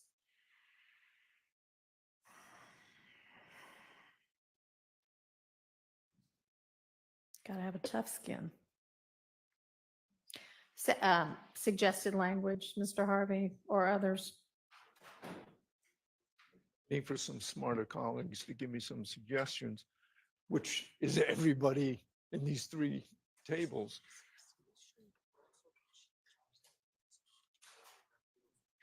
And Your Honor, I'm still reading under the annotations of that particular statute Yeah, regarding but you know, the we rebuke also language. presented this, by the way, as a guilty plea, not as an offered plea. And we read a factual basis from something that's not in evidence. It is so highly prejudicial that we all made a motion for mistrial. A rebuke is in order under 17-875, and I think the court in front of the jury can say, and I hereby admonish the state for bringing up these matters that I have just told you to disregard, and the state should not do that again. Your Honor, what the annotations say is what the law forbids is the introduction into a case by way of argument of facts, not only not in the record, but that are calculated to prejudice the accused. And All right, Ms. Love, I'm going to give some sort of an admonishment. And I mean, sometimes you need to just, keep your powder dry and not argue every single thing to the nth degree. I've already said I'm giving it. So, I mean, I can grant a mistrial if you prefer. oh no. I do not Okay, want a then mistrial. maybe stop arguing at this point. Yes, Your Honor. Okay.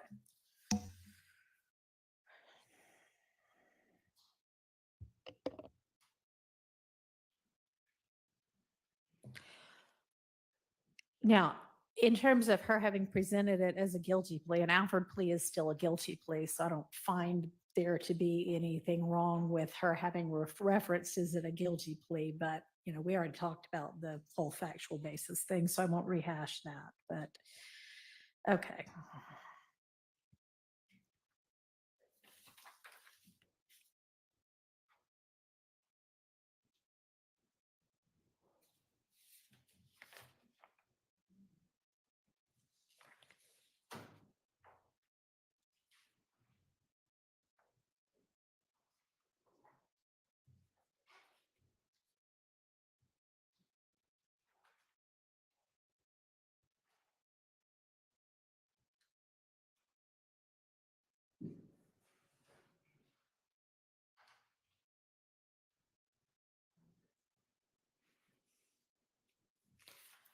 All right, and after I give the instructions, I am going to ask y'all, I understand that the mistrial motions are preserved, but I am going to ask, since I haven't read out yet what I'm going to say, if y'all have any suggestions that you think would further elucidate, clarify, cure anything, I'm going to ask you for that. And if you have them, I would like for you to let me know that, and we can come up to the bench and consider any other further curative instructions, okay?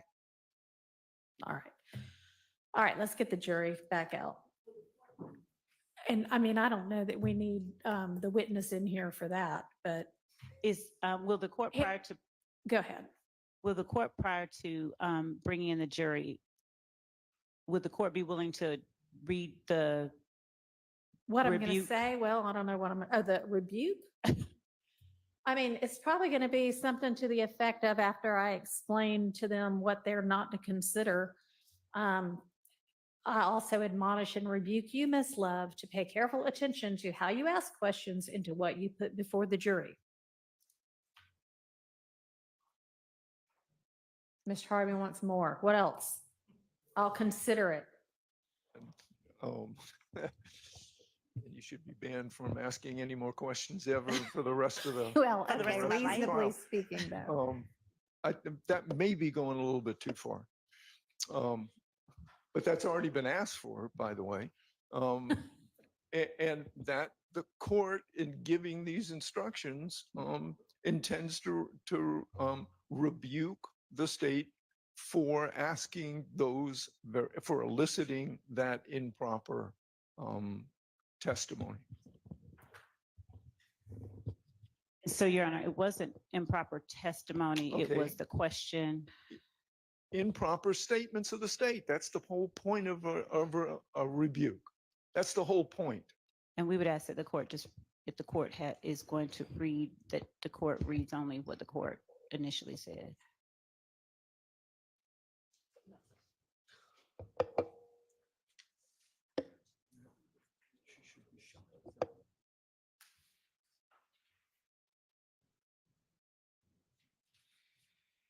I will say you should not have put that factual rendition before the jury as anything this witness admitted to.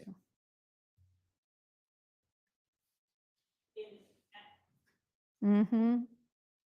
I'm listening. At the time he pled guilty Okay. in 2017, because I understand. Your Honor, Give me just a second. Sorry.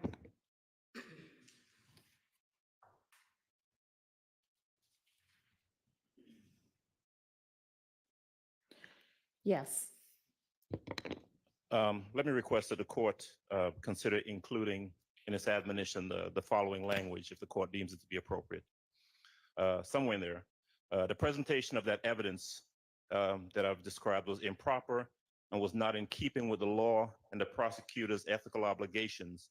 Accordingly, the state is admonished for their behavior and is instructed to refrain from asking or presenting any improper questions or evidence moving forward. All right. I'll do a little bit of it, but not all of it. What was that last sentence? I like the first sentence. I'm sure you do. Instructed to refrain from what? Refrain from asking any improper questions or presenting improper evidence. All right. Well, they're not presenting evidence, so. And All must, right. and should conduct themselves within their ethical obligations All and right. legality. Thank you. I'm not going to do that. All right, I got some more. Got some more? All right. I think this is going to be enough. All right. Let's get the jury out.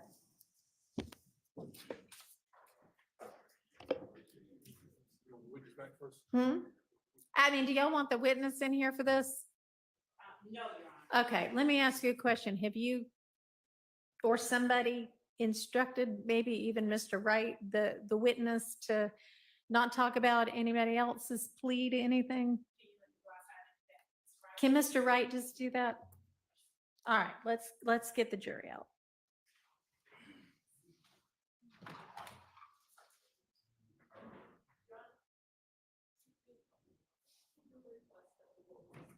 Be in here? Okay. Your Honor, we do right, request all that the right. witness is present. Okay.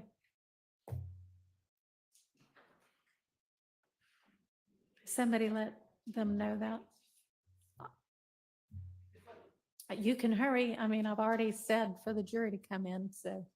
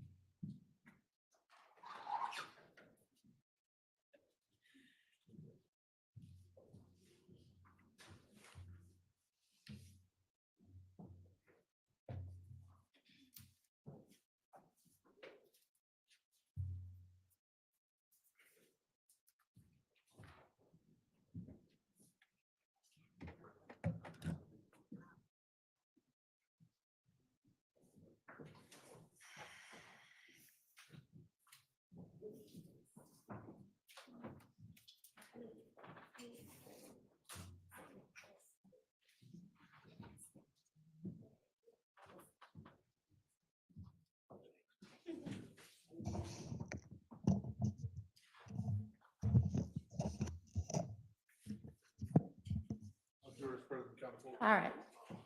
Thank you.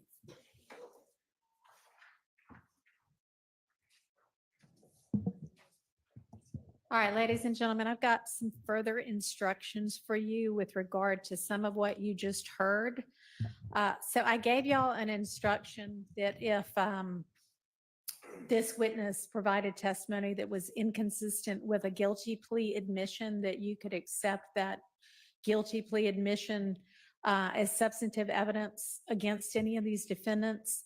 But then what we heard was that this witness pled guilty in 2017 to that being a part of that 2015 drive-by shooting. But and we heard kind of a factual basis that the prosecutor in that guilty plea had read before the court, or somebody had read before the court, as a part of what Ms. Love was asking questions about, and she was, kind of reading it from a transcript. All right, here's the thing, is that guilty plea, as I think you heard this witness say, he entered that because he believed it to be in his best interest to do that. And this gets into a whole lot of kind of legal terminology and legal concepts, but there are a couple of different ways that somebody can say, yes, I'm pleading guilty to a crime. And one of them is called an Alford plea. It's just named after a case called Alford. But they're essentially saying, I am going to plead and accept that I'm guilty of this crime, but I am not saying that the facts that the state's putting forward are true. I am just saying, I think it's in my best interest to go ahead and resolve it that way. So everything that you heard is, and that is totally legitimate to do that. And let me also say that Mr. Wright, who was representing this witness at the time, he let the court at that time in 2017 know, hey, this is an Alford plea. He's doing this because it's in his best interest, he believes, to do this. And Mr. Sledge was under no obligation after his attorney said that to, even if he got an opportunity to say anything else, to say, yeah, what my lawyer said, to add anything whatsoever to that. So I think there was a question about that, and he didn't, he didn't say anything else. He had no obligation to, he had no requirement to, he had no responsibility to, okay? So basically what I told you about, oh, you can take those facts and those admissions and consider it against him or anybody else in this trial. When it's an Alford plea, you cannot. So none of that I said was actually true about what you just heard about those 2017 guilty plea to the 2015 drive-by shooting, okay? So let me think what else. Oh, and you also need to completely disregard that anybody other than this witness right here, Mr. Sledge, might have pled to anything that had to do with that drive-by shooting, all right? So just entirely erase that from your minds. And I also, at this point, am going to admonish and rebuke you, Miss Love, to pay careful attention to how you ask questions and to what you put before the jury. You should not have put that factual rendition before the jury as anything that this witness admitted to at the time of the 2027 guilty plea. And I'm going to instruct you to refrain from asking improper questions. Yes, Your Honor. Thank you. All right. Anything in addition that anybody needs to put before the court right now with regard to those curative instructions? All right. All right, go ahead, Ms. Love.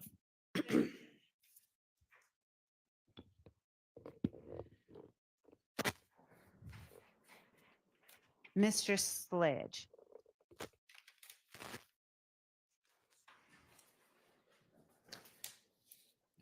Would you tell the jury, just one moment. Sure.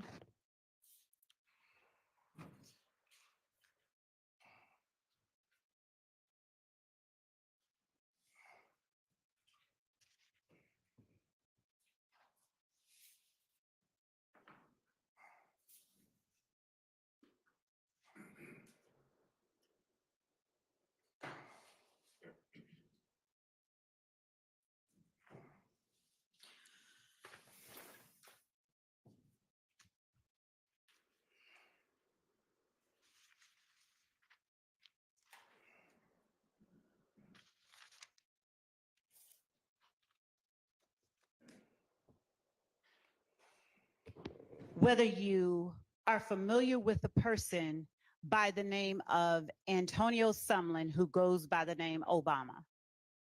I know of him. How do you know of him? Just seeing him around. Have you ever have We you prob- ever we hung probably out been in the with? same. We probably been in the same vicinity, but I never hung with him. He never been in a car with me. He never nothing like that. What about Martinez Arnold? Yes, I know Martinez. How long have you known him? I've been knowing Martinez on whoa, it's been a minute. I can't actually tell you how long, but it's been a minute. Is he a person that you know who also answers to the name Duke? Yes. All right. Is Martinez Arnold YSL? He's an artist of YSL. And what about Antonio Sumlin? Is he YSL? I can't tell you yes or no to that answer. Now, putting aside matters in 2017, as they relate to December 28th, 2022,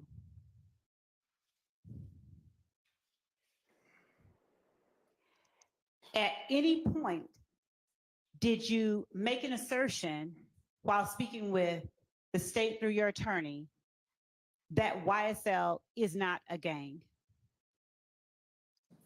I don't think I made it in that plea agreement, but in 2015, okay, right.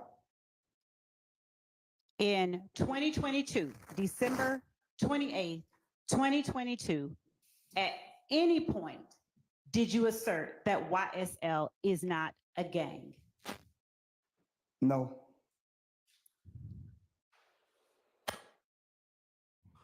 At any point, did you assert that YSL members, that you are unaware of 3 or more YSL members who have committed crimes intended to increase the notoriety, street credibility, and reputation of YSL? At any point, did you make that assertion? I don't remember.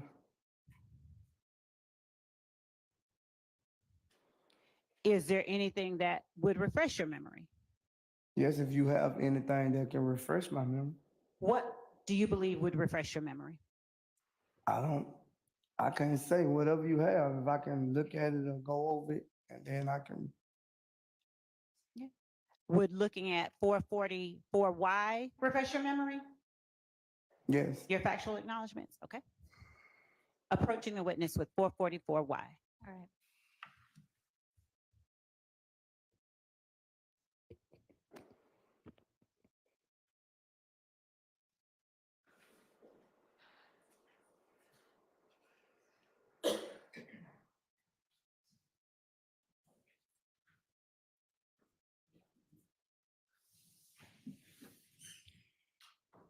Have you had a chance to review it?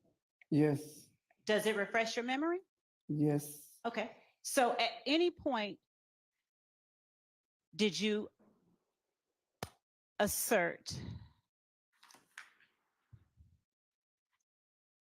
that YSL is not made up of 3 or more members or associates who have committed crimes to increase the reputation of YSL? I misunderstood that question because from our understanding, y'all say 3 or more people that commit a crime is a gang. Why do you keep tying the state's understanding to your answers? Because that's my understanding. You can't, that's my understanding. When I was arrested, that's what Gator and Dennis, not the state, I'm sorry, Detective Gator and Dennis provided us with, which they probably misled us. And so when you say that's what they provided us with, what does whatever it is that you're speaking of have to do with your acknowledgement that YSL is made up of 3 or more people who've committed crimes for YSL? What does one thing have to do with the other? I don't know, Ms. Lord. I don't know. Is there any part of section 1 under your factual acknowledgements that you did not understand? Yes, because I thought just 3 or more people that committed a crime, y'all would consider it as a gang. Again, let me ask I you didn't this question. understand it then. Ms. Is Lord. the word gang in section 1?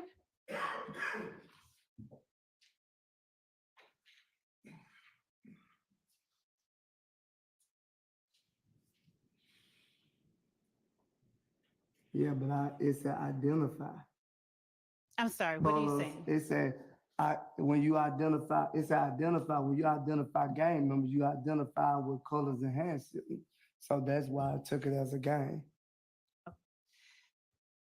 So my question to you is not at this point about you taking something as a gang. It's specifically related to YSL being made up of 3 or more people who've committed crimes for YSL. Is that what you acknowledged in count 1? Yes, I initiate, yes. Okay. So how does what Gaither or Dennis may or may not have said to you, what does that have to do with whether or not you know about 3 or more people who've committed crimes for YSL?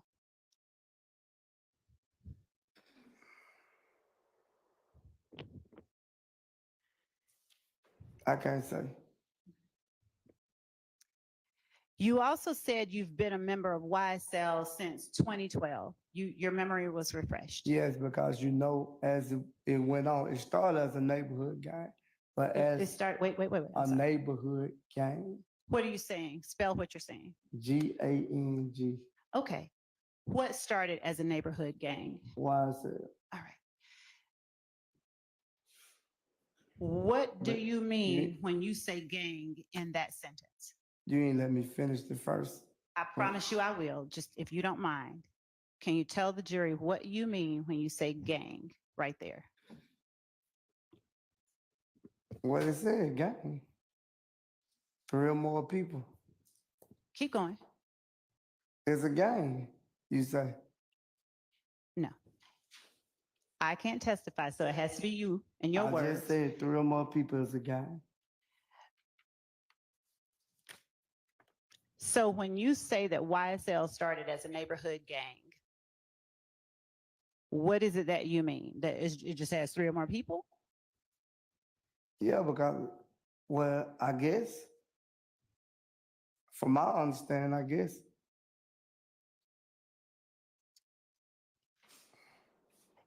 So tell the jury what you understand a gang to be, apart from Gaither, Dennis, or anyone from the state. What is Mr. Antonio Sledge's understanding of what a gang is? Judge, I'm going to object. It calls for a legal conclusion by this witness. No, sir, it doesn't. So I'm going to overrule that. She's asking about his lay understanding of it. My understanding of the gang was 3 or more people hanging together. That's my understanding. I didn't think you had to be committing a crime to be a gang. So continue explaining why you said it started out as a neighborhood gang. Because that was my understanding of it. Okay. And so then what happened? Jeffrey Williams started a company called YSL the Label. So it departed from the gang. Okay. So who all was a part of the neighborhood gang called YSL? I can't name. In this courtroom, I don't see anybody, but you got a couple of us. I can say I was. I'm gonna say I was. I I can't name the other people. I'm gonna stick with I was. Who started YSL? The neighborhood gang. I wasn't there when they started, so I don't know. What is your understanding of who started it?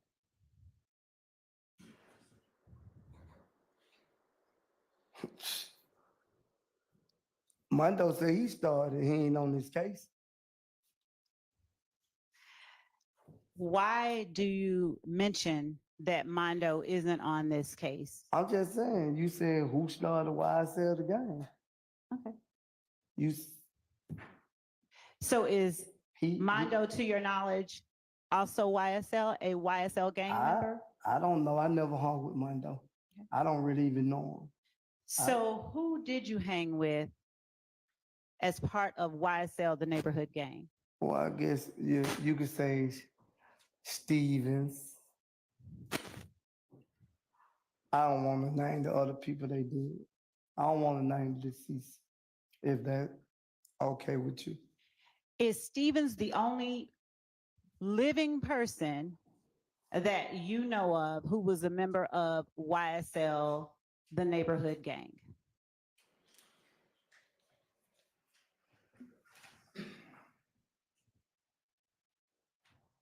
That I know personally?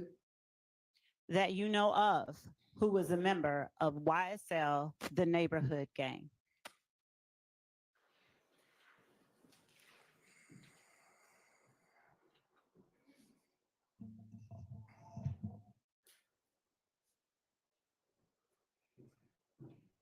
I can't think of right now off the top of my head. Is every person that you hang with or consider a friend or a loved one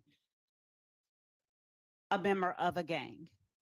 Had they been a member of a gang? Is everybody that you hang with a member of the gang YSL? I wouldn't say that. What makes some people a member of the gang YSL and some people not, in your mind? Based on what you say, based on what you tell me. If you told me you were YSL the gang, then that's my understanding. If you tell me you were part of YSL the label, that's my understanding. Okay. That don't mean it have to be true. You just, you know. Is it your testimony that the only requirement to be considered a gang in your mind is that 3 or more people hang out together? No, because I thought to be in the game, you have to be whatever they call it, jumped in, beat in, whatever you want to call it. Okay. So that's why I was asking you earlier. Tell the jury what Mr. Sledge's understanding of a gang is. Outside of anything you've heard from the state, tell the jury what your understanding of what a gang is. I just told you, Ms. Lord. All right. You said earlier, did you, that it just means that 3 people are hanging together? I said that's part of three or more people hanging together. And some other way they said you have to be jumped in the gang. That's why I never consider YSL as a gang, because you don't have to get jumped in YSL to be YSL. A lot of people just say they YSL and run with it. And then I don't think for YSL, there's so many different people that probably claim gangs. You got Crips, you got Blood, you got GD, you even got what we call them civilians that say they YSL. So all that can't even go together as being a gang. Okay. So given what can't go together as being a gang, just tell the jury what you think, what has to be present for a group to be considered a gang in your mind. Objection asked and answered. Sustained.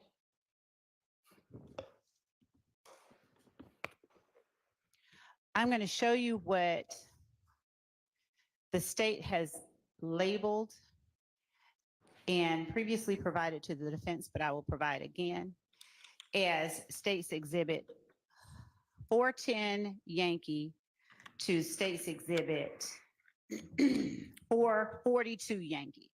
And I will provide to the defense another copy. They have it already? Okay. Would you take a look at the photographs that are labeled 410 Yankee to 4.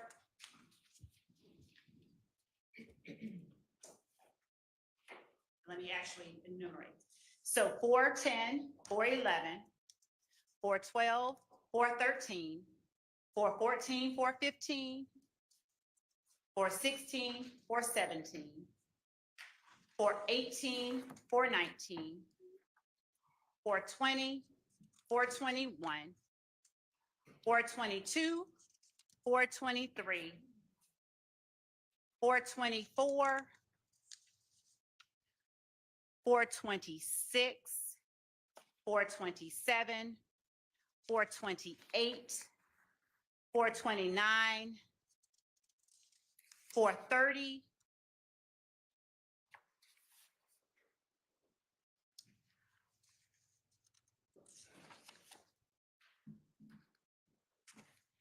and tell me if you recognize those photographs.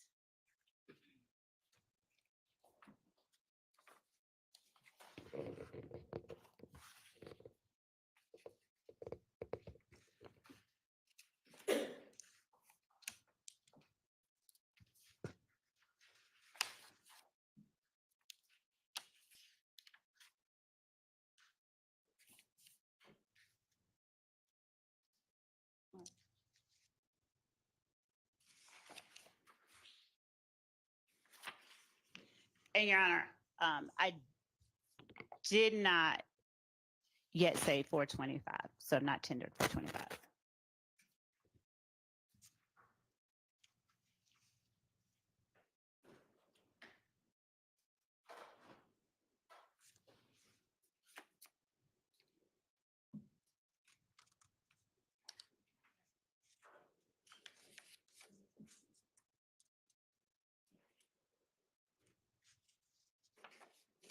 All right, say, well, it's 410Y through 424Y and then 426Y through 430Y. Yes.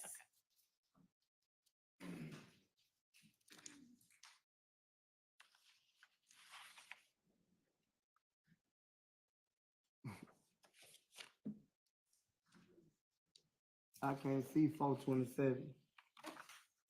It's blurry. All right. Can you pull up 427 on the digital? I'll bring you a digital copy of 427.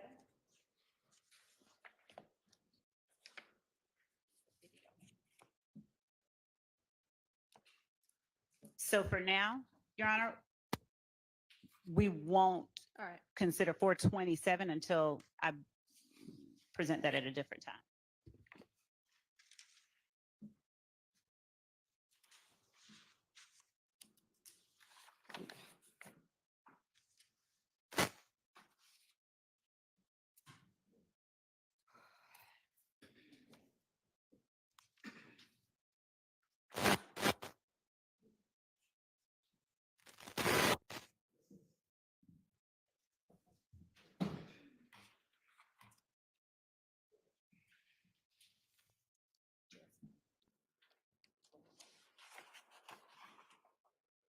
You ready? Sorry.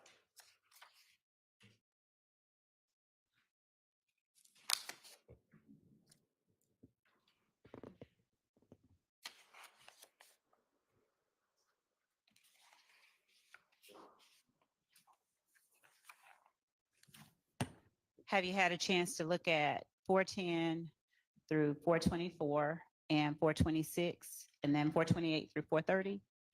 Yes. Yankee? All right. Yes. Do you recognize those photographs? I see them now, so yeah. Are you depicted in those photographs? Yes. Okay. Are they fair and accurate depictions of you at the time that the photographs were taken? I'm in the photographs. I see that much. Are they fair and accurate depictions of you at the Yes, time? Okay. yes. Your Honor, the state tenders 410 Yankee, for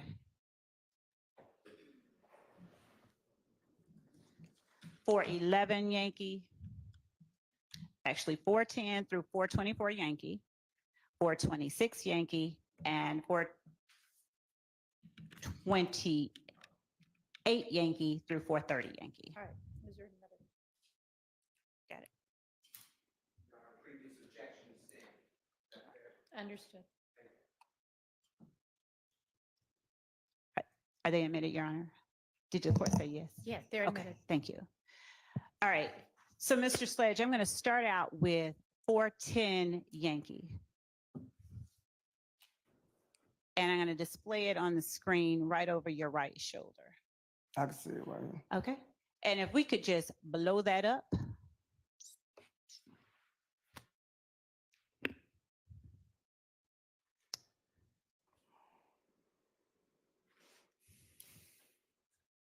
Okay.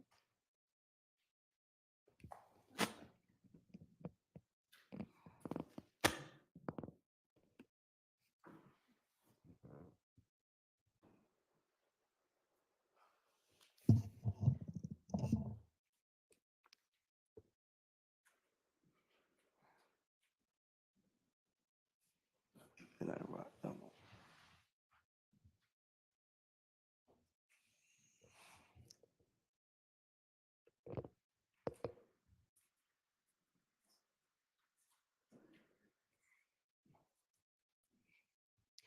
Did you have a social media? Do you use social media, Mr. Yes. Sledge? Yes. What platforms of social media do you use? I don't have like an Instagram. What is your Instagram name? I think it's double OG2 right now. Right now. Yeah. What was it in 2015? Right here it say triple OG2.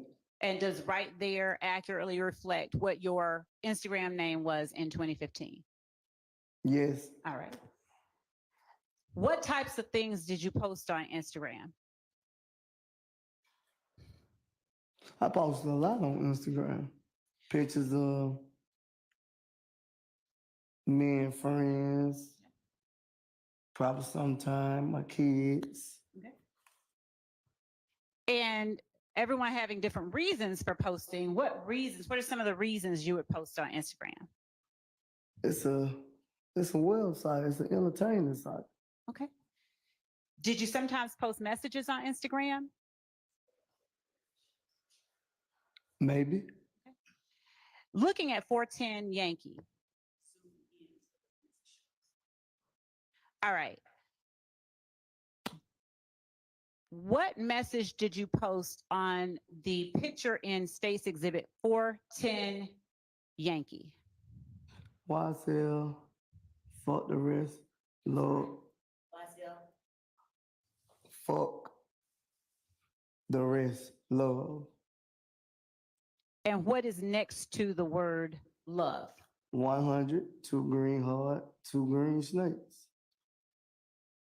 And how is it that you spell the word immediately to the right of YSL?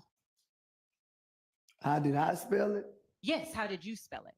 I talked to see y'all and put an X in it. Why? Because that's what I wanted to do.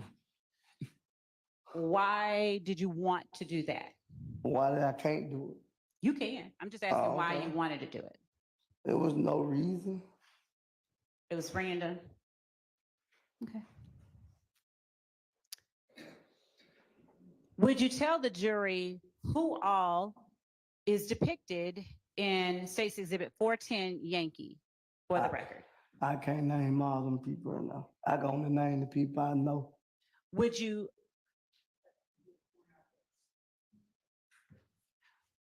you stand up, being careful, do not trip over the ledge? Yeah, I got a bad leg. I don't want you to trip. And point out the people to the jury that you do know. and tell their names or what you call them. I see me. I see Mr. Arnold. I see Mr. Kendra, Shannon. Would you do me a favor? I'm going to give you this microphone so that you can point out. Speak into it though. Y'all have a laser pointer?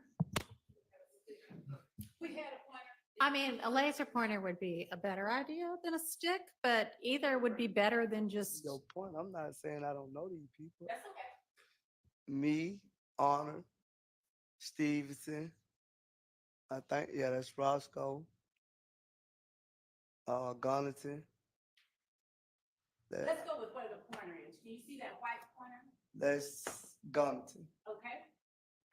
Go ahead. I think that's Pee Wee. Who is Pee Wee? Do you know his real name? Is it I don't- Jimmy Winfrey? I think that's what it is. I don't actually remember. I think that's what it is though. Go ahead. Stevenson, All right. me. All right. I think that's Jeffrey, Uh-huh. Shannon, Okay. Mr. Kendrick, Uh-huh. Mr. Arnold. Okay. I can't see who that is. All right. I don't know. I don't know who that is. You can't even see his face. Can you tell who the person is in the white hoodie to the far left of the screen? I don't really know him. What about the one to the far right of the screen? I don't really know him either. Okay. Now, thank you. You can have a seat. Thank you so much.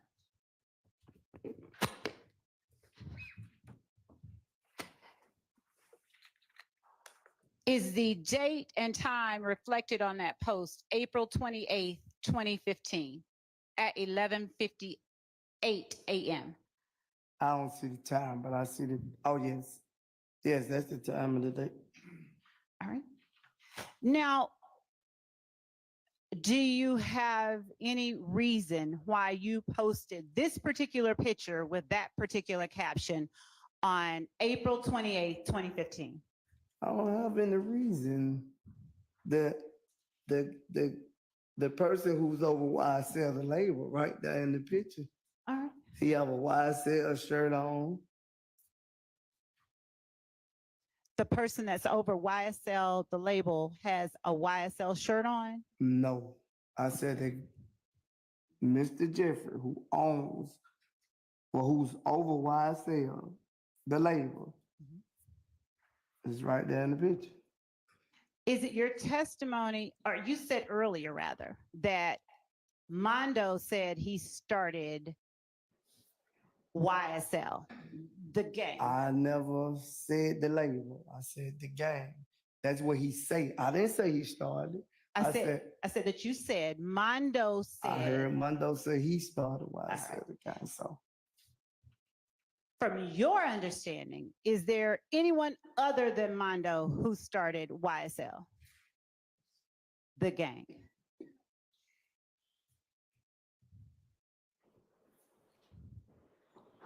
what I don't want to say because it's hearsay. I just want to know your understanding of the gang you were a member of in 2012. Hearsay, I could say Stevenson, they said. So when you, how did you become a member of YSL? I just started saying I was YSL. Like I told you, anybody can say that. Okay. Do you know a young man named Walter Murphy who answers to the name DK? Yeah, I know Walter Murphy. Is he YSL?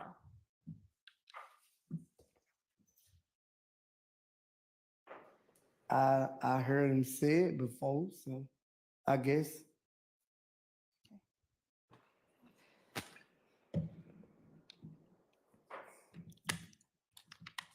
Tell the jury who all in this picture that you posted on April the 28th, 2015 are members of YSL. Do you want me to tell you the people who the label YSL, or you want to tell the people that would probably say they was YSL the gang? YSL in any capacity, tell the jury Okay, the what label, people you were referring to when you said you got, YSL, FUXK, the rest, love. all right, you got Jeffrey Williams, he had a YSL label. You got Mr. Honor, he's an artist. You got Mr. Kendrick, he's an artist. You got Mr. Steele, was trying to become an artist of YSL.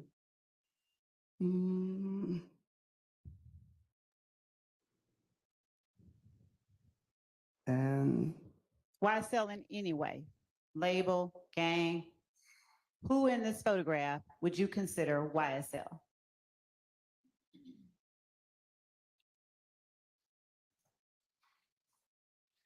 you confuse me, Mr. Because you had certain people initiated YSL one way, and you had other people initiated another way.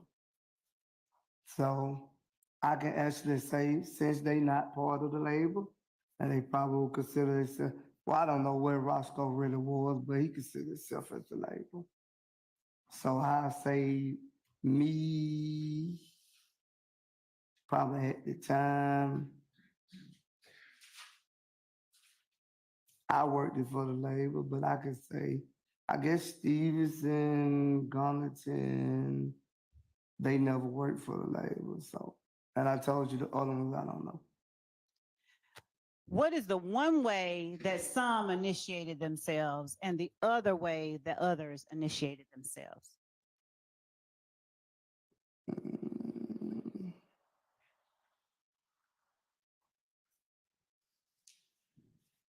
Could you repeat that? Yes. What is one way that some initiated themselves and the other way that others initiated themselves? I can't say because everybody just throwing up YSL. Why did you just tell the jury some initiated themselves one way and others initiated themselves I another way? understand everything you saying, Ms. Lord. Some of them just throwing up YSL, saying they YSL, and the rest of them work for YSL. What did you mean when you used the word initiated? Initiated? Yes, sir. I don't know. I don't even really. I just was saying something. What do you were I don't just even- saying stuff? Yes. Why did you just say that particular word? I don't know. Why is your index finger Wiping my under your nose? That's the way I decided to take the picture that day. Okay. And why did Me? you said wiping the nose? Right. What does that mean? Wiping nose. There's no other way you could put that. Is that a symbol or a hand sign that YSL members frequently use?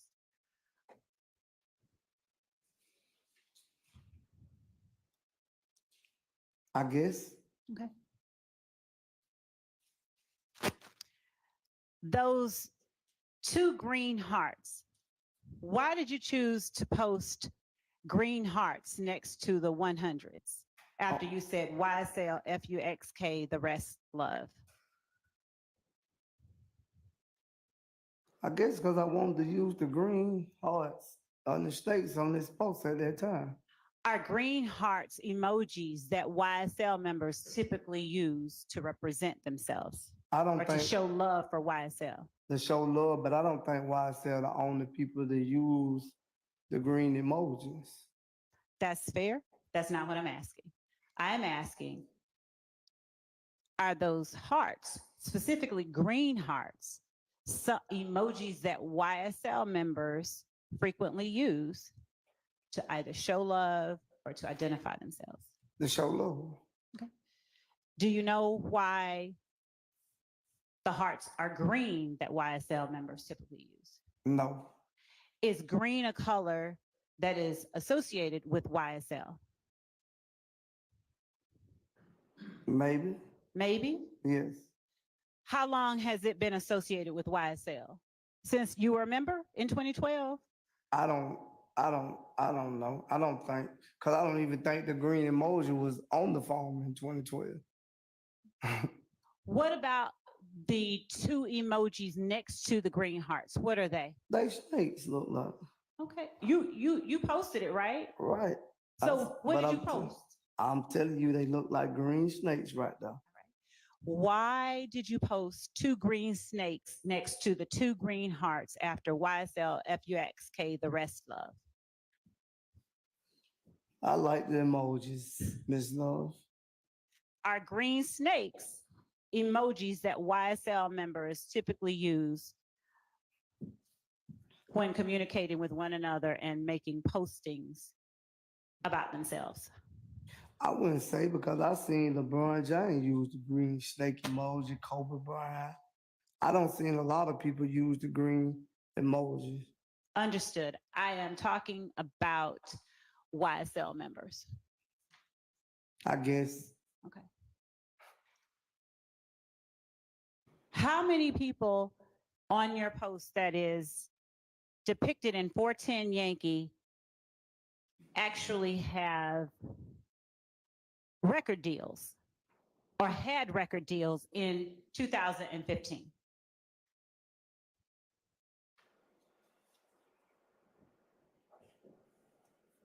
I couldn't answer that question for you, because I don't know if they had a deal, but I know they was rapping. I don't know the whole aspect of the legal business, but I know they was artists, they features on songs and things like that. And do you know whether any of these persons that are depicted in 410 Yankee have actually been signed with a music label called YSL?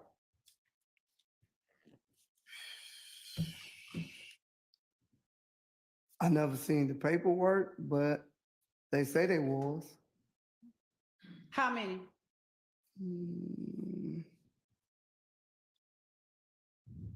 Jeffrey Williams, Kendrick, and Mr. Honor. Were you at a club in this photograph depicted in 410 Yankee? I don't. It looked like a club, it looked like a strip club. Okay. If I want to say, if I'm not mistaken, I think we were celebrating Mama Duck's birthday that day, if I'm not mistaken. Who is Mama Duck? That's Jeffrey Williams' mother. Okay. And Mama Duck, that's the name you call her? Yes, And do you love Mama Duck? with all my heart. Okay. Is Mama Duck here today? I can't see you in the way. Yeah, she right in front of me now. All right. Was the photograph depicted in State's Exhibit 410 Yankee posted before or after Demekion Garlington got jumped in the club? Could you pull the date back up? Because I'm not for sure. Yes. Are you able to see it? No, I can't see it right here. Can you make it broader? 4/28. It looked like a day. Well, this picture actually was posted the next day. It wasn't even posted the night. It probably wasn't even posted. It probably was took before, and then I just posted it on the 28th. Okay. April. And do you recall whether you posted it before or after Demekion got jumped? Is there a day before if he got jumped the 29th of April, you say? I don't recall what day it was that he got jumped.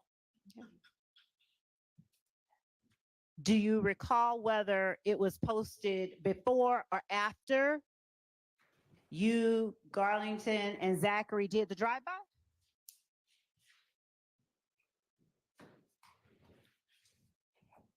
I don't remember exactly the day the drive-by had. If you have anything to refresh my memory, I can go for that. All right. Would looking at 444 Yankee refresh your memory? Yes. All right.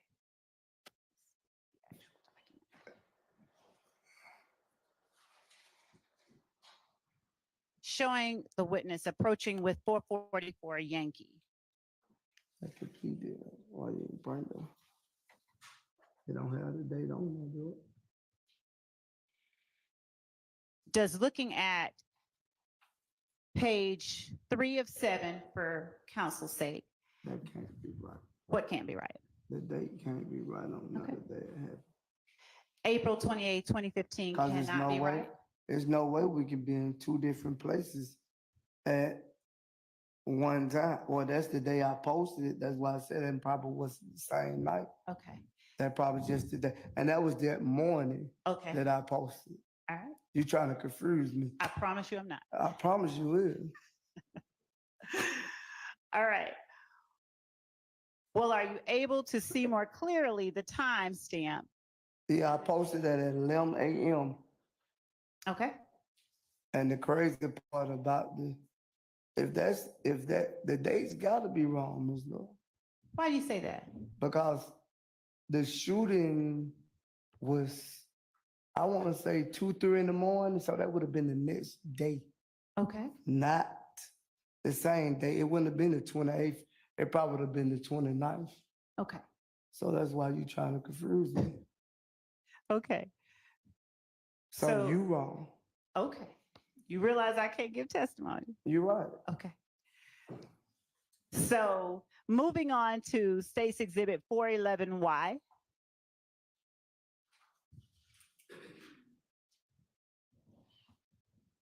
You gonna keep showing me the picture with this green snake on it? What, are these your postings? Yeah, but you just said something about the green snake just a minute ago. Why we gotta keep going about the green snake? I know the jury understand by now. You're saying that Okay. the green snake is what we go by. Who is we? I'm saying that's what you said. You said Oh, I me. can't give evidence, You don't said you? me, Garnett. You said that I posted the green snake on the post with us in it. So that what YSL supposed to go by the green snake, right? You do understand that I can't testify. I'm saying, but Let's quit this to and me, ask the next question. I feel like Showing you State's I Exhibit, just feel like it's pointless. showing you State's Exhibit 411 Yankee. With the date clearly depicted. I can't see the date. Would you read for the jury the time and date depicted on that posting? 2 p.m. 4/24/2015. And what is the caption that you put on this post? I love my snakes and they love me. Who is it that you consider your snakes? Anybody I be with at that time? Who is depicted in this collage of photographs in 411 Yankee? They all different photos. I couldn't see that one right there, but I want to say me. Let's start at the bottom left, and I'm going to point the arrow over different people starting at the bottom left. That's me. Okay. Who is the person that the icon is over now? That look like Shannon. And to his immediate left, who is that? Oh, I can't The see next one. that far. You ain't on. That's Demiki and Garlington. Who is Shannon in the picture with? Me. Okay. And who is Demikion Garlington in the picture with? Me. And up above Demikion and you, who is depicted in that I photograph? can't see his face. Can you It's zoom in a little blurry. bit? No, it's blurry. So at this point, you don't remember who's in that I photograph? can't see his face really. It's blurry. Are you able to see who is in the photograph to the left of that picture? If we blow it up some. I don't see no face. I'm just looking at clothing from the last video. And then I can identify like that. But I can't see their face. When you say clothing from the last video, was either of these pictures taken at the same time that the picture was taken in 410 Yankee? No, all these pictures was taken at different times. Okay. I put them on a collab together. Are the green snakes, when you say, I love my snakes and they green heart me, are you referring to your fellow YSL members with the green snakes? I guess, Miss Love. Why do you guess? Do you not know? Yes, Miss Love. Showing you State's Exhibit 412 Yankee with the date depicted, if we could zoom in on it. Let's start out with the time and date that 412 Yankee was posted. Would you read that into the record, please? I can't see the time, but it said, I got my little brother with me, love them niggas to death. 100, 2 green snakes. Can you see the time now? No, you gotta go up. Okay. Up. Not, yeah. All right. 1:12 p.m., 4/20/2015. Okay. And what little brothers is it that you have with you? I think that's Shannon and is that Shannon? I think that's not Shannon. I think that's I can't see the face. I know that's Zachary. All right.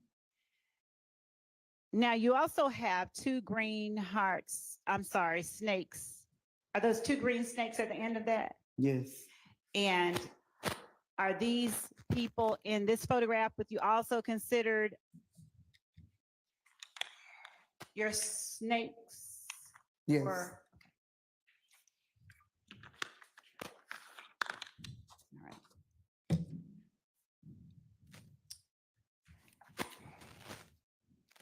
Showing you State's Exhibit 413 Yankee. As we zoom in on the date and the time with each one.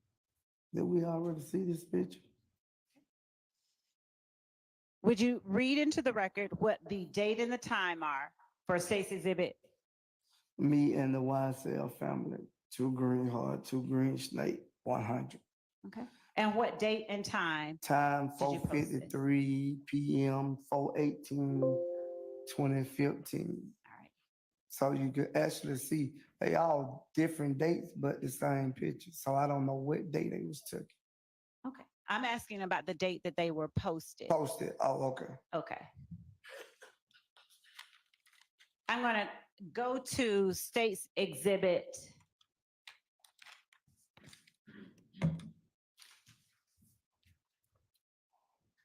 416 Yankee. Blowing up 416 Yankee to show the date and the time. Let's start at the very bottom with the time and the date of this post. Would you read into the record the time and date of this particular post? It's a bitch on blood, 100, 100. Thank you. You got ahead of me. I need you to read the time and date that you made this post on your Instagram account. 10/23/2017. 10:23 p.m. on March 27, 2015? Yes. All right. Now, what are you doing with your hand? I can't see it. Let's Not on here. go down and blow it up. I see I'm shooting a bird and I'm throwing up it looked like a 3. Okay, your left hand, you're shooting a bird. Are you not showing YSL with your right hand? That's not why I said. Okay. When you say, I said it look like I'm throwing up a 3. We throw up 3 for zone 3.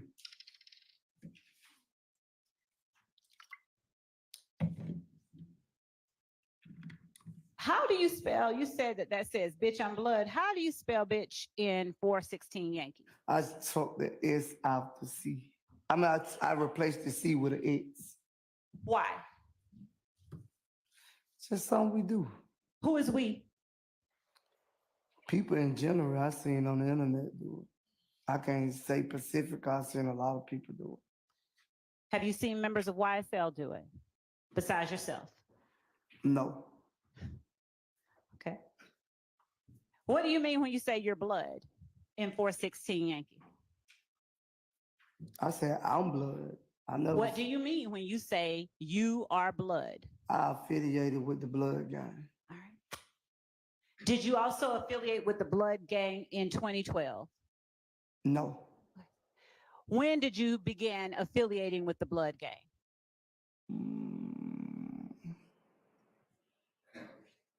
probably like, I want to say 13, 14, How did you become affiliated with the blood gang? because I know a couple of people that was blood. I never joined, but I knew And- blood.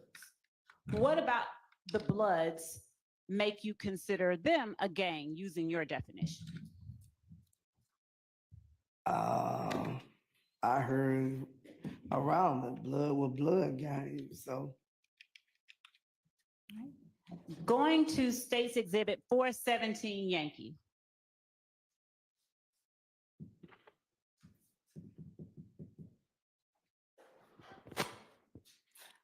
What date did you make the post depicted in 417 Yankee?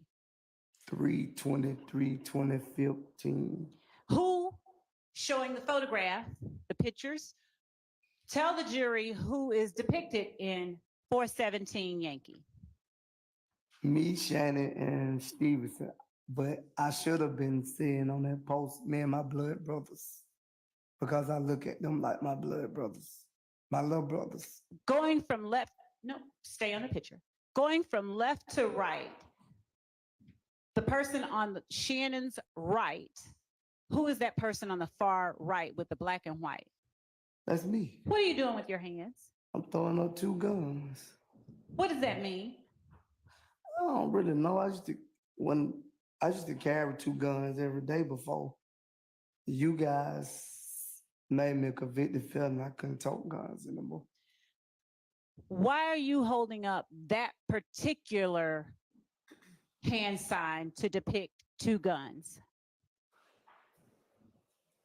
Then I just said in the last thing that I was probably affiliated with the Bloods. And so what does the 2 guns have to do with the Bloods? I don't know. I seen a couple of Bloods just throw it up. I don't know. Sometimes they say Pistol Pete or something like that. And who is Pistol Pete? I don't know. I don't know who Pistol Pete is. I never met him. Well, why'd you bring his name up? I'm saying because that's what the 2 guns sometimes mean. I'm saying I don't know who he is, though. I don't know him personally. I don't know him. I never met him. Have you heard of him? I said I heard of him, but I don't know him. What have you heard that he represents since you're throwing up the sign? I heard he represents the blood gang. Which blood gang? I'm not. I think SMM is say. What does SMM stand for? I think Set Money Murder. Okay. And Sex, money, murder. And the person to your immediate left with the red or dark red hood hat, He throwing up the 3. who is that? Is that Shannon? Yes. The same Shannon in the courtroom today? Yes. And the person to Shannon's left with the red sweatshirt on, who is That's that? Steve's is shooting 2 birds. Okay. Now let's get to what you made a post about. What do you say in your post? We are. I already said that. Would you read it out loud? I'm sorry. Me and my brothers don't play. Nah, Wait. for real. I'm sorry. Do you Me see? and my bloods don't play. Nah, for real. 100 with the 2 green snakes. And do you have an emoji or I just said for the word with the word that starts the word bloods? a B. Okay. And is it a red square with the white B in the middle? For the Right. record. Right, a B. A red square B. Right. What do you mean you and your bloods don't play? No, for real, for real. 100 green snakes. It was just a post to make. Why did you make that particular post? No reason at all. Who in this photograph were you talking about or referring to as your bloods who don't play? Me and my blood brothers don't play. Are you related to Shannon or to No, Mr. Stevens? no, I'm not related to them. I just look at them like they is my little blood brothers. And when you say blood brothers, what is it that you mean today? My blood brothers, not no gang blood brothers, my blood brothers. And the two snakes? Is that meant to represent we YSL? street talk like that, Ms. Laura. You street talk like what? Like just call each other our blood brothers. We don't have to, you don't have to be from the same mother. That's just the way we, as street language, like slang talk. Now, all of the people that you previously told the jury that you know of who are members of YSL, did you meet all of them in the Cleveland Avenue area? In this picture, are you saying all the ones that I identified that I know? Yes, all of the ones that you've identified as YSL today that you know. Did you meet all of them in the Cleveland Avenue area? No. Where else did you meet some I of the don't people? recall, but I didn't meet all of them in the Cleveland Avenue area. Did you meet Shannon in the Cleveland Avenue area? No. Okay. Did you meet Yak in the Cleveland Avenue area? No. What about Jeffrey Williams? Yes, I met Jeffrey Williams in the Cleveland Avenue area. And did you meet Quindarius Zachary in the Cleveland Avenue area? No, I met Quindarius Zachary in Captain Home when he was a child. Okay. Demekion Garlington. Captain Home. How often did you hang out in the Cleveland Avenue area between 2009 and 2022? I can't basically say. Because I used to be a little everywhere, so I can't say that I'll be here, I'll be there. I done been a lot of places in Atlanta hanging. Are you the only member of YSL that you have seen replace a letter C with an X? I don't know, Ms. I'm not sure that it has. Yes. I don't think so. Okay. Mr. Sledge is saying it is. And so was the answer, yes, you're the only one? Yes, I say I haven't seen anyone else use that emoji. Going to State's Exhibit 415, and we're talking specifically replacing C's with X. Is this picture depicted in 415 Yankee one that you posted on your Instagram account? Now I see it, but I never paid attention to it, Ms. Laura. Okay, so that I And that don't, it say 30 deep. I'm talking about replacing C's with X's. Do you, Yeah. when you said now I see it, what were you referring to? I see that he got, I don't know the word, but he got the, Can you zoom in, please? you can't see around, I just see the ITXH. Is there a BI in front of that? Is there a B in front of that? Yeah, that look like a B, yes. That look like a B. And you've never seen, you didn't notice that before? No. Okay. Moving on to State's Exhibit 418 Yankee. Let's blow up the time and date first. Can you read into the record the time and date that you posted, that picture depicted in 418 Yankee? You said the date first, time and date? Time and date, yes, sir. 9:43 p.m. What date? 3/22/2015. And what is the posting? In Houston with my slime. Okay. Now, With my snakes, I meant, I'm sorry. just to be accurate, would you say exactly what you wrote in the posting? Snakes. I said, One reason to try Zaxby's new chicken finger tacos? We'll give you two, Chipotle Ranch and Avocado BLT.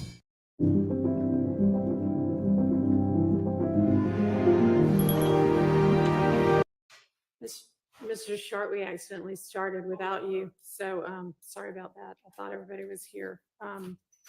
Here's what you've missed.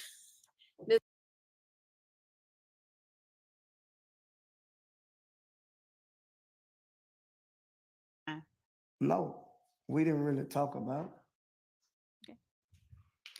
When I asked you whether you threatened to harm Kelvin Watts because he was affiliated with a rival gang, you said, did you say rather, at the time you made the threat, you did not know he was If gang. Did you?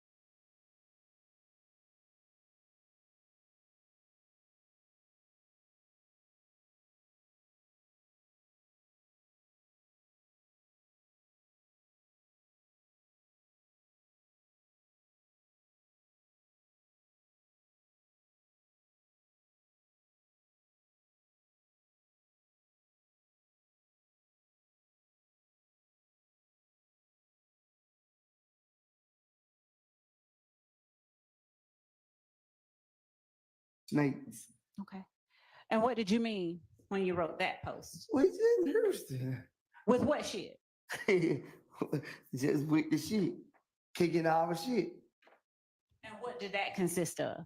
We chilling. Okay. Who all is in that picture? I can't see. Can you blow it up? No, she had to go down. Okay. Well, I can't tell. Do you remember when that picture was taken? No, I don't really actually know. Do you remember being in Houston on that date? I don't remember exact what day we was in Houston, so. Do you recognize anybody in that picture? Yeah. I see me. I see Jeffrey, Shannon, Stevenson. Is that OG Bentley and Gunnington? And I think that's Dora. Is OG Bentley also named Kelvin Treadwell? I don't know his real name.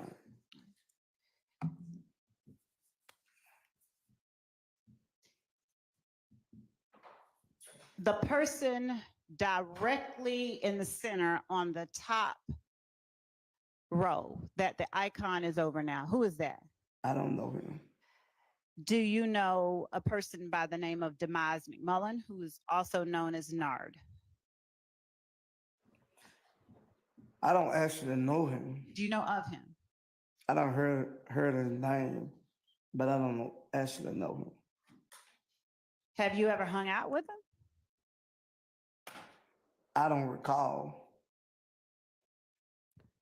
Do you recognize that person as the person you know of as Nard or Demise McMullen?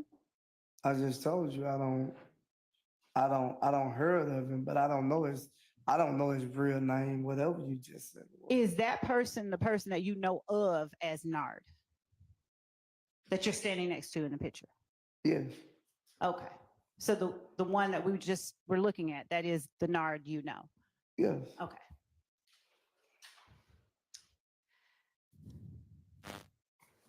I am going to show you 420 Yankee, starting with the date, and ask you to read first the time and date of the posting depicted in 420 Yankee. We still screaming, fuck the Crime Stoppers. I'm sorry, could you say that again? We still screaming, fuck the Crime Stopper. See, as I use the C right now, then it's the C out. What do you have next to that caption? What is that, a cat there with the police with two guns? Where are the two guns pointed? It's gonna be pointed towards the police head anyway, because that's just how the emoji gonna come Why didn't out. you put the police emoji on the other side of the two guns? So I it ain't don't- pointed at the I police don't, head. I don't know, Ms. Love, just posting. Okay. It's no specific reason for that. That green cactus, is that a cactus? What is that? Yeah, I don't even know what it means. That's what I'm telling you. Oh, It's a cactus. It's a tree. Okay. And what date and time was that posted? I can't see. Oh, 9:53 p.m., 2/28, 2/2015. And who is in that posting? And Show the Zachary. pictures. Me and Zachary. And he's shooting a bird, I'm shooting a bird.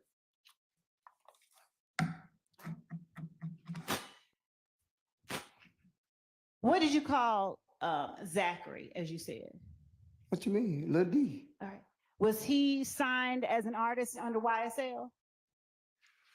Not from my understanding.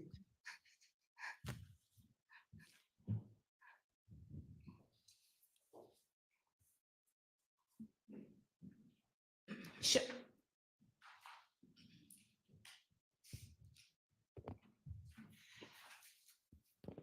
Why did you tag somebody in that picture? I tagged D. That was his name. YSL D. YSL Lil D. It didn't say, yeah, YSL Lil D. And do you know why his tag is YSL Lil D when he wasn't under the label? I don't know. I went back to this. Anybody in the world could say they was YSL. I've been answered that question. Anybody in the world. You can come out tomorrow and say, oh, I'm YSL. You YSL. Why did you say we still screaming F the Crime Stoppers? Hey. Why you want to F the Crime Stoppers? That's me. That's what I say. Why do and you I want to still have said today. I don't, it's a post. What do you have against Crime Stoppers? I think I don't have nothing against Crime Stoppers. Then why? I think they full of BS. How so? Because they just is. The police BS to me.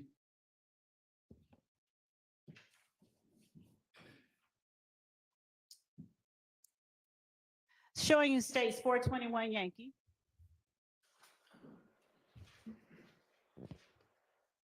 Blowing up the date and time. Let's start at the very bottom.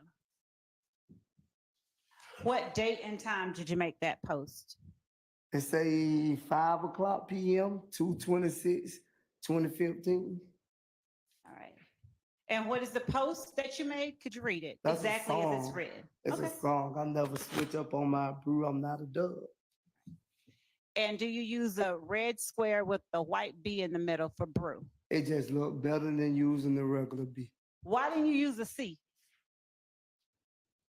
I don't know. I initiated it.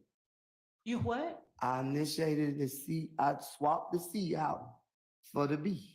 The B looked better. Is there an emoji with the C in it? Do they have an emoji with a C? I don't know. What is a dub? D-U-B-B. I don't know. That's just, I don't know. I don't actually know. I have no knowledge what a dog really are. What did you mean when you posted it? I just posted it. It was for a social media post. That's all. Whose song is it? I think Jeffrey have a song like that, if I'm not mistaken. Who did you tag in this post? I tagged Little D and Thugger Thugger, who was in the picture with me. And is Thugger Thugger defendant Jeffrey Williams? Yes, ma'am. Okay. Could you scroll down? Yeah. All right. And are those people the ones that you say are your brew?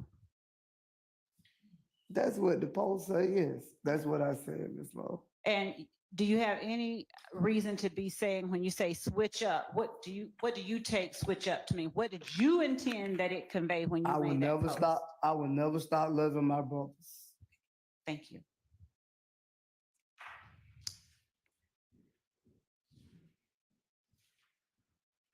Showing you states 422 Yankee. Starting with the time and date at the very bottom, if you could scroll it up and blow up the time and date. Mr. Sledge, would you please read the time and date at the very bottom first? The time and the date, 1:46 PM, 3/20/2015. And what is the posting that you made underneath the I photograph? said, this my family. I love them to death. Real YSL shit. At Dolly Yak. 30 DSB with the shit and at Thugger Thugger. Now, who is at 30 D? That's the Mickey and Gunnison. And who is SB with the shit? Shannon Stillwell. And when you said real YSL, do you place any emojis to the right of the word YSL? 3 green snakes. Is Demikion Garlington signed as an artist under YSL? No, Is Dolly White signed as an artist under YSL? I'm not for sure. Okay. But I'm for sure she'll rep her brother label. So To be clear, at Dolly White, is that Defendant Williams' sister? yes. Showing you states 423 Yankee. Objection, Your Honor. Wait a minute, don't show it. Under 403, waste of time, cumulative. Are we gonna do anything else with the rest of these photos? These are the ones that we went over previously that we I said. know, but is this essentially the same type posts? Do we have any new people in them? Any new? Each one of them, Your Honor, is on a different day and they have different captions, and the captions we believe are important. All right, yeah, go ahead. And I know you hadn't been having everybody identify all the people, so as long as you just keep moving through, go ahead. Okay. Overruled. 423 Yankee, starting with the date and time at the very bottom. Would you please read the date and time you made that post? Blow up the date and time. We told you YSL. No, the date and The time. date and time is 3:28 PM, 1/5/2015. And what is the post that you made? We told you YSL would never fall. And what do you have to the right of those words? 2 green snakes. And two, what are those exclamation points on the? either Yeah, side? on each side. Okay. Would you please explain to the jury what you meant when you said YSL will never fold? Because we knew Jeffrey Williams was gonna make it as a great artist. Okay. And when you said, we told you YSL will never fold, who is the we that you're talking about? Shit, excuse me, y'all. Us as a family. And who all is depicted in I can't. the 423 face- after we bring it down? Who all is it that you're referring to as YSL who will never fold? That's Zachary, me, Kendrick, and Anna. I don't refer to say the deceased. You what? I refer not to say the deceased, the other person he deceased in this picture. Was he an artist that was signed under YSL? I'm not for sure. Okay.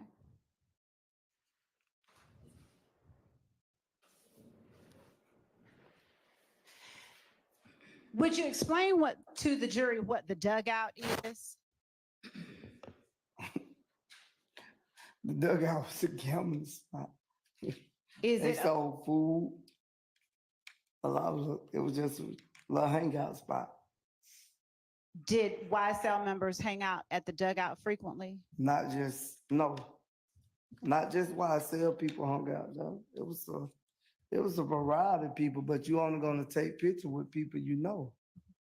It was So old men, everything hung out there. They probably old enough to be my daddy. where is the dugout located?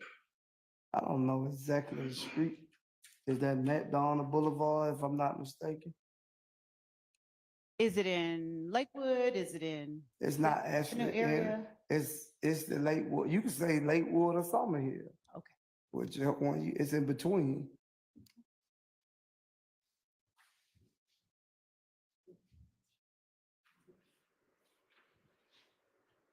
And showing you State's Exhibit 426 Yankee. Would you tell the jury who is depicted in State's 426 Yankee? My deceased brother. Okay. Skip past 426 because that wasn't admitted. And Your Honor, my apologies. I believe that was one that we didn't tender. Which one? We did? Which one? 426 Yankee? Yeah, you did. Okay. And when you said your deceased brother, who is it that is depicted in 426 I Yankee? just told you I don't even like to say the deceased name in the courtroom. Okay, I understand. I need you just for the record to say it one time and Matt move on. Miller. Who? And that's his last name, Matt Miller. Is the first name Christian? Christian Matt Miller. Was he YSL? I guess, yes. Was he signed as an artist to the label? No. Was he murdered? Why you had to go there, Miss Lowe? We just said, yes, he was murdered. How long ago? I don't forget actually the time that he was murdered. Y'all, I could take a break. We're almost finished. We got, Okay. what, 3 more photos or so, and then we'll be done for the day. Yes. Okay. Showing you State's Exhibit 428 Yankee.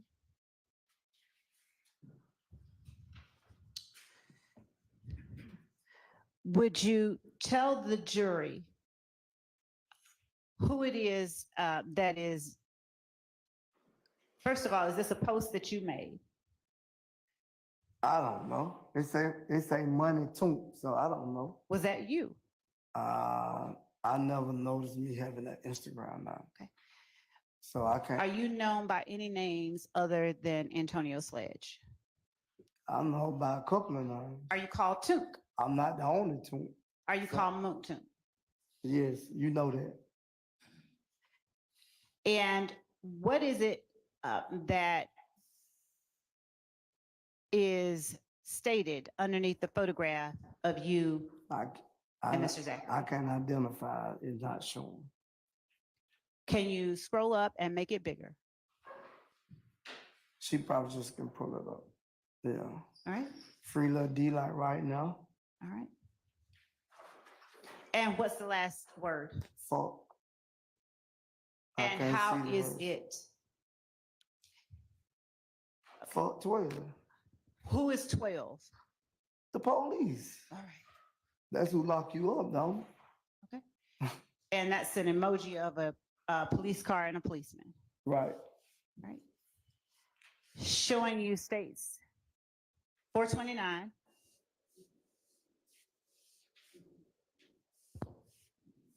Showing you States 429. What are you doing with your left hand? I'm wiping my nose. What do you mean for that to convey? What do I mean for that? Yes, what do you mean for that to convey? I just wipe my nose on certain pictures.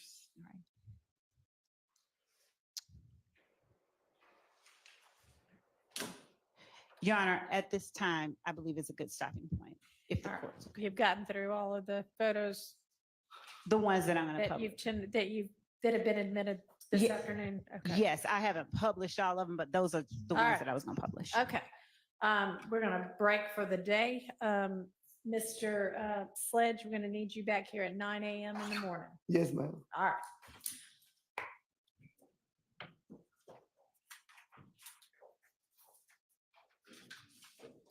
And we'll see all of y'all back at 9 a.m. as well.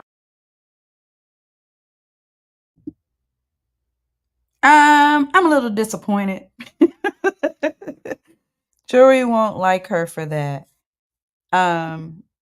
You mean oh, yes. Yes, yes, yes, yes. And that was that child's brother. I mean, I know he's a grown man, but that was so insensitive. Um, yeah, Love is not doing much to help her case. And I mean, if I was on a jury, I would almost want to, you know, find any kind of reason to not give her what she wants because she's playing so dirty. Yeah, yeah, that was,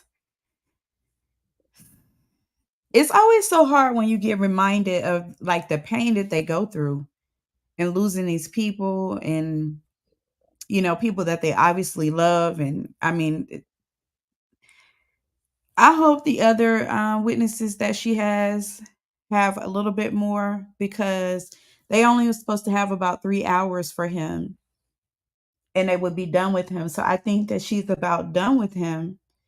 And it didn't really give us much, not going towards the RICO or even the whole gang of it all. So it looks like I don't know. I don't want to be premature, but I just don't see how 12 people are going to come back with a guilty verdict so far, especially how Woody's ended. You know, Woody almost had them naked and exposed up there, the whole team, the way his testimony and everything closed out. So I don't think she has much more with him. I would be interested to see what goes down tomorrow, but I think I expected more, I guess, because Woody's parts were so exciting. And the only thing that was exciting was her mishap.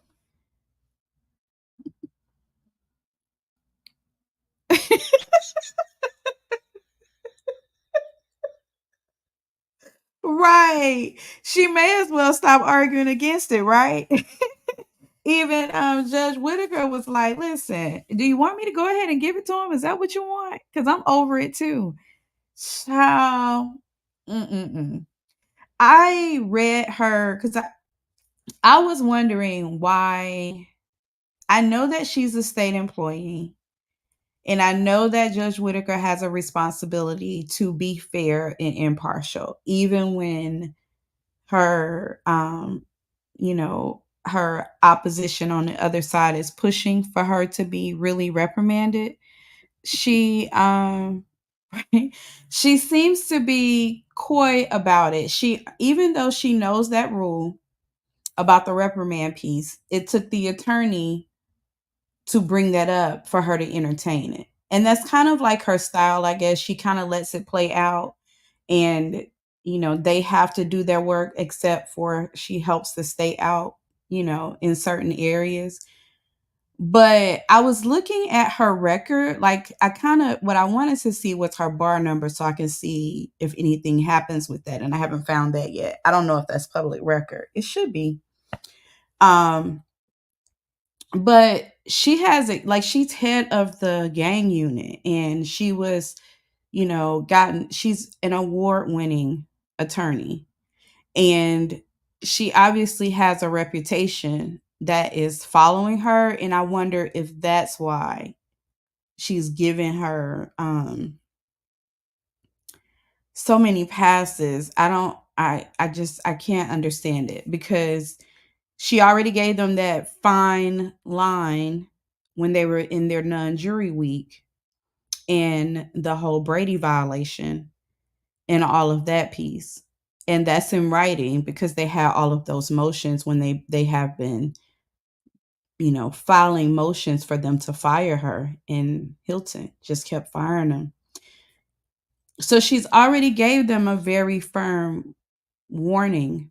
So I thought, which I read it like a write-up, like a performance write-up almost. And I understood that because she was just getting onto the case and they are employees of the state. And you get into all the labor laws, which Georgia's labor laws are a work at will state, but you still can get sued for unfair whatever. So I kind of got that, but this thing that happened today, I was surprised. I was surprised that they had to ask that of her. Like I can tell that she was annoyed. I can tell that I mean, you know when her snippy tone comes in. And I was glad that she told Miss Love to basically quit arguing, like you know, just let it go kind of thing. But I know that they don't want a mistrial, but at the same time, I'm low key hoping that someone else files a motion and draws in on that ruling that she gave when they initially filed it, especially since all of these things that have come out in the ex parte and Woody has testified to it. And there's been so many different little, not so little infractions, for lack of a better term. Um, I'm interested to see if any more motions will be filed to have her. And I don't know what the rules of engagement are when the case is ongoing and contacting the bar. I think they have enough to contact the bar on her. She does have an impressive resume though. And she's done a lot of work in the juvenile system, the crime gang unit, all of those things that make me wonder how many people has she railroaded, because it's in those problem areas that look like she's done great work to clean it up. But how many people did you railroad? How many people did you trick? How many people did you give them one thing to see and changed it to another thing? She even did it to the judge. It's like she doesn't have a boundary. She doesn't, it's almost as though she operates as if the law doesn't apply to her or the rules don't apply to her. And that is so concerning to me. But I know that Steele and Sharp is not gonna let anything get by them. And I love the way that they play off of each other. And I love the camaraderie on that side. But I will be watching to see what happens with Miss Love. I'm gonna see if I can find her bar number because I want to see. I just can't see all of these things just kind of after this trial, even if they even make it through this trial, if she survives in her job. But I mean, I'm a lay person. I'm definitely not a judge or in that system. Um, yes, the ego. It's awful and it's apparent and blatant. And I just like, wow. So, and this case is weak as it can get. Like, we just listened to almost 2 hours of photos of all different types of emojis, all different types of, slang word. He even put in his testimony that that's just kind of, quote unquote hood talk. And as I'm listening to it, I've heard it, I've seen it in movies and different other forms of media. And it's just, as thinking as a juror who, is like their peers, that is everyday people. I just don't, it's embarrassing. I don't know. I thought we would get more that would help prove their case. To me, I mean, these photos were weaker than the photos she put up with Woody and them. At least Woody and them had some guns and some money and stuff. And then they are saying that Woody was so close to Thug, like a best friend of his and all of this stuff. And I don't think we may have seen one photo with him and Thug, if it was that. And all of these photos didn't have Kenneth Copeland in there at all. And they're supposed to be a gang. They're supposed to be together. They're supposed to be one band, one sound. So, yeah. Anyway, I'll be back tomorrow to see what happens. And I'll be looking out to see if any motions get filed tonight. We'll see.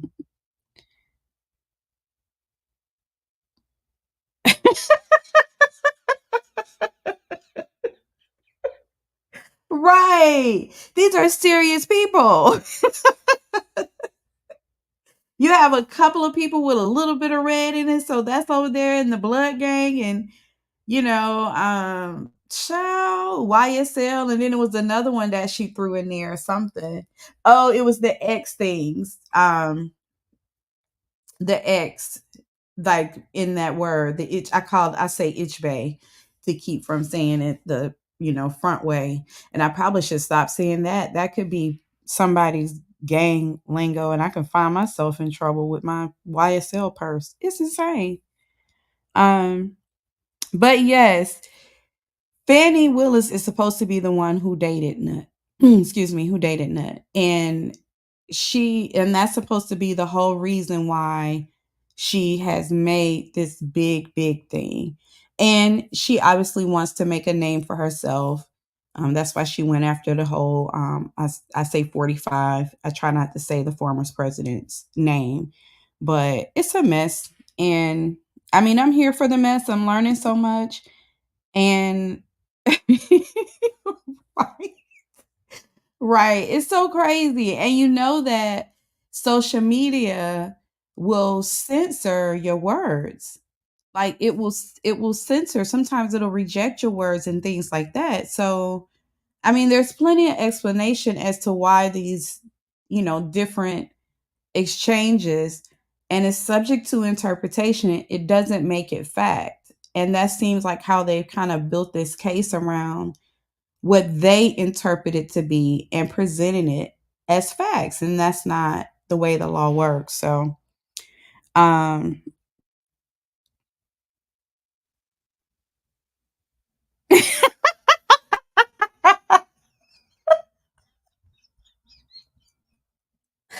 girl, let's hope. Let us hope that he will not be. Don't get me started on that orange man. Ooh, mm-mm-mm. Let's hope it. Let's hope we get what we want. Child, that's a whole nother beast. I'd be here all night talking about that nut. But I think it's hard to say honestly, because the last time he got in office, I really did not expect that. I didn't even take it seriously because I was like, who would go there? And I feel like his reputation is much worse this time around. And there are still some supporters out there. So I just encourage people not to pay attention to the polls. Um,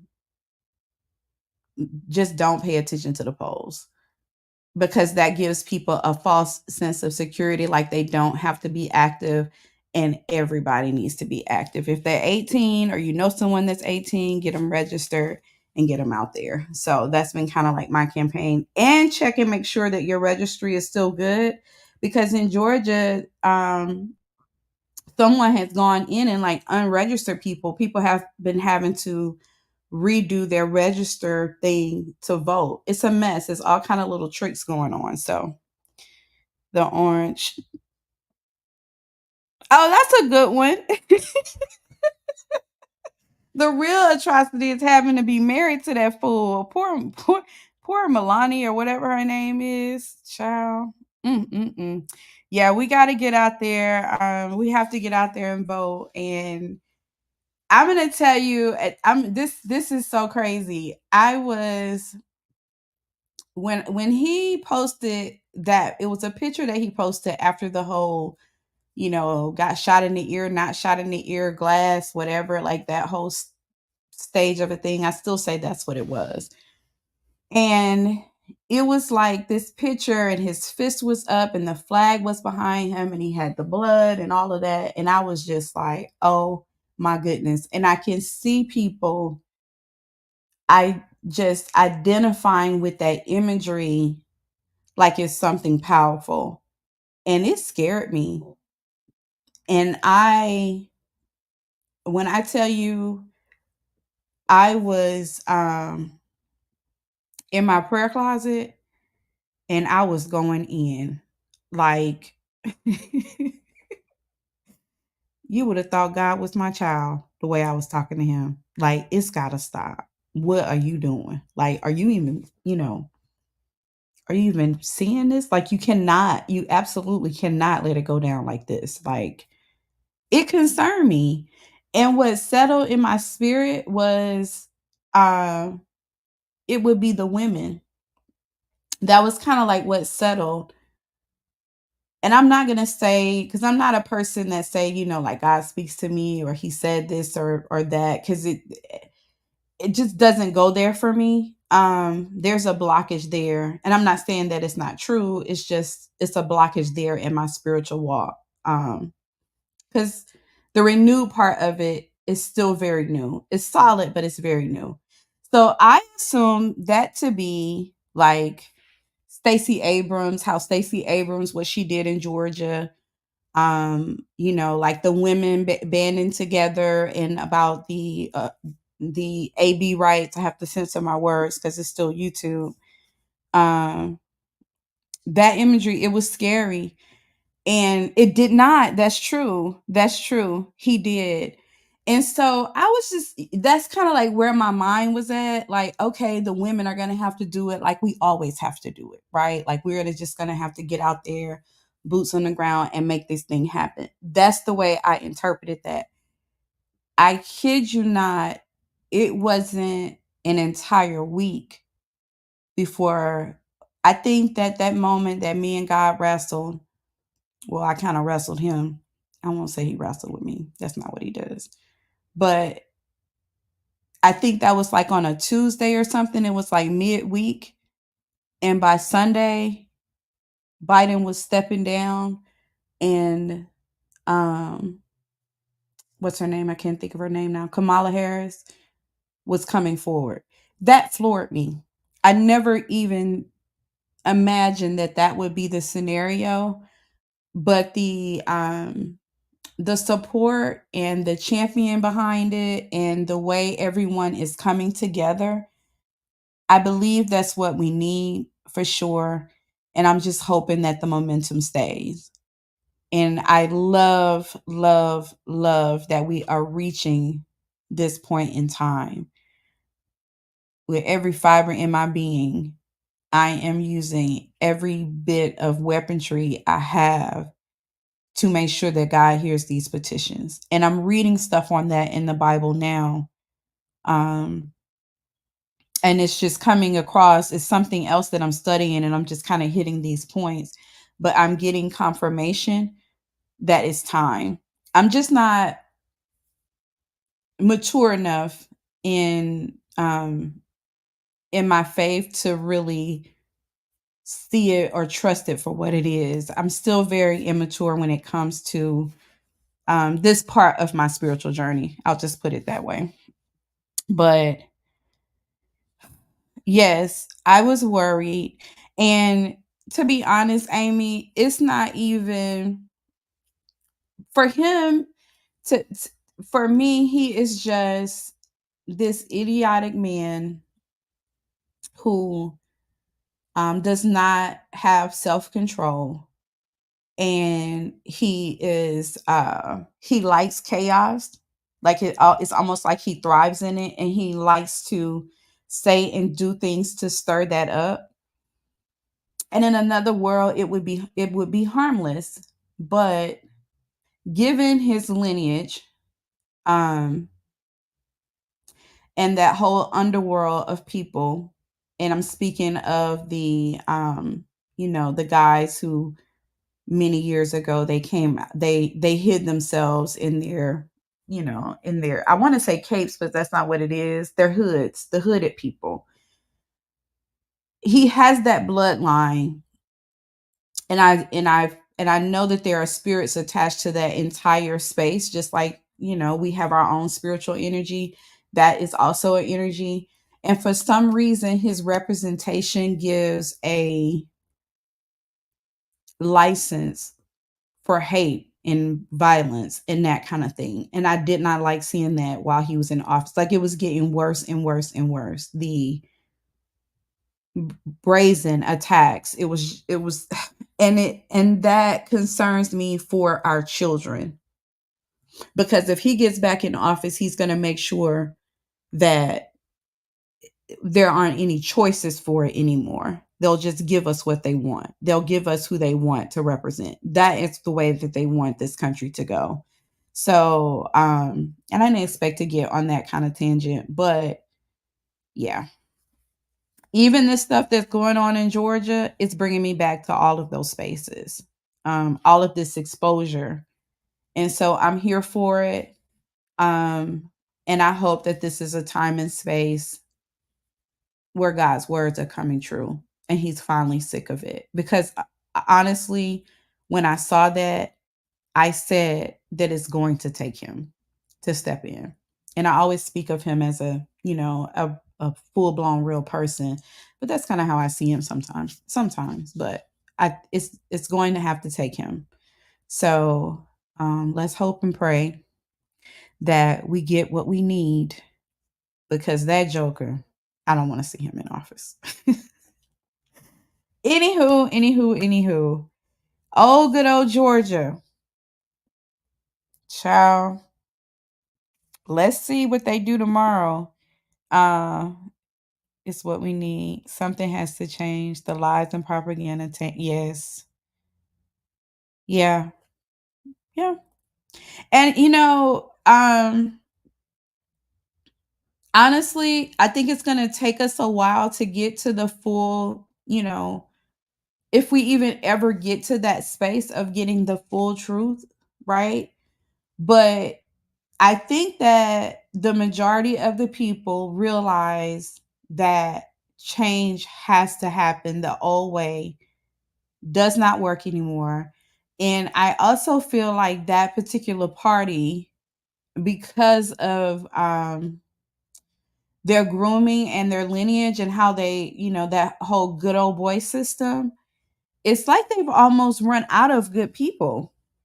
Like they've run out of good candidates. Like, I'm shocked with his last presidency that this is who you guys would want to put forward. But the governor in Florida shot himself in the foot. I mean, he's just as sickening. He just doesn't have the national platform, of course.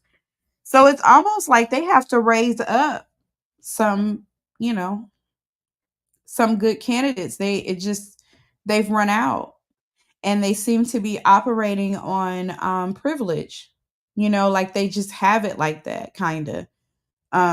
So I don't think it'll happen in this term, in terms of us, it's going to take a few cycles, but it's definitely time to stand up against it. It's just too costly, and our education system is so fragile, and our children across, I mean, multiple cultures. I don't just speak from my culture, and I don't, we're all one, honestly, but it's just time. So I'm hoping that it works this time. I'm going to do my part for sure. I'm going to do my part. And, I know that we're not supposed to talk about politics and religion and all those spaces, but I think it's time that we start having open conversations about it, because I mean, we just cannot go back. And I'm going to tell you, I'm not made for the plantation life, child.